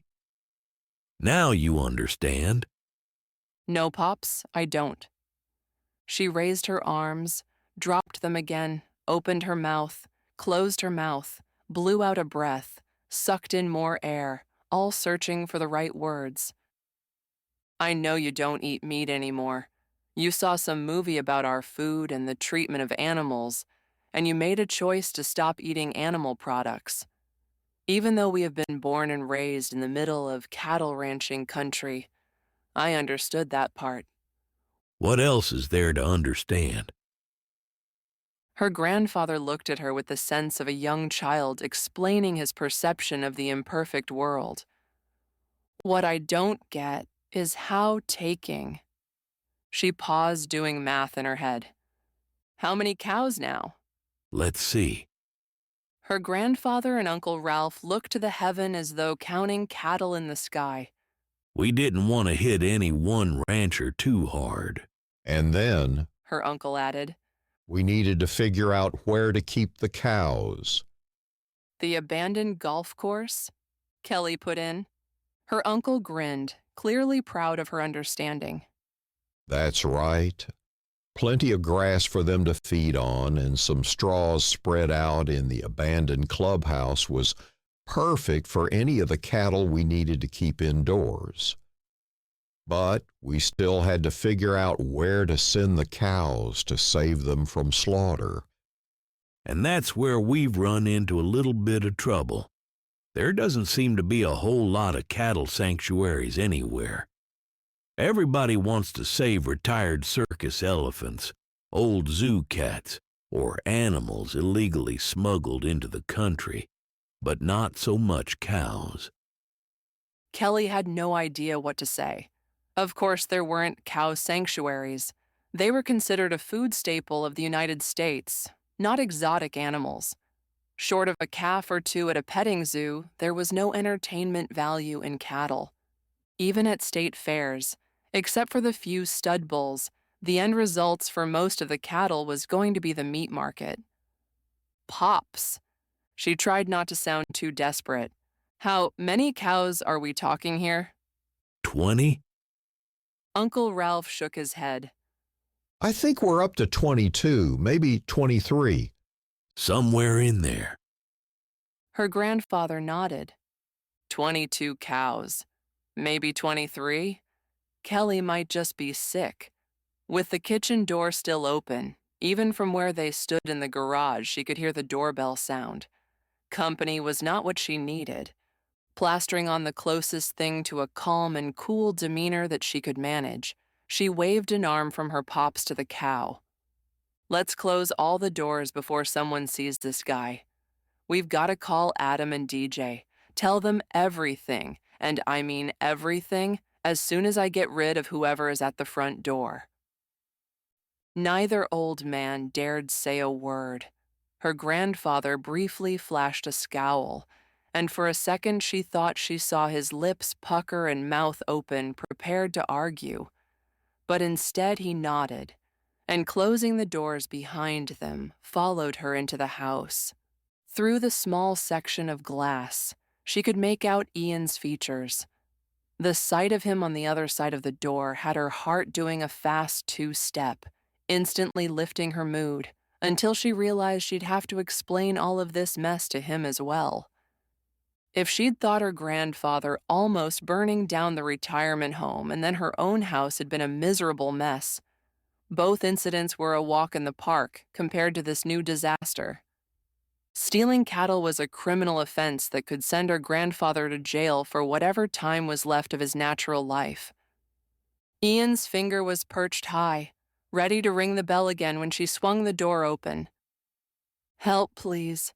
She did her best to put on a brave face and smiled as she waved him inside, but the memory of a few hours in jail and the thought of her grandfather spending any time at all behind bars had her almost bursting into tears. Whoa! Hey! He stepped into the house and stopped only a few inches in front of her. What's the sad face? Closing her eyes, she sucked in a deep breath, willing the threatening tears away. "It's such a mess, Ian. Pops is in so much trouble." Strong hands weaved around her waist, pulling her against him. Why don't you tell me what's going on? Instinctively, she curled into his shoulder. Closing her eyes, refusing to cry, instead feeding on his strength. There had to be a way to make this right, and if anyone would have answers for her, Ian would. She had to trust him, knew she could trust him. It's a mess. Gently stroking her back in slow, soothing swirls, his voice rumbled against her ear.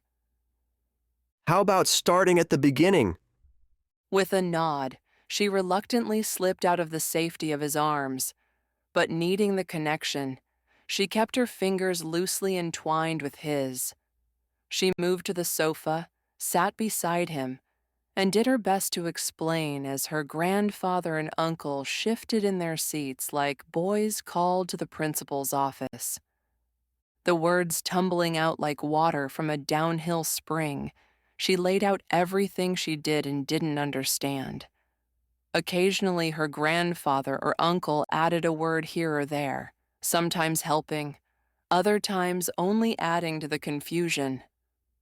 Ian listened patiently, occasionally urging her on with a squeeze of her hand. The entire convoluted story told, Kelly kept a hopeful gaze on Ian. Please tell me there's a way out of this mess. Ian's shoulders stiffened ever so slightly, but it was enough for her to know he wasn't going to have any easy answers. One step at a time.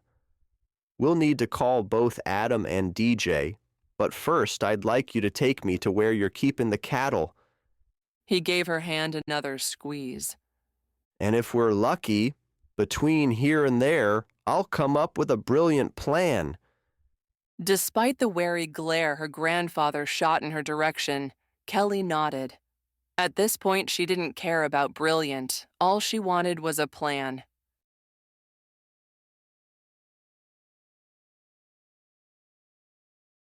Chapter 17.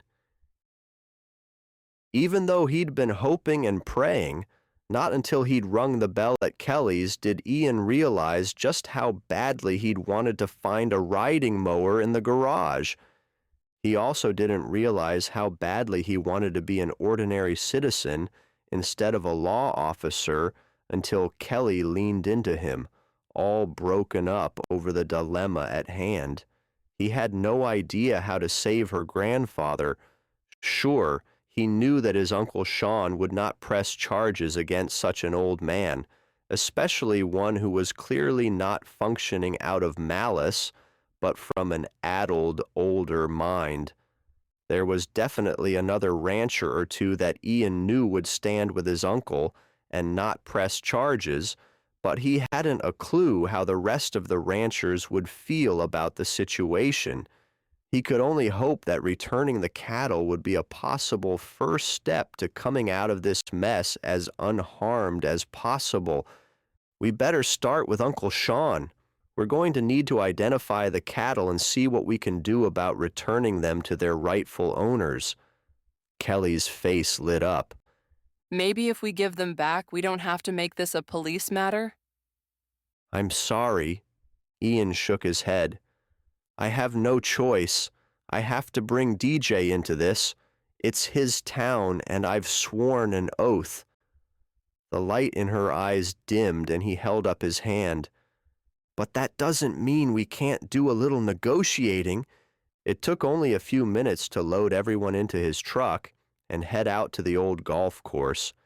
It actually surprised him that nobody around town had noticed the trim lawns of late. Pulling into the parking lot near the old club building, he scanned the distance looking for young cows. Doors slammed, boot heels hit the ground, and circling the hood of the truck, Ian looked to Kelly's grandfather. You've done a good job of hiding over 20 cows. Maybe. Kelly's grandfather scowled and stomped off around to the back of the building before spinning around and facing his brother. You move them inside? Uncle Ralph stared slack-jaw at the empty greens, shaking his head. Didn't you? Nothing about this conversation made Ian happy. Are you two saying you've lost the cows? Maybe they just wandered off? Kelly offered.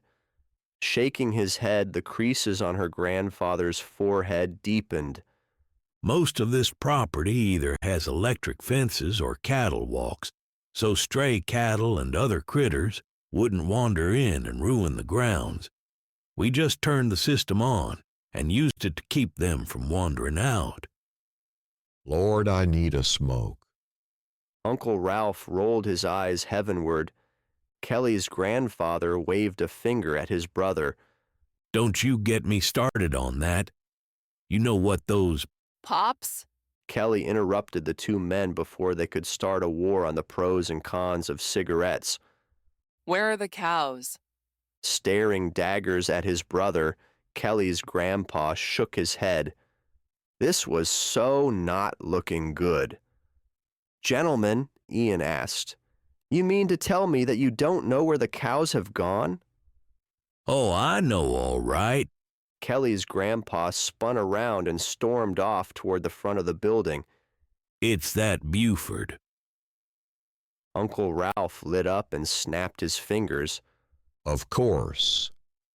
Of course what? Ian lengthened his stride to catch up to the older men. And who is Buford? That no-good, skinny, lazy, scheming Beaumont. He and his brothers never earned an honest dollar in their lives. Ian had never heard of the Beaumont family. Turning to Kelly, he looked for answers.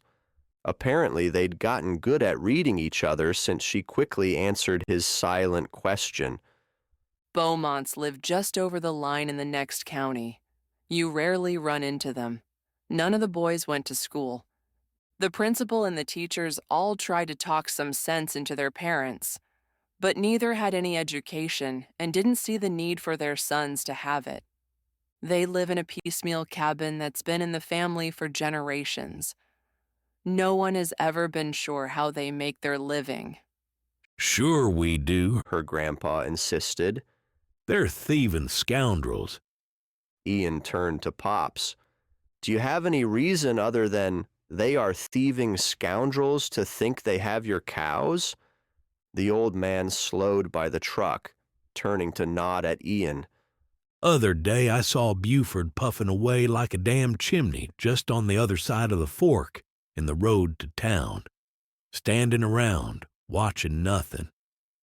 Said he was waiting on a ride from his brother. Ralph and I drove off and I saw two of those big trucks pull over, and he got into one. Wondered where'd they get the money to buy not one but two of those rigs.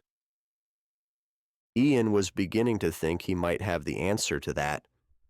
Tell me, he asked Uncle Ralph, did you do a lot of smoking while watching the Farraday herd?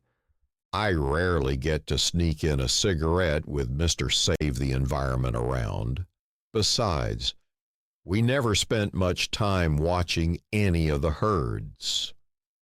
One more question. Did you loosen the fence wires at the Faradays?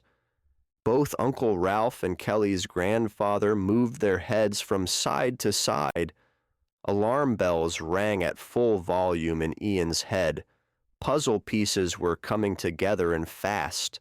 On the short ride from Kelly's to the club, he'd reached out to his uncle, who was most likely already on his way to transport the now non-existent cattle. Whipping out his phone, he swiped at the screen, reaching out first to his cousin. Didn't expect to hear from you so soon. Need some dating advice?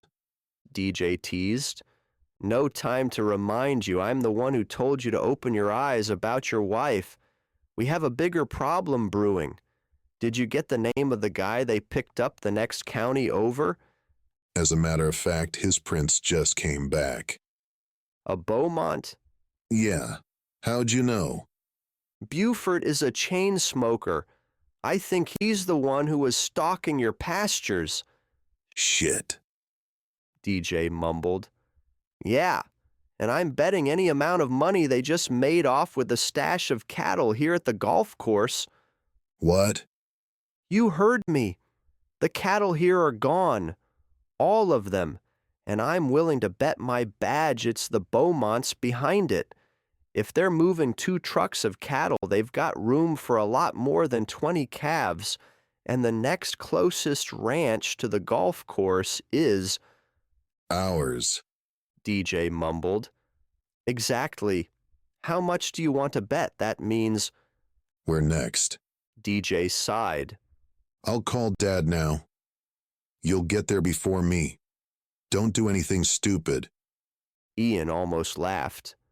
Talk about the pot calling the kettle black when it came to taking risks to make a collar. DJ was right there with the most brazen of them. The one you need to tell that to is Aunt Eileen, they both echoed.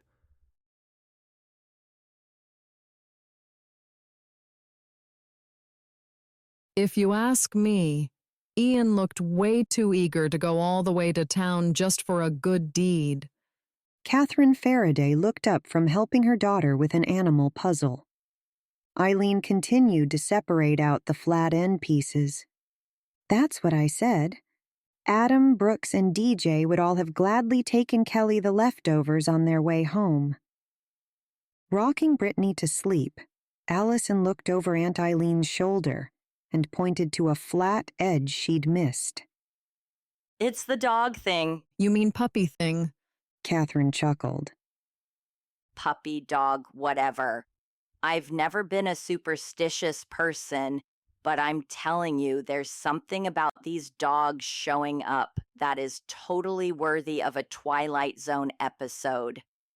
What I want to know is if Kelly was as happy to see Ian as he was to go see her. Eileen handed Stacy another edge piece for her and her mom to link together. Eileen just loved having small children around the house again. She would miss having little Brittany nearby once Ethan and Allison's house was built over near the new hospital. Not that she expected that to happen any time soon with all the construction trouble they'd run into. A few times Sean had come within inches of calling his cousin Patrick to see if he could send a crew in from Oklahoma, but each time the local crew had gotten their act together until the next screw-up. Do you think this means Ian will transfer someplace closer to Tuckers Bluff? Or are we going to lose Kelly? Catherine asked. Eileen straightened. She hadn't thought about that. Honestly, today was the first time since the drive back from Dallas that she'd given any serious consideration to Ian and Kelly as a permanent relationship. A thought she'd actually discarded when she hadn't seen a dog around anywhere that day. Of course, what she had yet to figure out at all was how had those two wound up driving together in the first place.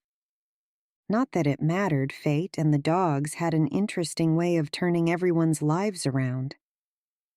The old phone on the wall rang. That didn't happen very often. Usually everyone communicated via cell phones. Pushing away from the table, Eileen reached for the avocado green phone.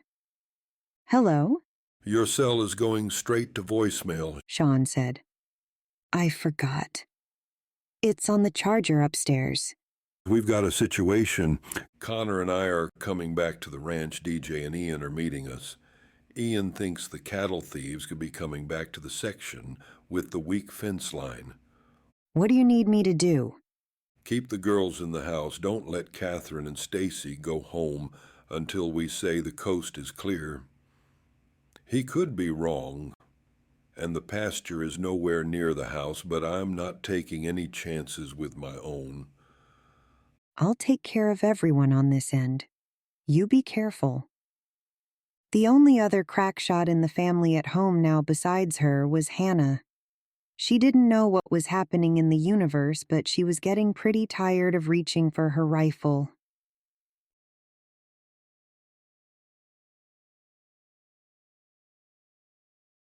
Chapter 18. Can't you drive any faster? If Kelly's grandfather leaned any more forward, he'd be sitting on the dashboard. Pops, Ian knows what he's doing. Do you want him to stop and set you out at the side of the road? What Ian would have preferred was to have left them all behind.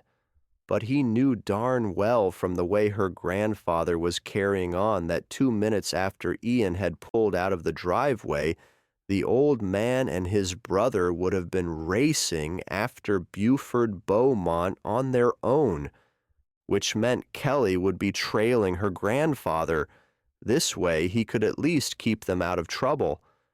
The old man harumphed and sat back in the seat. Kelly and her uncle remained quiet in the back row of the quad cab pickup. The way Ian figured it, DJ was only about 20 minutes behind him coming from the other side of town, and his Uncle Sean should be reaching the ranch just ahead of him. Enough time for Ian to drop his passengers off at the main house with Aunt Eileen, and for Uncle Sean to dump the trailer and saddle a couple of horses for everyone. Sneaking up on thieves was much easier on horseback. As tempting as it was to go blazing in on four-wheelers with sirens, a silent approach was his friend. "There!" Kelly's grandfather shouted, waving a crooked finger at the road ahead of them. "That's one of them trucks we saw the Beaumonts driving." Ian slowed and scanned the distance for the second vehicle. A cloud of dust along the back trail told him his gut had been right. Unable to turn off or turn back, he had no choice but to drive past the truck. "Everybody duck down low and stay down till I tell you to come up." "What for?" Pop spun around to glare at him, but the look Ian shot him was enough to have the old man act now and think later. The last thing Ian wanted was for anyone in the big rig to recognize all the passengers and grow suspicious. At least, if he was the lone driver heading home from town, simply driving by might not raise any red flags. We're going to drive past the truck, nice and casual like any other Sunday afternoon. He couldn't see Kelly and her uncle, but her grandfather grumbled from low in the seat. Using the Bluetooth on his phone, Ian called DJ. "What's your ETA?" Another 30 to the ranch. Where are you? "At the turnoff to the South Trail. One target is parked at the mouth of the road. The other is heading up the trail." Damn it. That's a little closer, but you're still looking at 20 till I'm there. "I'm driving past right now." Ian casually checked out the cab. Nothing. No one in the driver's seat. They must have all gone to load the cattle. Kelly's grandfather popped up from his spot. "Then there's no reason for me to be hiding like a scared rabbit." "Everyone go ahead and get up," Ian instructed his passengers before returning to his call with DJ. With no idea how many there are, if they're armed, or how well they're armed, we'll need some backup. According to the last rancher they hit, they've got some serious firepower. Don't do a damn thing until Reed or I get there. "What about your dad?" I'll call him and let him know what's going on. I hate to say it, but he can probably get to you faster than we can. "Got it." Ian cut off the call and debated what the hell to do next with a carload of civilians. Ornery ones at that. "Now what?" Kelly's voice came out in a near whisper. Didn't he wish he knew? He had to find out what they were up against, and there was only one way to do that.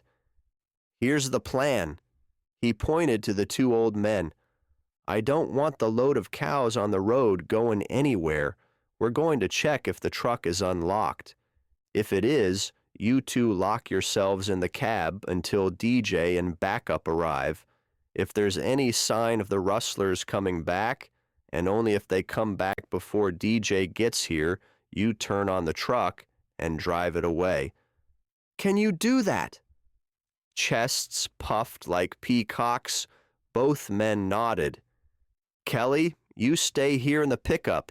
First sign of trouble, call DJ and tell him what's going on."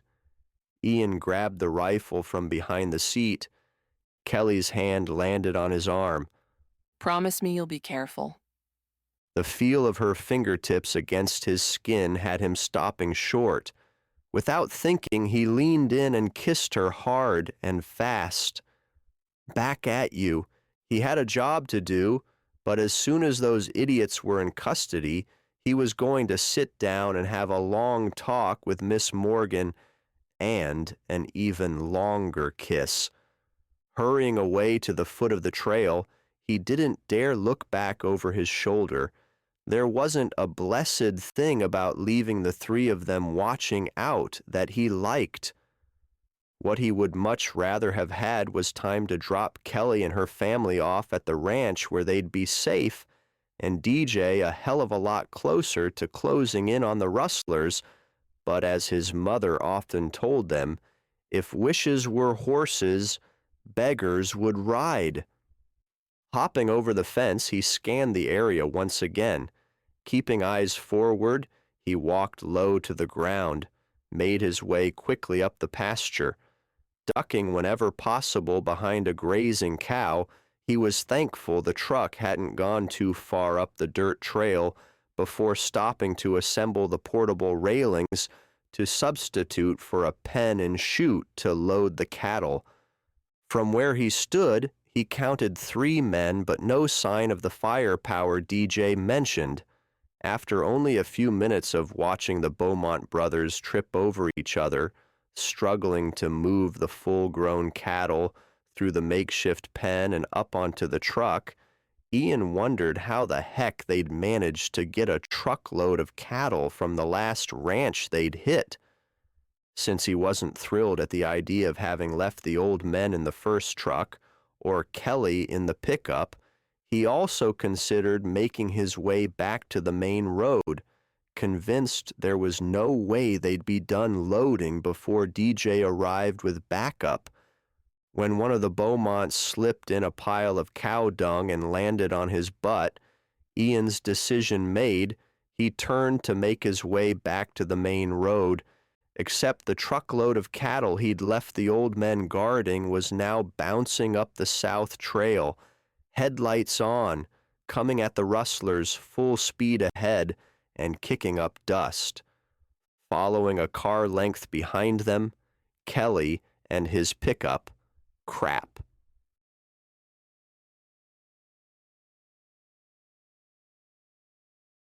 One lousy minute, standing by the pickup for a better view of Ian's progress. Kelly had turned her back on her grandfather and uncle to look around for any other signs of life or trouble when she heard the big truck's engine roar to life.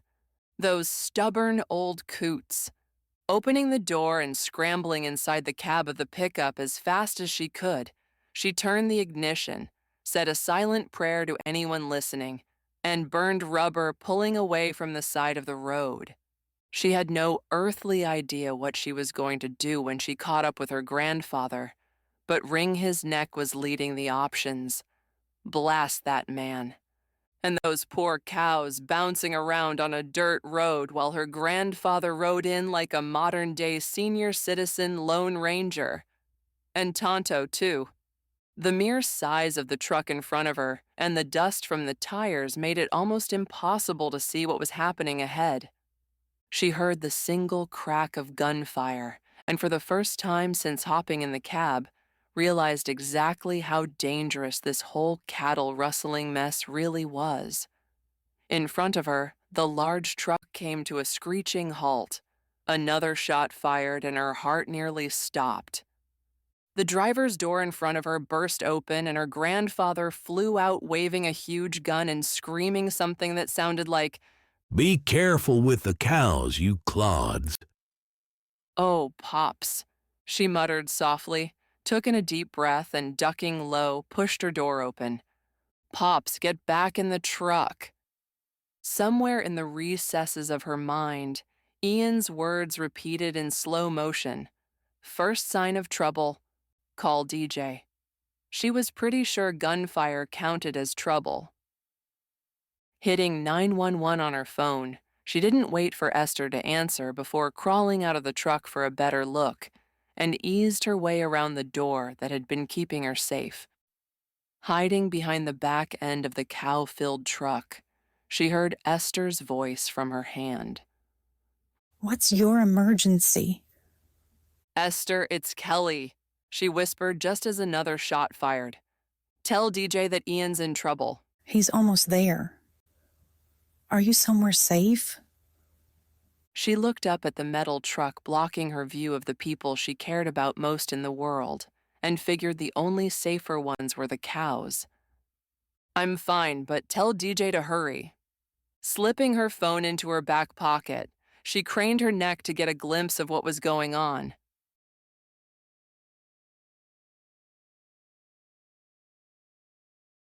If Ian could strangle Herbert and Ralph with his bare hands, he would.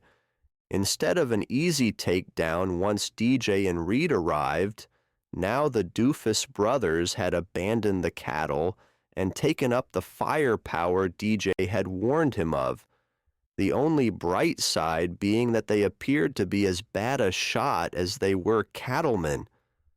So far, Kelly's grandfather had shot the hat off of one brother and a cattle prod away from another.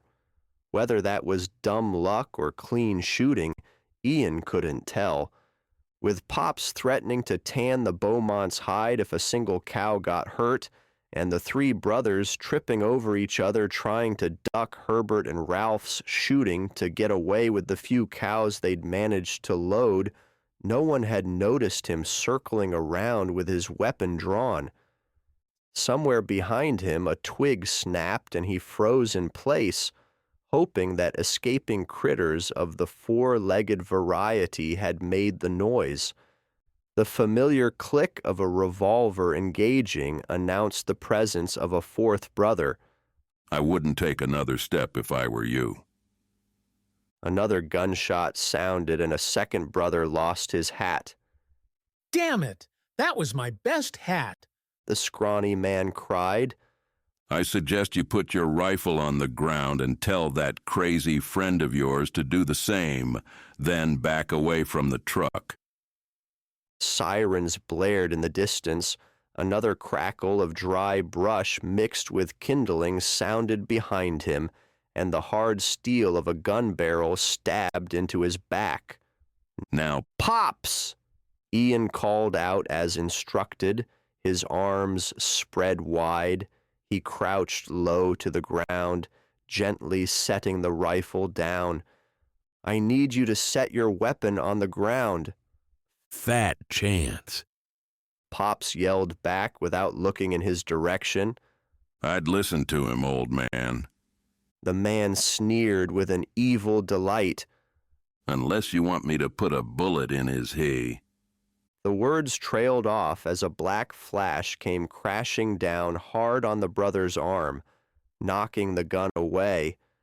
Before Ian could fully process what had gone down, he reached to his ankle holster and, gun in hand, spun around to face his captor only to find the brother writhing on the ground, holding a limp arm. He made me so mad. Standing over the prone body holding a tire iron, Kelly looked to Ian. Does it make me a terrible person to hope it's broken? Badly broken? Ian held back a laugh and shook his head. Nope, just human. Keeping the gun trained on the fourth brother, with his free hand, Ian waved for Kelly to move behind him. Please come stand over here, and then remind me never to piss you off. Tossing the tire iron far from the action, Kelly rushed to Ian's side. Carefully hooking his hand around her waist, he nudged her safely behind him. Across the way, muffled voices drew his attention. From the corner of his eye, he saw the remaining three brothers lower their weapons. The blaring sirens as DJ took the corner and barreled up the road overpowered all other sounds, but Ian could see the brothers raising their hands high in the sky. It took another few seconds as the sirens came to an abrupt silence, and DJ and Reed bolted out of their police cars for Ian to realize Sean and Connor had crept up from the opposite side and taken the three brothers by surprise. While Reed ran, gun drawn, to deal with the men Uncle Sean held at gunpoint, DJ came his way. I'll take it from here. You two go corral the senior citizens I didn't see waving loaded guns around. Ian nodded and turned to face Kelly. Brushing the back of his knuckle down her cheek, he refrained from pulling her into a bone-crushing hug and checking her over from top to bottom to make sure there wasn't a scratch on her. He knew if he took the time to say even one word, DJ would be corralling the old men on his own, and Ian would be whisking Kelly away someplace safe, special, and for only the two of them for a very long time. As in, for all time. As in, wasn't this a crazy damn way to fall in love?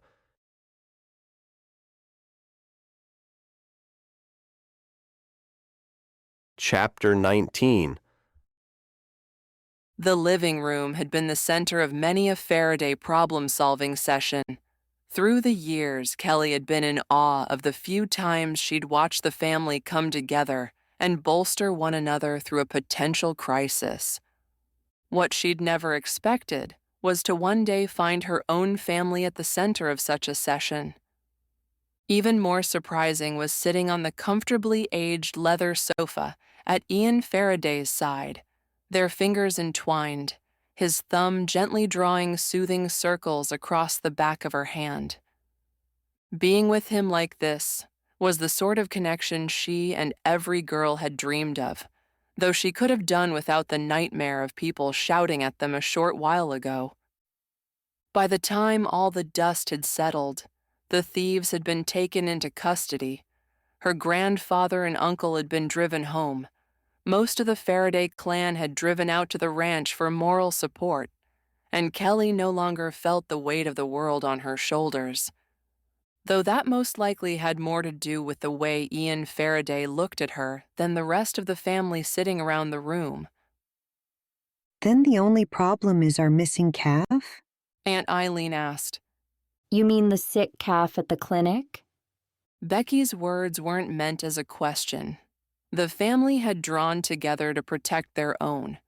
For most of her life, Kelly had felt more like family than friend when around the Faradays, but never more than tonight. That's right. Adam nodded. Brooks brought him in earlier today. I don't anticipate any problems there. It's only a cold. He'll be back among the herd pretty soon. The way everyone managed to tell the absolute truth with a totally casual expression and never mention her garage or her grandfather's antics was nothing short of amazing. The whole thing almost had Kelly in tears. Only the occasional squeeze by Ian whenever she thought she might lose it kept her from blubbering like a grateful baby. It's really quite simple. Sean Faraday leaned forward. We caught the Beaumonts red-handed stealing our cattle. DJ and Reed made the arrests. During this arrest, another truck, also registered in the Beaumont's name, was discovered carrying all of the cattle reported as stolen over the last few months. As for my nephew Ian, he's here for a personal vacation. Only. Mr. Faraday sat back again. Seems pretty cut and dry to me. Catherine nodded.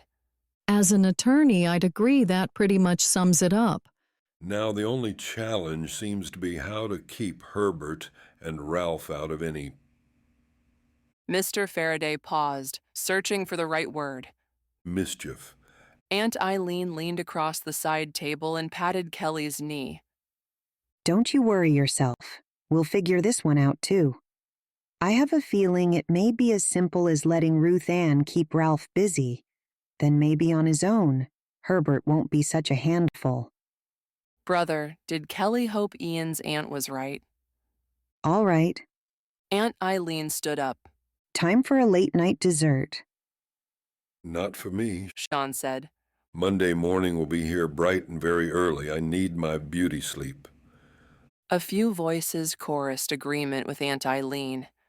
A few others echoed the family patriarchs.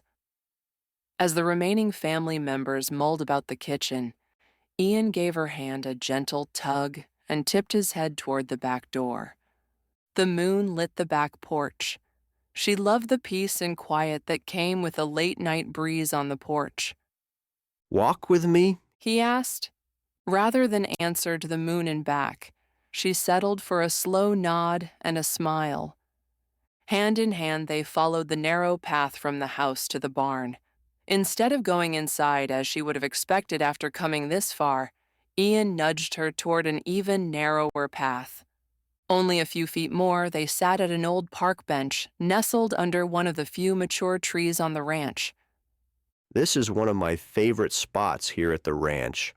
When I'd visit in the summertime, I'd sit out here with Aunt Helen, and she'd tell me stories about the sun, the stars, and the little man on the moon." Kelly chuckled. She'd never met Mrs. Farraday, but from all the stories the family told, she'd grown to love and miss her a long time ago. "I'm not sure I'd heard the man on the moon story. The immortality of the crab, yes. Man on the moon, no." "Maybe someday I'll share it with you, but right now I'd like to talk about something else." She was glad he hadn't said anything that required more than a nod, because her mouth had just gone completely dry. "First, before I say anything more, or worse, something stupid, may I kiss you?" Surprised by the question, she nodded. "Really kiss you? I mean, not a nice to see an old friend on the cheek kiss, but a man who has been dying to hold you close kind of kiss." She bobbed her head again and wished he'd just hurry up and kiss her, before she did something stupid like throw up on his shoes. One hand gently cupped the side of her face and the other wound around her shoulder, inching up until his fingers laced through her hair, pulling her closer. So close she could almost feel his heartbeat. "You're so beautiful," he uttered seconds before his lips came gently down on hers and worshipped her mouth as no man had ever done before.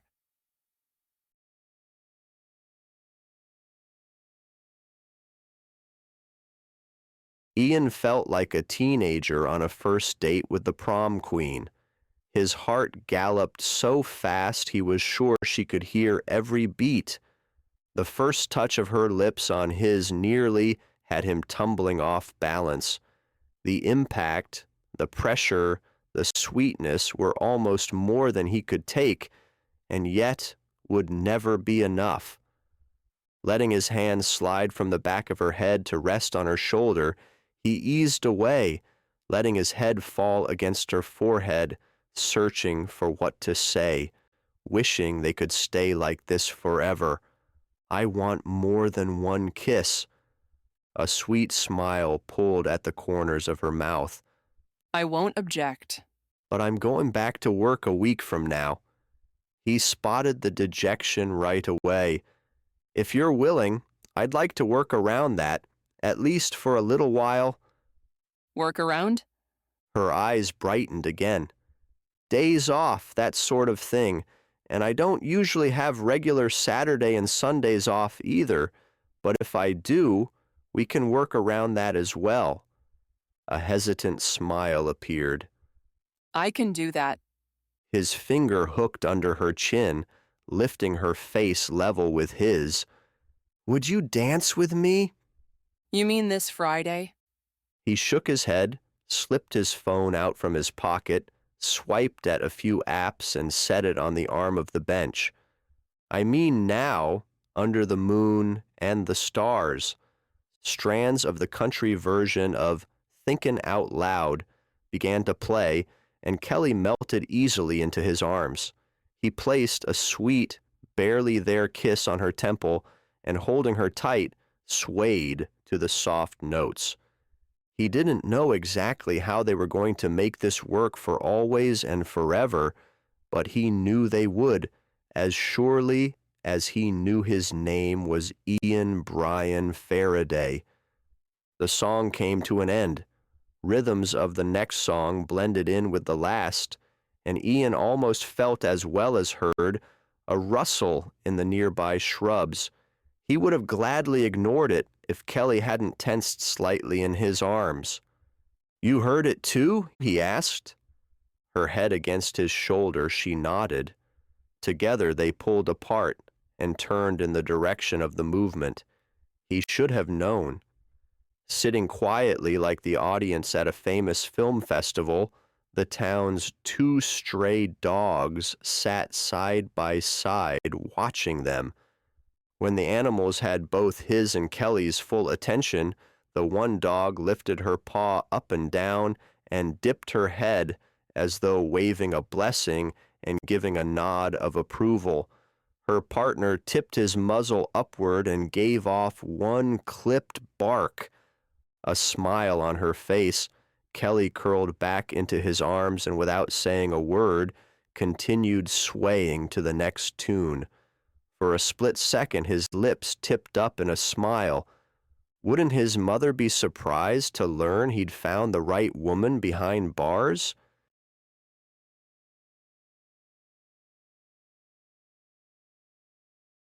Chapter 20, Epilogue. Not in his entire life had Ian Farraday smiled so much. If Jamie wasn't watching his tough-as-nails brother with his own eyes, he wouldn't believe it. The man practically glowed. Seeing his brother so darn happy was better than a cold Irish ale on a hot Texas night. Better than Christmas morning for a 6-year-old boy excited to get his first two-wheeler. Better than anything. Ever. Every weekend for the last month, he'd come to his aunt and uncle's house for a little family time and under-the-radar recognizance. And much to its surprise, normally busy catching criminals, Ian had managed to appear in town for Sunday supper every week, without fail except one. The whole situation had proved fascinating. His normally serious, all-about-the-job brother was tumbling into the home sweet homeland of forever after. Damn nice sight, too. Not that Jamie was much different from his brother. He liked women, quite a bit, but bartending wasn't exactly conducive to long-term relationships, never mind home and hearth. According to Ian, neither was law enforcement. Though apparently all it took was the right woman for his brother to sing a different tune. Oh my! His mom and Aunt Eileen gushed in choral unison. Kelly stood in the living room tucked into Ian's side.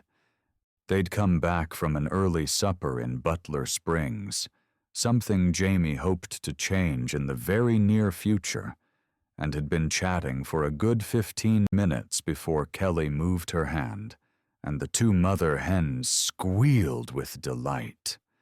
Little brother moved fast.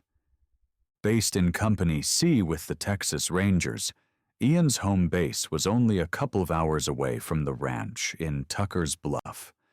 Since his vacation and blossoming romance with Kelly, slipping into town on his days off or free weekends had become a common occurrence. It's just beautiful. All the women in the family hovered over the ring, shooting questions at the same time. Have you picked a date? Where are you going to live? You're not leaving us, are you? Are you transferring? Jamie wasn't sure who said what, but clearly not a soul in the room was disappointed. Didn't see that coming.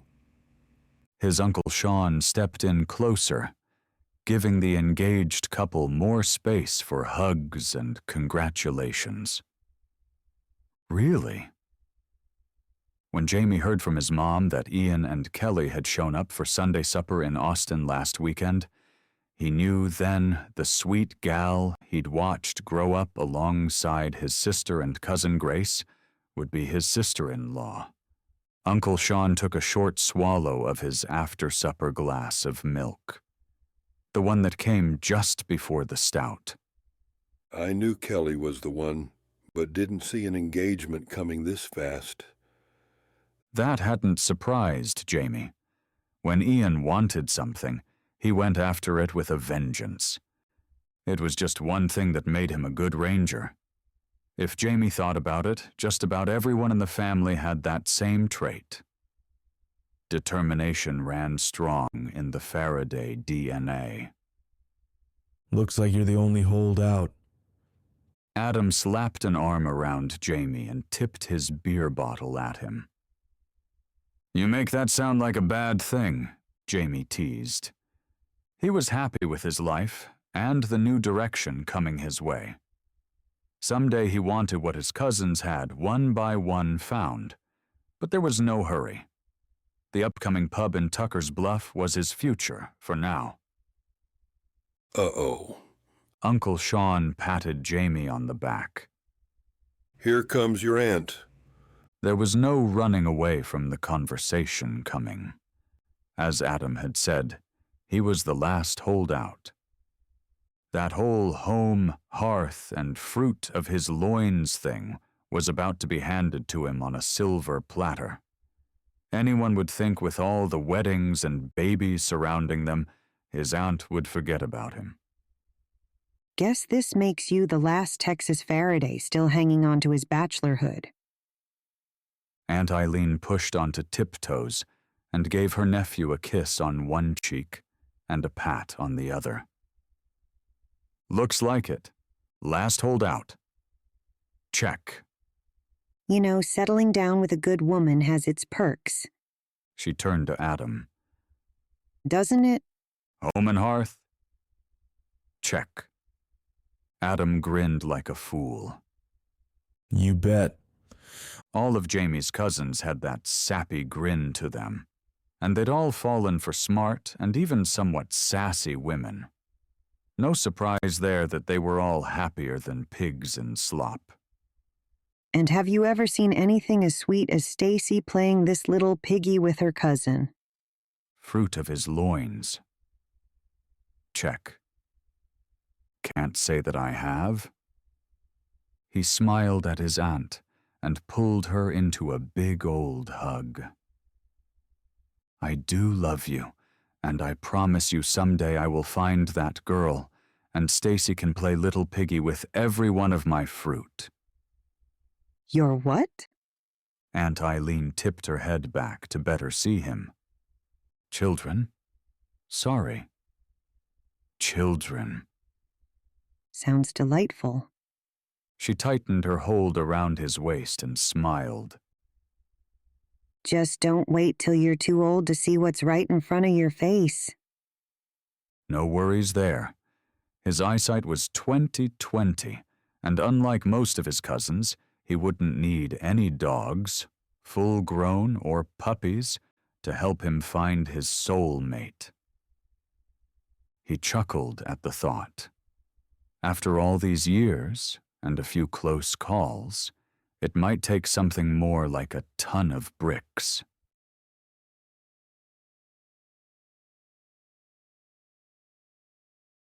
We hope you enjoyed the latest production from Chris Keniston with voices from 11 Labs. More audio from Chris may be found wherever books and audiobooks are sold.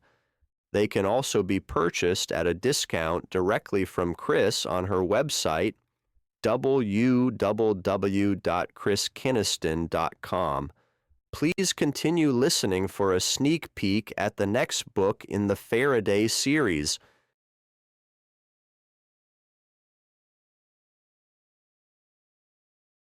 Chapter excerpt from Jameson. Timing was everything, and now was the time. Scattered pieces of crumbling construction, dust, mildew, and old age mingled, creating the sweetest smell on earth. Jameson Farraday squeezed the keys to the ancient building in his hand. An establishment all his own. Well, not exactly his, but he would be the general manager.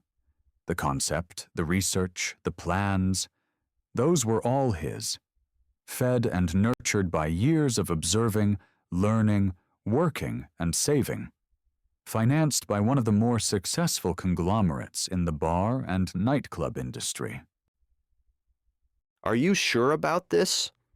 Ian, his brother, and DJ, his cousin, swatted their arms, cutting through dangling cobwebs, making their way across the abandoned storefront. Never been more sure of anything in my life. Ian smiled at his older brother. Anyone else, and I'd have said you lost your mind. But I'm guessing this won't be the last time you prove us short-sighted mortals wrong. Having the support of his family was probably the best reason he'd dared to dream, taken chances, worked his butt off at every job in the business until he was sure he could pull off his big dream. A family-style Irish pub. You do know that Mabel Berkner is already starting up a petition to appeal the vote to sell liquor in this county. DJ brushed the dust from his hands. Not that she's going to get very far with it, but she's not the only one in town with ruffled feathers over this. I expected a little flack, but by the time we're ready and open for business and the crime rate doesn't skyrocket overnight due to. Jameson put on a thick Southern accent. Our vile influence, everyone will settle down and get back to the business of ordinary living. So what exactly is the plan? Walking about, DJ eyed the exposed rafters. The architect we chose for the project is putting the most recent changes on paper. Final plans should be ready any day now. With plan approval in hand, the money men will take on the next step after the letter of intent and ink the final contract with Mr. Thomas. Then we'll be down to a few more weeks for the title company to do their magic. I can hardly wait to get a crew in here, clean it out and rebuild. I can see it. Ian stood in place, looking around and nodding. I really can. Knotty pine walls? Jamie bobbed his head. Dance floor? DJ asked. Again, Jamie nodded, his smile pulling tighter against his cheeks. He had it all worked out, including having lined up some of the best craft beers in Texas. One company on the verge of expanding even talked of growing out here, away from the overcrowded city. The corners of Ian's mouth tipped skyward, exposing the dimples the girls always gushed over. Irish music? Oh, yeah. Jamie grinned back at his brother. DJ chuckled. If that doesn't have Uncle Brian here every weekend crooning with Dad. St. Patrick isn't Irish. I'm counting on more folks than Dad feeling that way. Jameson slapped his cousin on the back. I wish all the legal stuff were over and done. I've been itching to get working on this place for months, and now it's all so close. Overseeing concept, design, and now construction before the doors even open. Sounds like you're going to be wearing an awful lot of hats on this project. Adam Farraday crossed the threshold. On my way back to the clinic, and I saw the door open. Y'all throwing a party without me. Wouldn't think of it, Jamie answered, glancing down at the express mail tube in his cousin's arm. What's that? Oh, Maggie at the post office asked me to give this to you.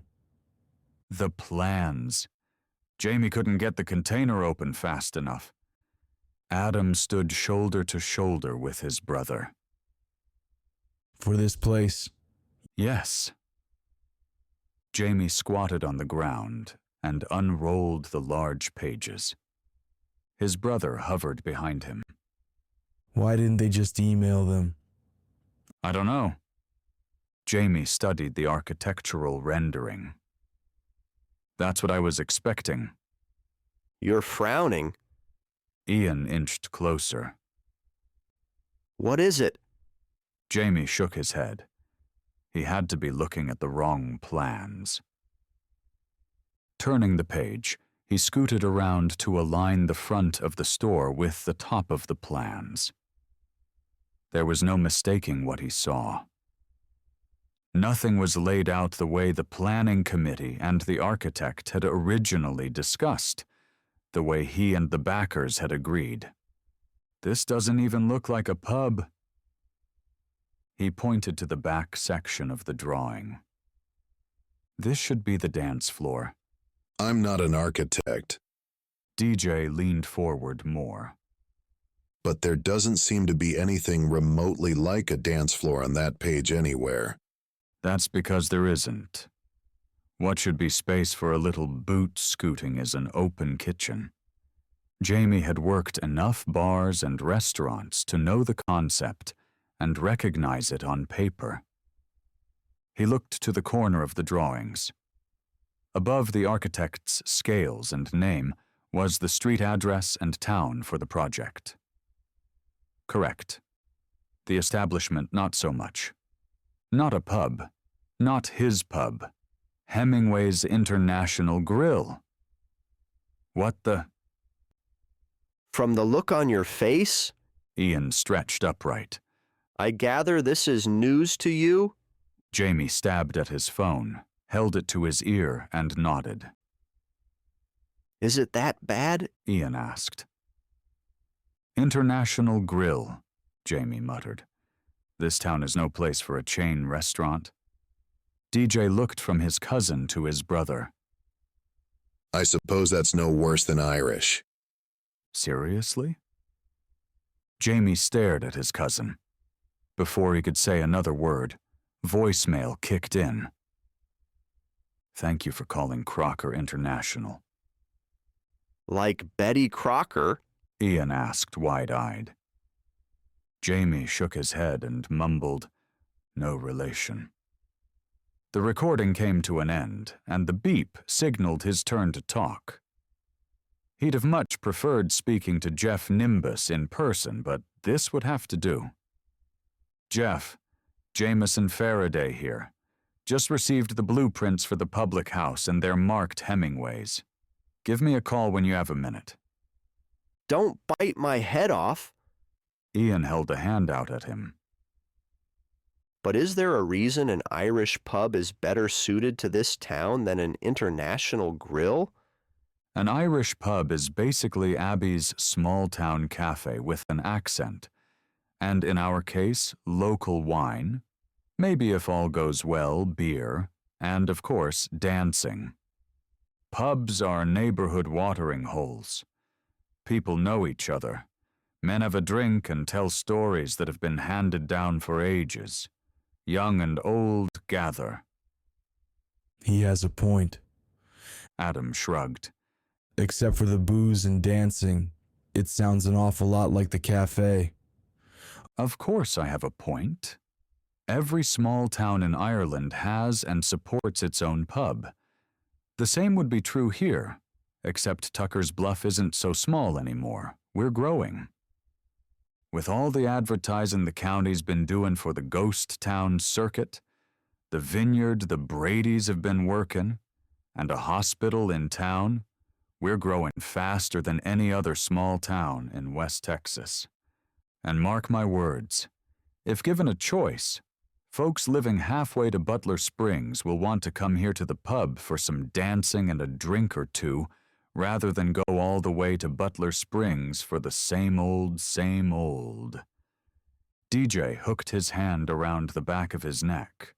I'll admit, if international is code word for fancy and expensive, then Jamie's right.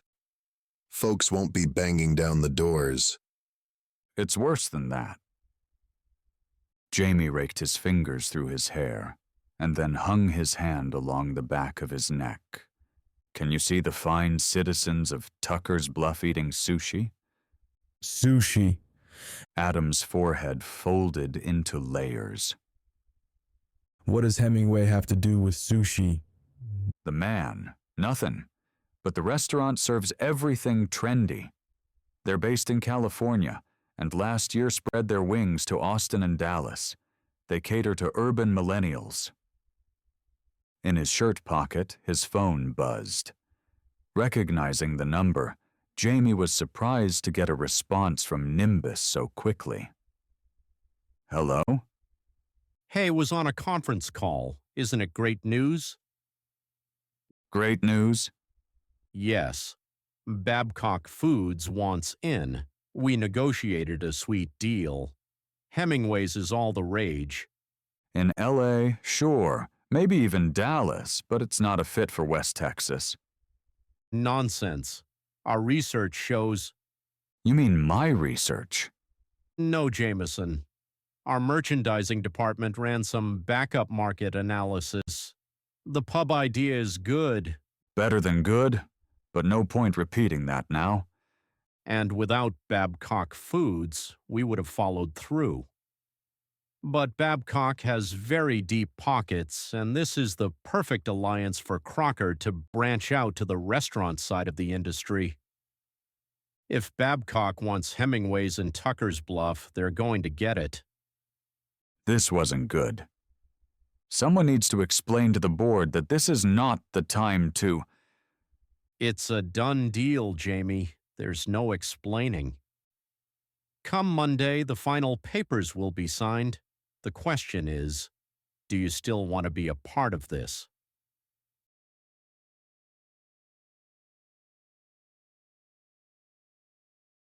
Standing on her feet from dawn to dusk, and then some, was Abby's reality. One she and her painfully expensive shoes had made peace with a very long time ago. Here, drink this. Frank the cook slid a warm mug in front of her. It won't do much for your feet, but it will help your mood. One corner of the man's mouth tilted up in a cheeky grin. I put some of your special stash in it. She kept a bottle of Bailey's under the counter for the occasional customer who needed a little something extra in their coffee after an especially rough day. Or night. She didn't care much for the taste of it herself, unless it was buried deep in something chocolatey, but Frank knew that. The something special wouldn't equate to much more than a splash. His desired intent accomplished. To make her smile. Looking out for her had become a regular part of Frank's routine through the years. Some days she didn't need looking after as much as others, but she always appreciated it, appreciated him. Another slow sip of the chocolatey brew slid all the way down to her toes. Just what I needed. What you need. Frank stepped back and took his place behind the grill. Is a day off. A real day off. Or two. This wasn't the first nor the last time she expected to hear the same advice. You sound like a broken record. That doesn't make it any less true. Would that be the pot calling the kettle black?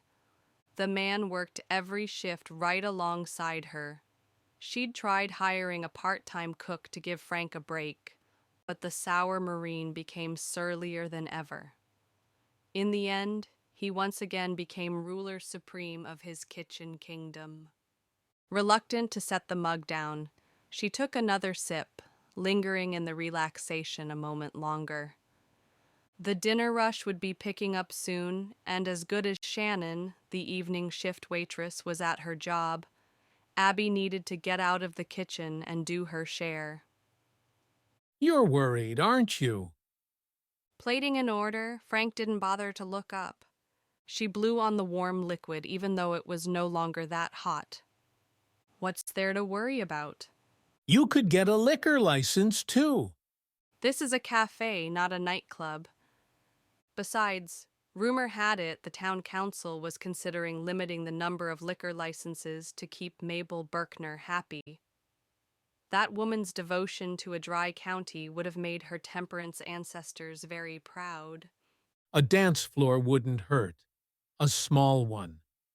He rang the bell for Shannon to pick up her order. They'd had this conversation before as well. The first time had been back when word got about that a new supper club was considering setting up here in town. Then the conversation resumed when the referendum came about to change Tuckers Bluff from a dry to wet town, making the county more appealing to competition. Worried or not, either way, her mind was set about not changing the cafe. Pushing away from the stainless prep area she'd been leaning against, she blew out a short breath. If only she could expel life's aggravations as easily. I'll take that out. Lifting his chin to see over the shiny metal on deck shelf in front of him, Frank leveled his gaze with hers but didn't say another word. He didn't have to. She could see the worry in his eyes. Not that he had any reason to. Today was no different than any other day over the years, except he was right about one thing. She was tired, not just from working 6.5 days a week, every week, but the kind of tired that stopped a heart from dreaming, and after all these years, she wanted to dream again.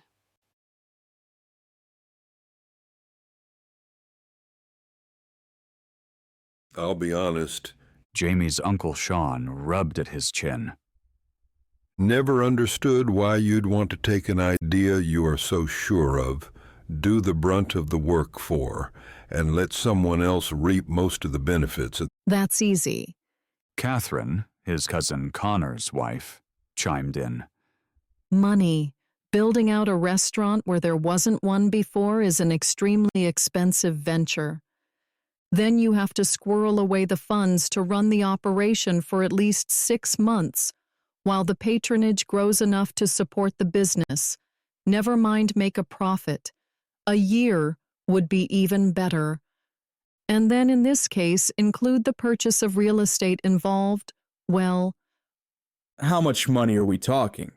His cousin Finn, the youngest of the West Texas Farraday brothers, dropped his ankle over his knee and took a sip of his beer. Nope. Jamie skipped over answering the original question and jumped straight to the next one he knew would be coming. No matter how confident he would not put his family's money at risk. It's why he hadn't said anything to his West Texas kin until the deal was an inch from signed, sealed, and delivered. No money involved? Finn's wife Joanna took a seat on the arm of her husband's chair and grinned up at Jamie. A full-time writer, the woman had an interesting sense of humor and irony, and could tease and rag on the family as good as the members born into the Farraday clan. Aunt Eileen stood up from her spot on the sofa beside his uncle and moved to the ottoman alongside Jamie. When his aunt got that determined look in her eye, he knew the chances of walking through a cow pen on shipping day without stepping on a paddy were greater than withstanding Force Eileen. Glancing around the room of relatives, it dawned on him that almost everyone had that same expression painted on their faces, whether they'd been born a Farraday or married one. He should have realized when his cousins from town and their spouses had shown up for a family supper in the middle of the week that there was more to the visit than hot food and a little moral support. Something else was brewing. Aunt Eileen set her hand on his forearm. We've been talking. When? Except for the time it took to drive from town to the ranch, Jamie had been with his aunt and uncle all evening. She shrugged. I suppose the conversation started back when you first mentioned bringing a pub to Tuckers Bluff. Thought you'd lost your mind. Uncle Sean chuckled. Then I started listening a little more closely to the conversations around town. paying attention to exactly how many folks go driving to Butler Springs for a special dinner or a little Friday night shuffle. More than I'd realized, I'll tell you that. Aunt Eileen rolled her eyes at her brother-in-law. Just 'cause you're a homebody doesn't mean the rest of the world is. Since when is being a family man a bad thing? Uncle Sean's brow knit together. Even family men are allowed to get out of the house once in a while. I get out. Waving a finger at her brother-in-law, Aunt Eileen's mouth dropped open. The barn isn't considered. A loud whistle pierced the air, cutting off conversation. Finn's fingers slid away from his lips. Can we focus, please? Meg, Adam's wife, flashed a broad, approving grin at Finn before picking up the dropped thread of conversation. Look at Friday Girls' Night. We not only spend money for food or entertainment if we go to Butler Springs, we spend a ton on gas, too. Just saving money on driving, never mind the time, would bring an awful lot of folks to a new night spot. DJ leaned forward, resting his forearms on his knees. I'll admit I've been a bit concerned over what this would mean for Abby. Frankly, I think she's a little worried too, though she won't admit it. But Dad's right. This town and folks nearby spend a lot of money trucking all the way to Butler Springs. As long as the place is different from what Abby offers, I think we can handle 2 choices for dinner. What about lunch? Becky, DJ's wife, asked. Jamie shook his head. Not practical. Though with the new direction Crocker wanted to take, he had no idea what the group's intentions were anymore. You're frowning. Aunt Eileen's brows buckled to match his. What are you thinking? His recent concerns over the impact of Crocker's possible new plans wasn't something he wanted to expand on just yet. At this point, he needed to focus on what he knew would work. To start, the pub would be open for long weekends only, Thursday through Sunday. No lunch, no hard impact on the cafe. He didn't have to say anything else. Several men cut from the same gene pool shifted forward or back, but all grit their teeth and nodded. DJ sucked in a long breath. And there are no guarantees what the backers will do now? Jamie shook his head. He should have known better than to assume he'd be the only one in the room to put the pieces together. If they're not following through on the deal as originally planned, there's no telling what else they will or won't do. I'm not in the real estate or restaurant business. Uncle Sean looked to his nephew. But that building has been an eyesore on this town, sitting empty ever since the feed store expanded across the street almost 2 decades ago. Not many people have a need for a place that size, and old Jake Thomas asked a king's ransom of anyone who showed interest. The way I see it, he wasn't at all serious about selling till you brought a deal to the table. There was a grain of truth in what his uncle said.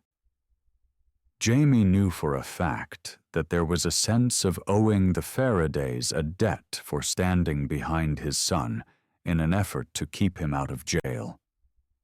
Not that Jamie had been all that sure it wasn't more a matter of timing, wanting all his business deals off his hands, the way he'd sold the feed store to Grace's husband. Regardless, whatever the reason for the old man's change of heart, Jamie was kicking up his heels. Or had been. Actually, Adam spoke up. There's a rumor going around that without Faraday involvement, the old man won't sell. That had Jamie's ears perking up. "Where'd you hear that?" Grace's husband, Chase, smiled and raised one finger. "I may have planted a seed or two when I spoke with Jake this afternoon. Mentioned that I could see where it would have disturbed him to hear Jamie is considering stepping out of the project. The words the new plans were doomed to fail might have been mentioned, along with folks are slow to trust strangers around here without someone from town to back them up." Not bad, hubby. Grace leaned over and kissed Chase on the cheek. She, like Jamie, knew that the deal struck by Crocker was a lower point of sale with a profit percentage over time. Not bad at all. "Hey," he ran the back of his knuckles along her chin. "I may have given up life on Wall Street, but that doesn't mean I've forgotten how to play the game." Game. Could he even consider what his family was setting up for him? Buy the place himself? Single and simple living had allowed him to stash some money. Nothing near enough for an investment like this on his own, or he wouldn't have settled for general manager to a company with Crocker's track record. He'd dismissed business loans as an option. The kind of money he'd need. Loans could be crippling when it came to getting the business off the ground. And even if he were willing to take the risk, he'd need more collateral, and that he didn't have. "Did you know Old Man Thomas carried the note for me when I bought the feed store?" I'd bet with the building as collateral banks would be willing to lend the money for the remodel. Meg volunteered. I may even still have a few connections that can help. He'd forgotten she used to run a boutique hotel and restaurant when she lived in Dallas. Still, the whole idea was simply crazy. Even with his savings and some good connections, with a note attached, the building wouldn't be very attractive as collateral. "Well, I think investing in this town is a smart idea." Uncle Sean skewered his nephew with a stern glare. "I'd be willing to kick in for a share of the building, and I'm thinking so would your dad." A few voices tumbled over each other with comments along the lines of they each had money just burning a hole in their pocket. He knew they weren't lying. He had savings as well, and banks paid miserable interest rates. He also knew that risking their life's savings wasn't the Farraday way. "And before you go thinking this is some silly whim," Uncle Sean waved a finger at him. "there's a condition attached." Condition?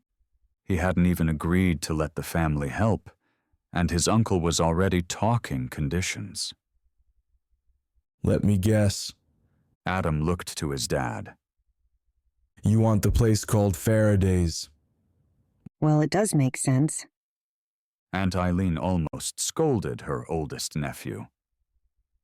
Actually, Uncle Sean spoke directly to Jamie. A good Irish pub needs a good Irish name. Faraday's isn't Irish? Aunt Eileen muttered. I was thinking something a bit older than that. Uncle Sean leaned forward.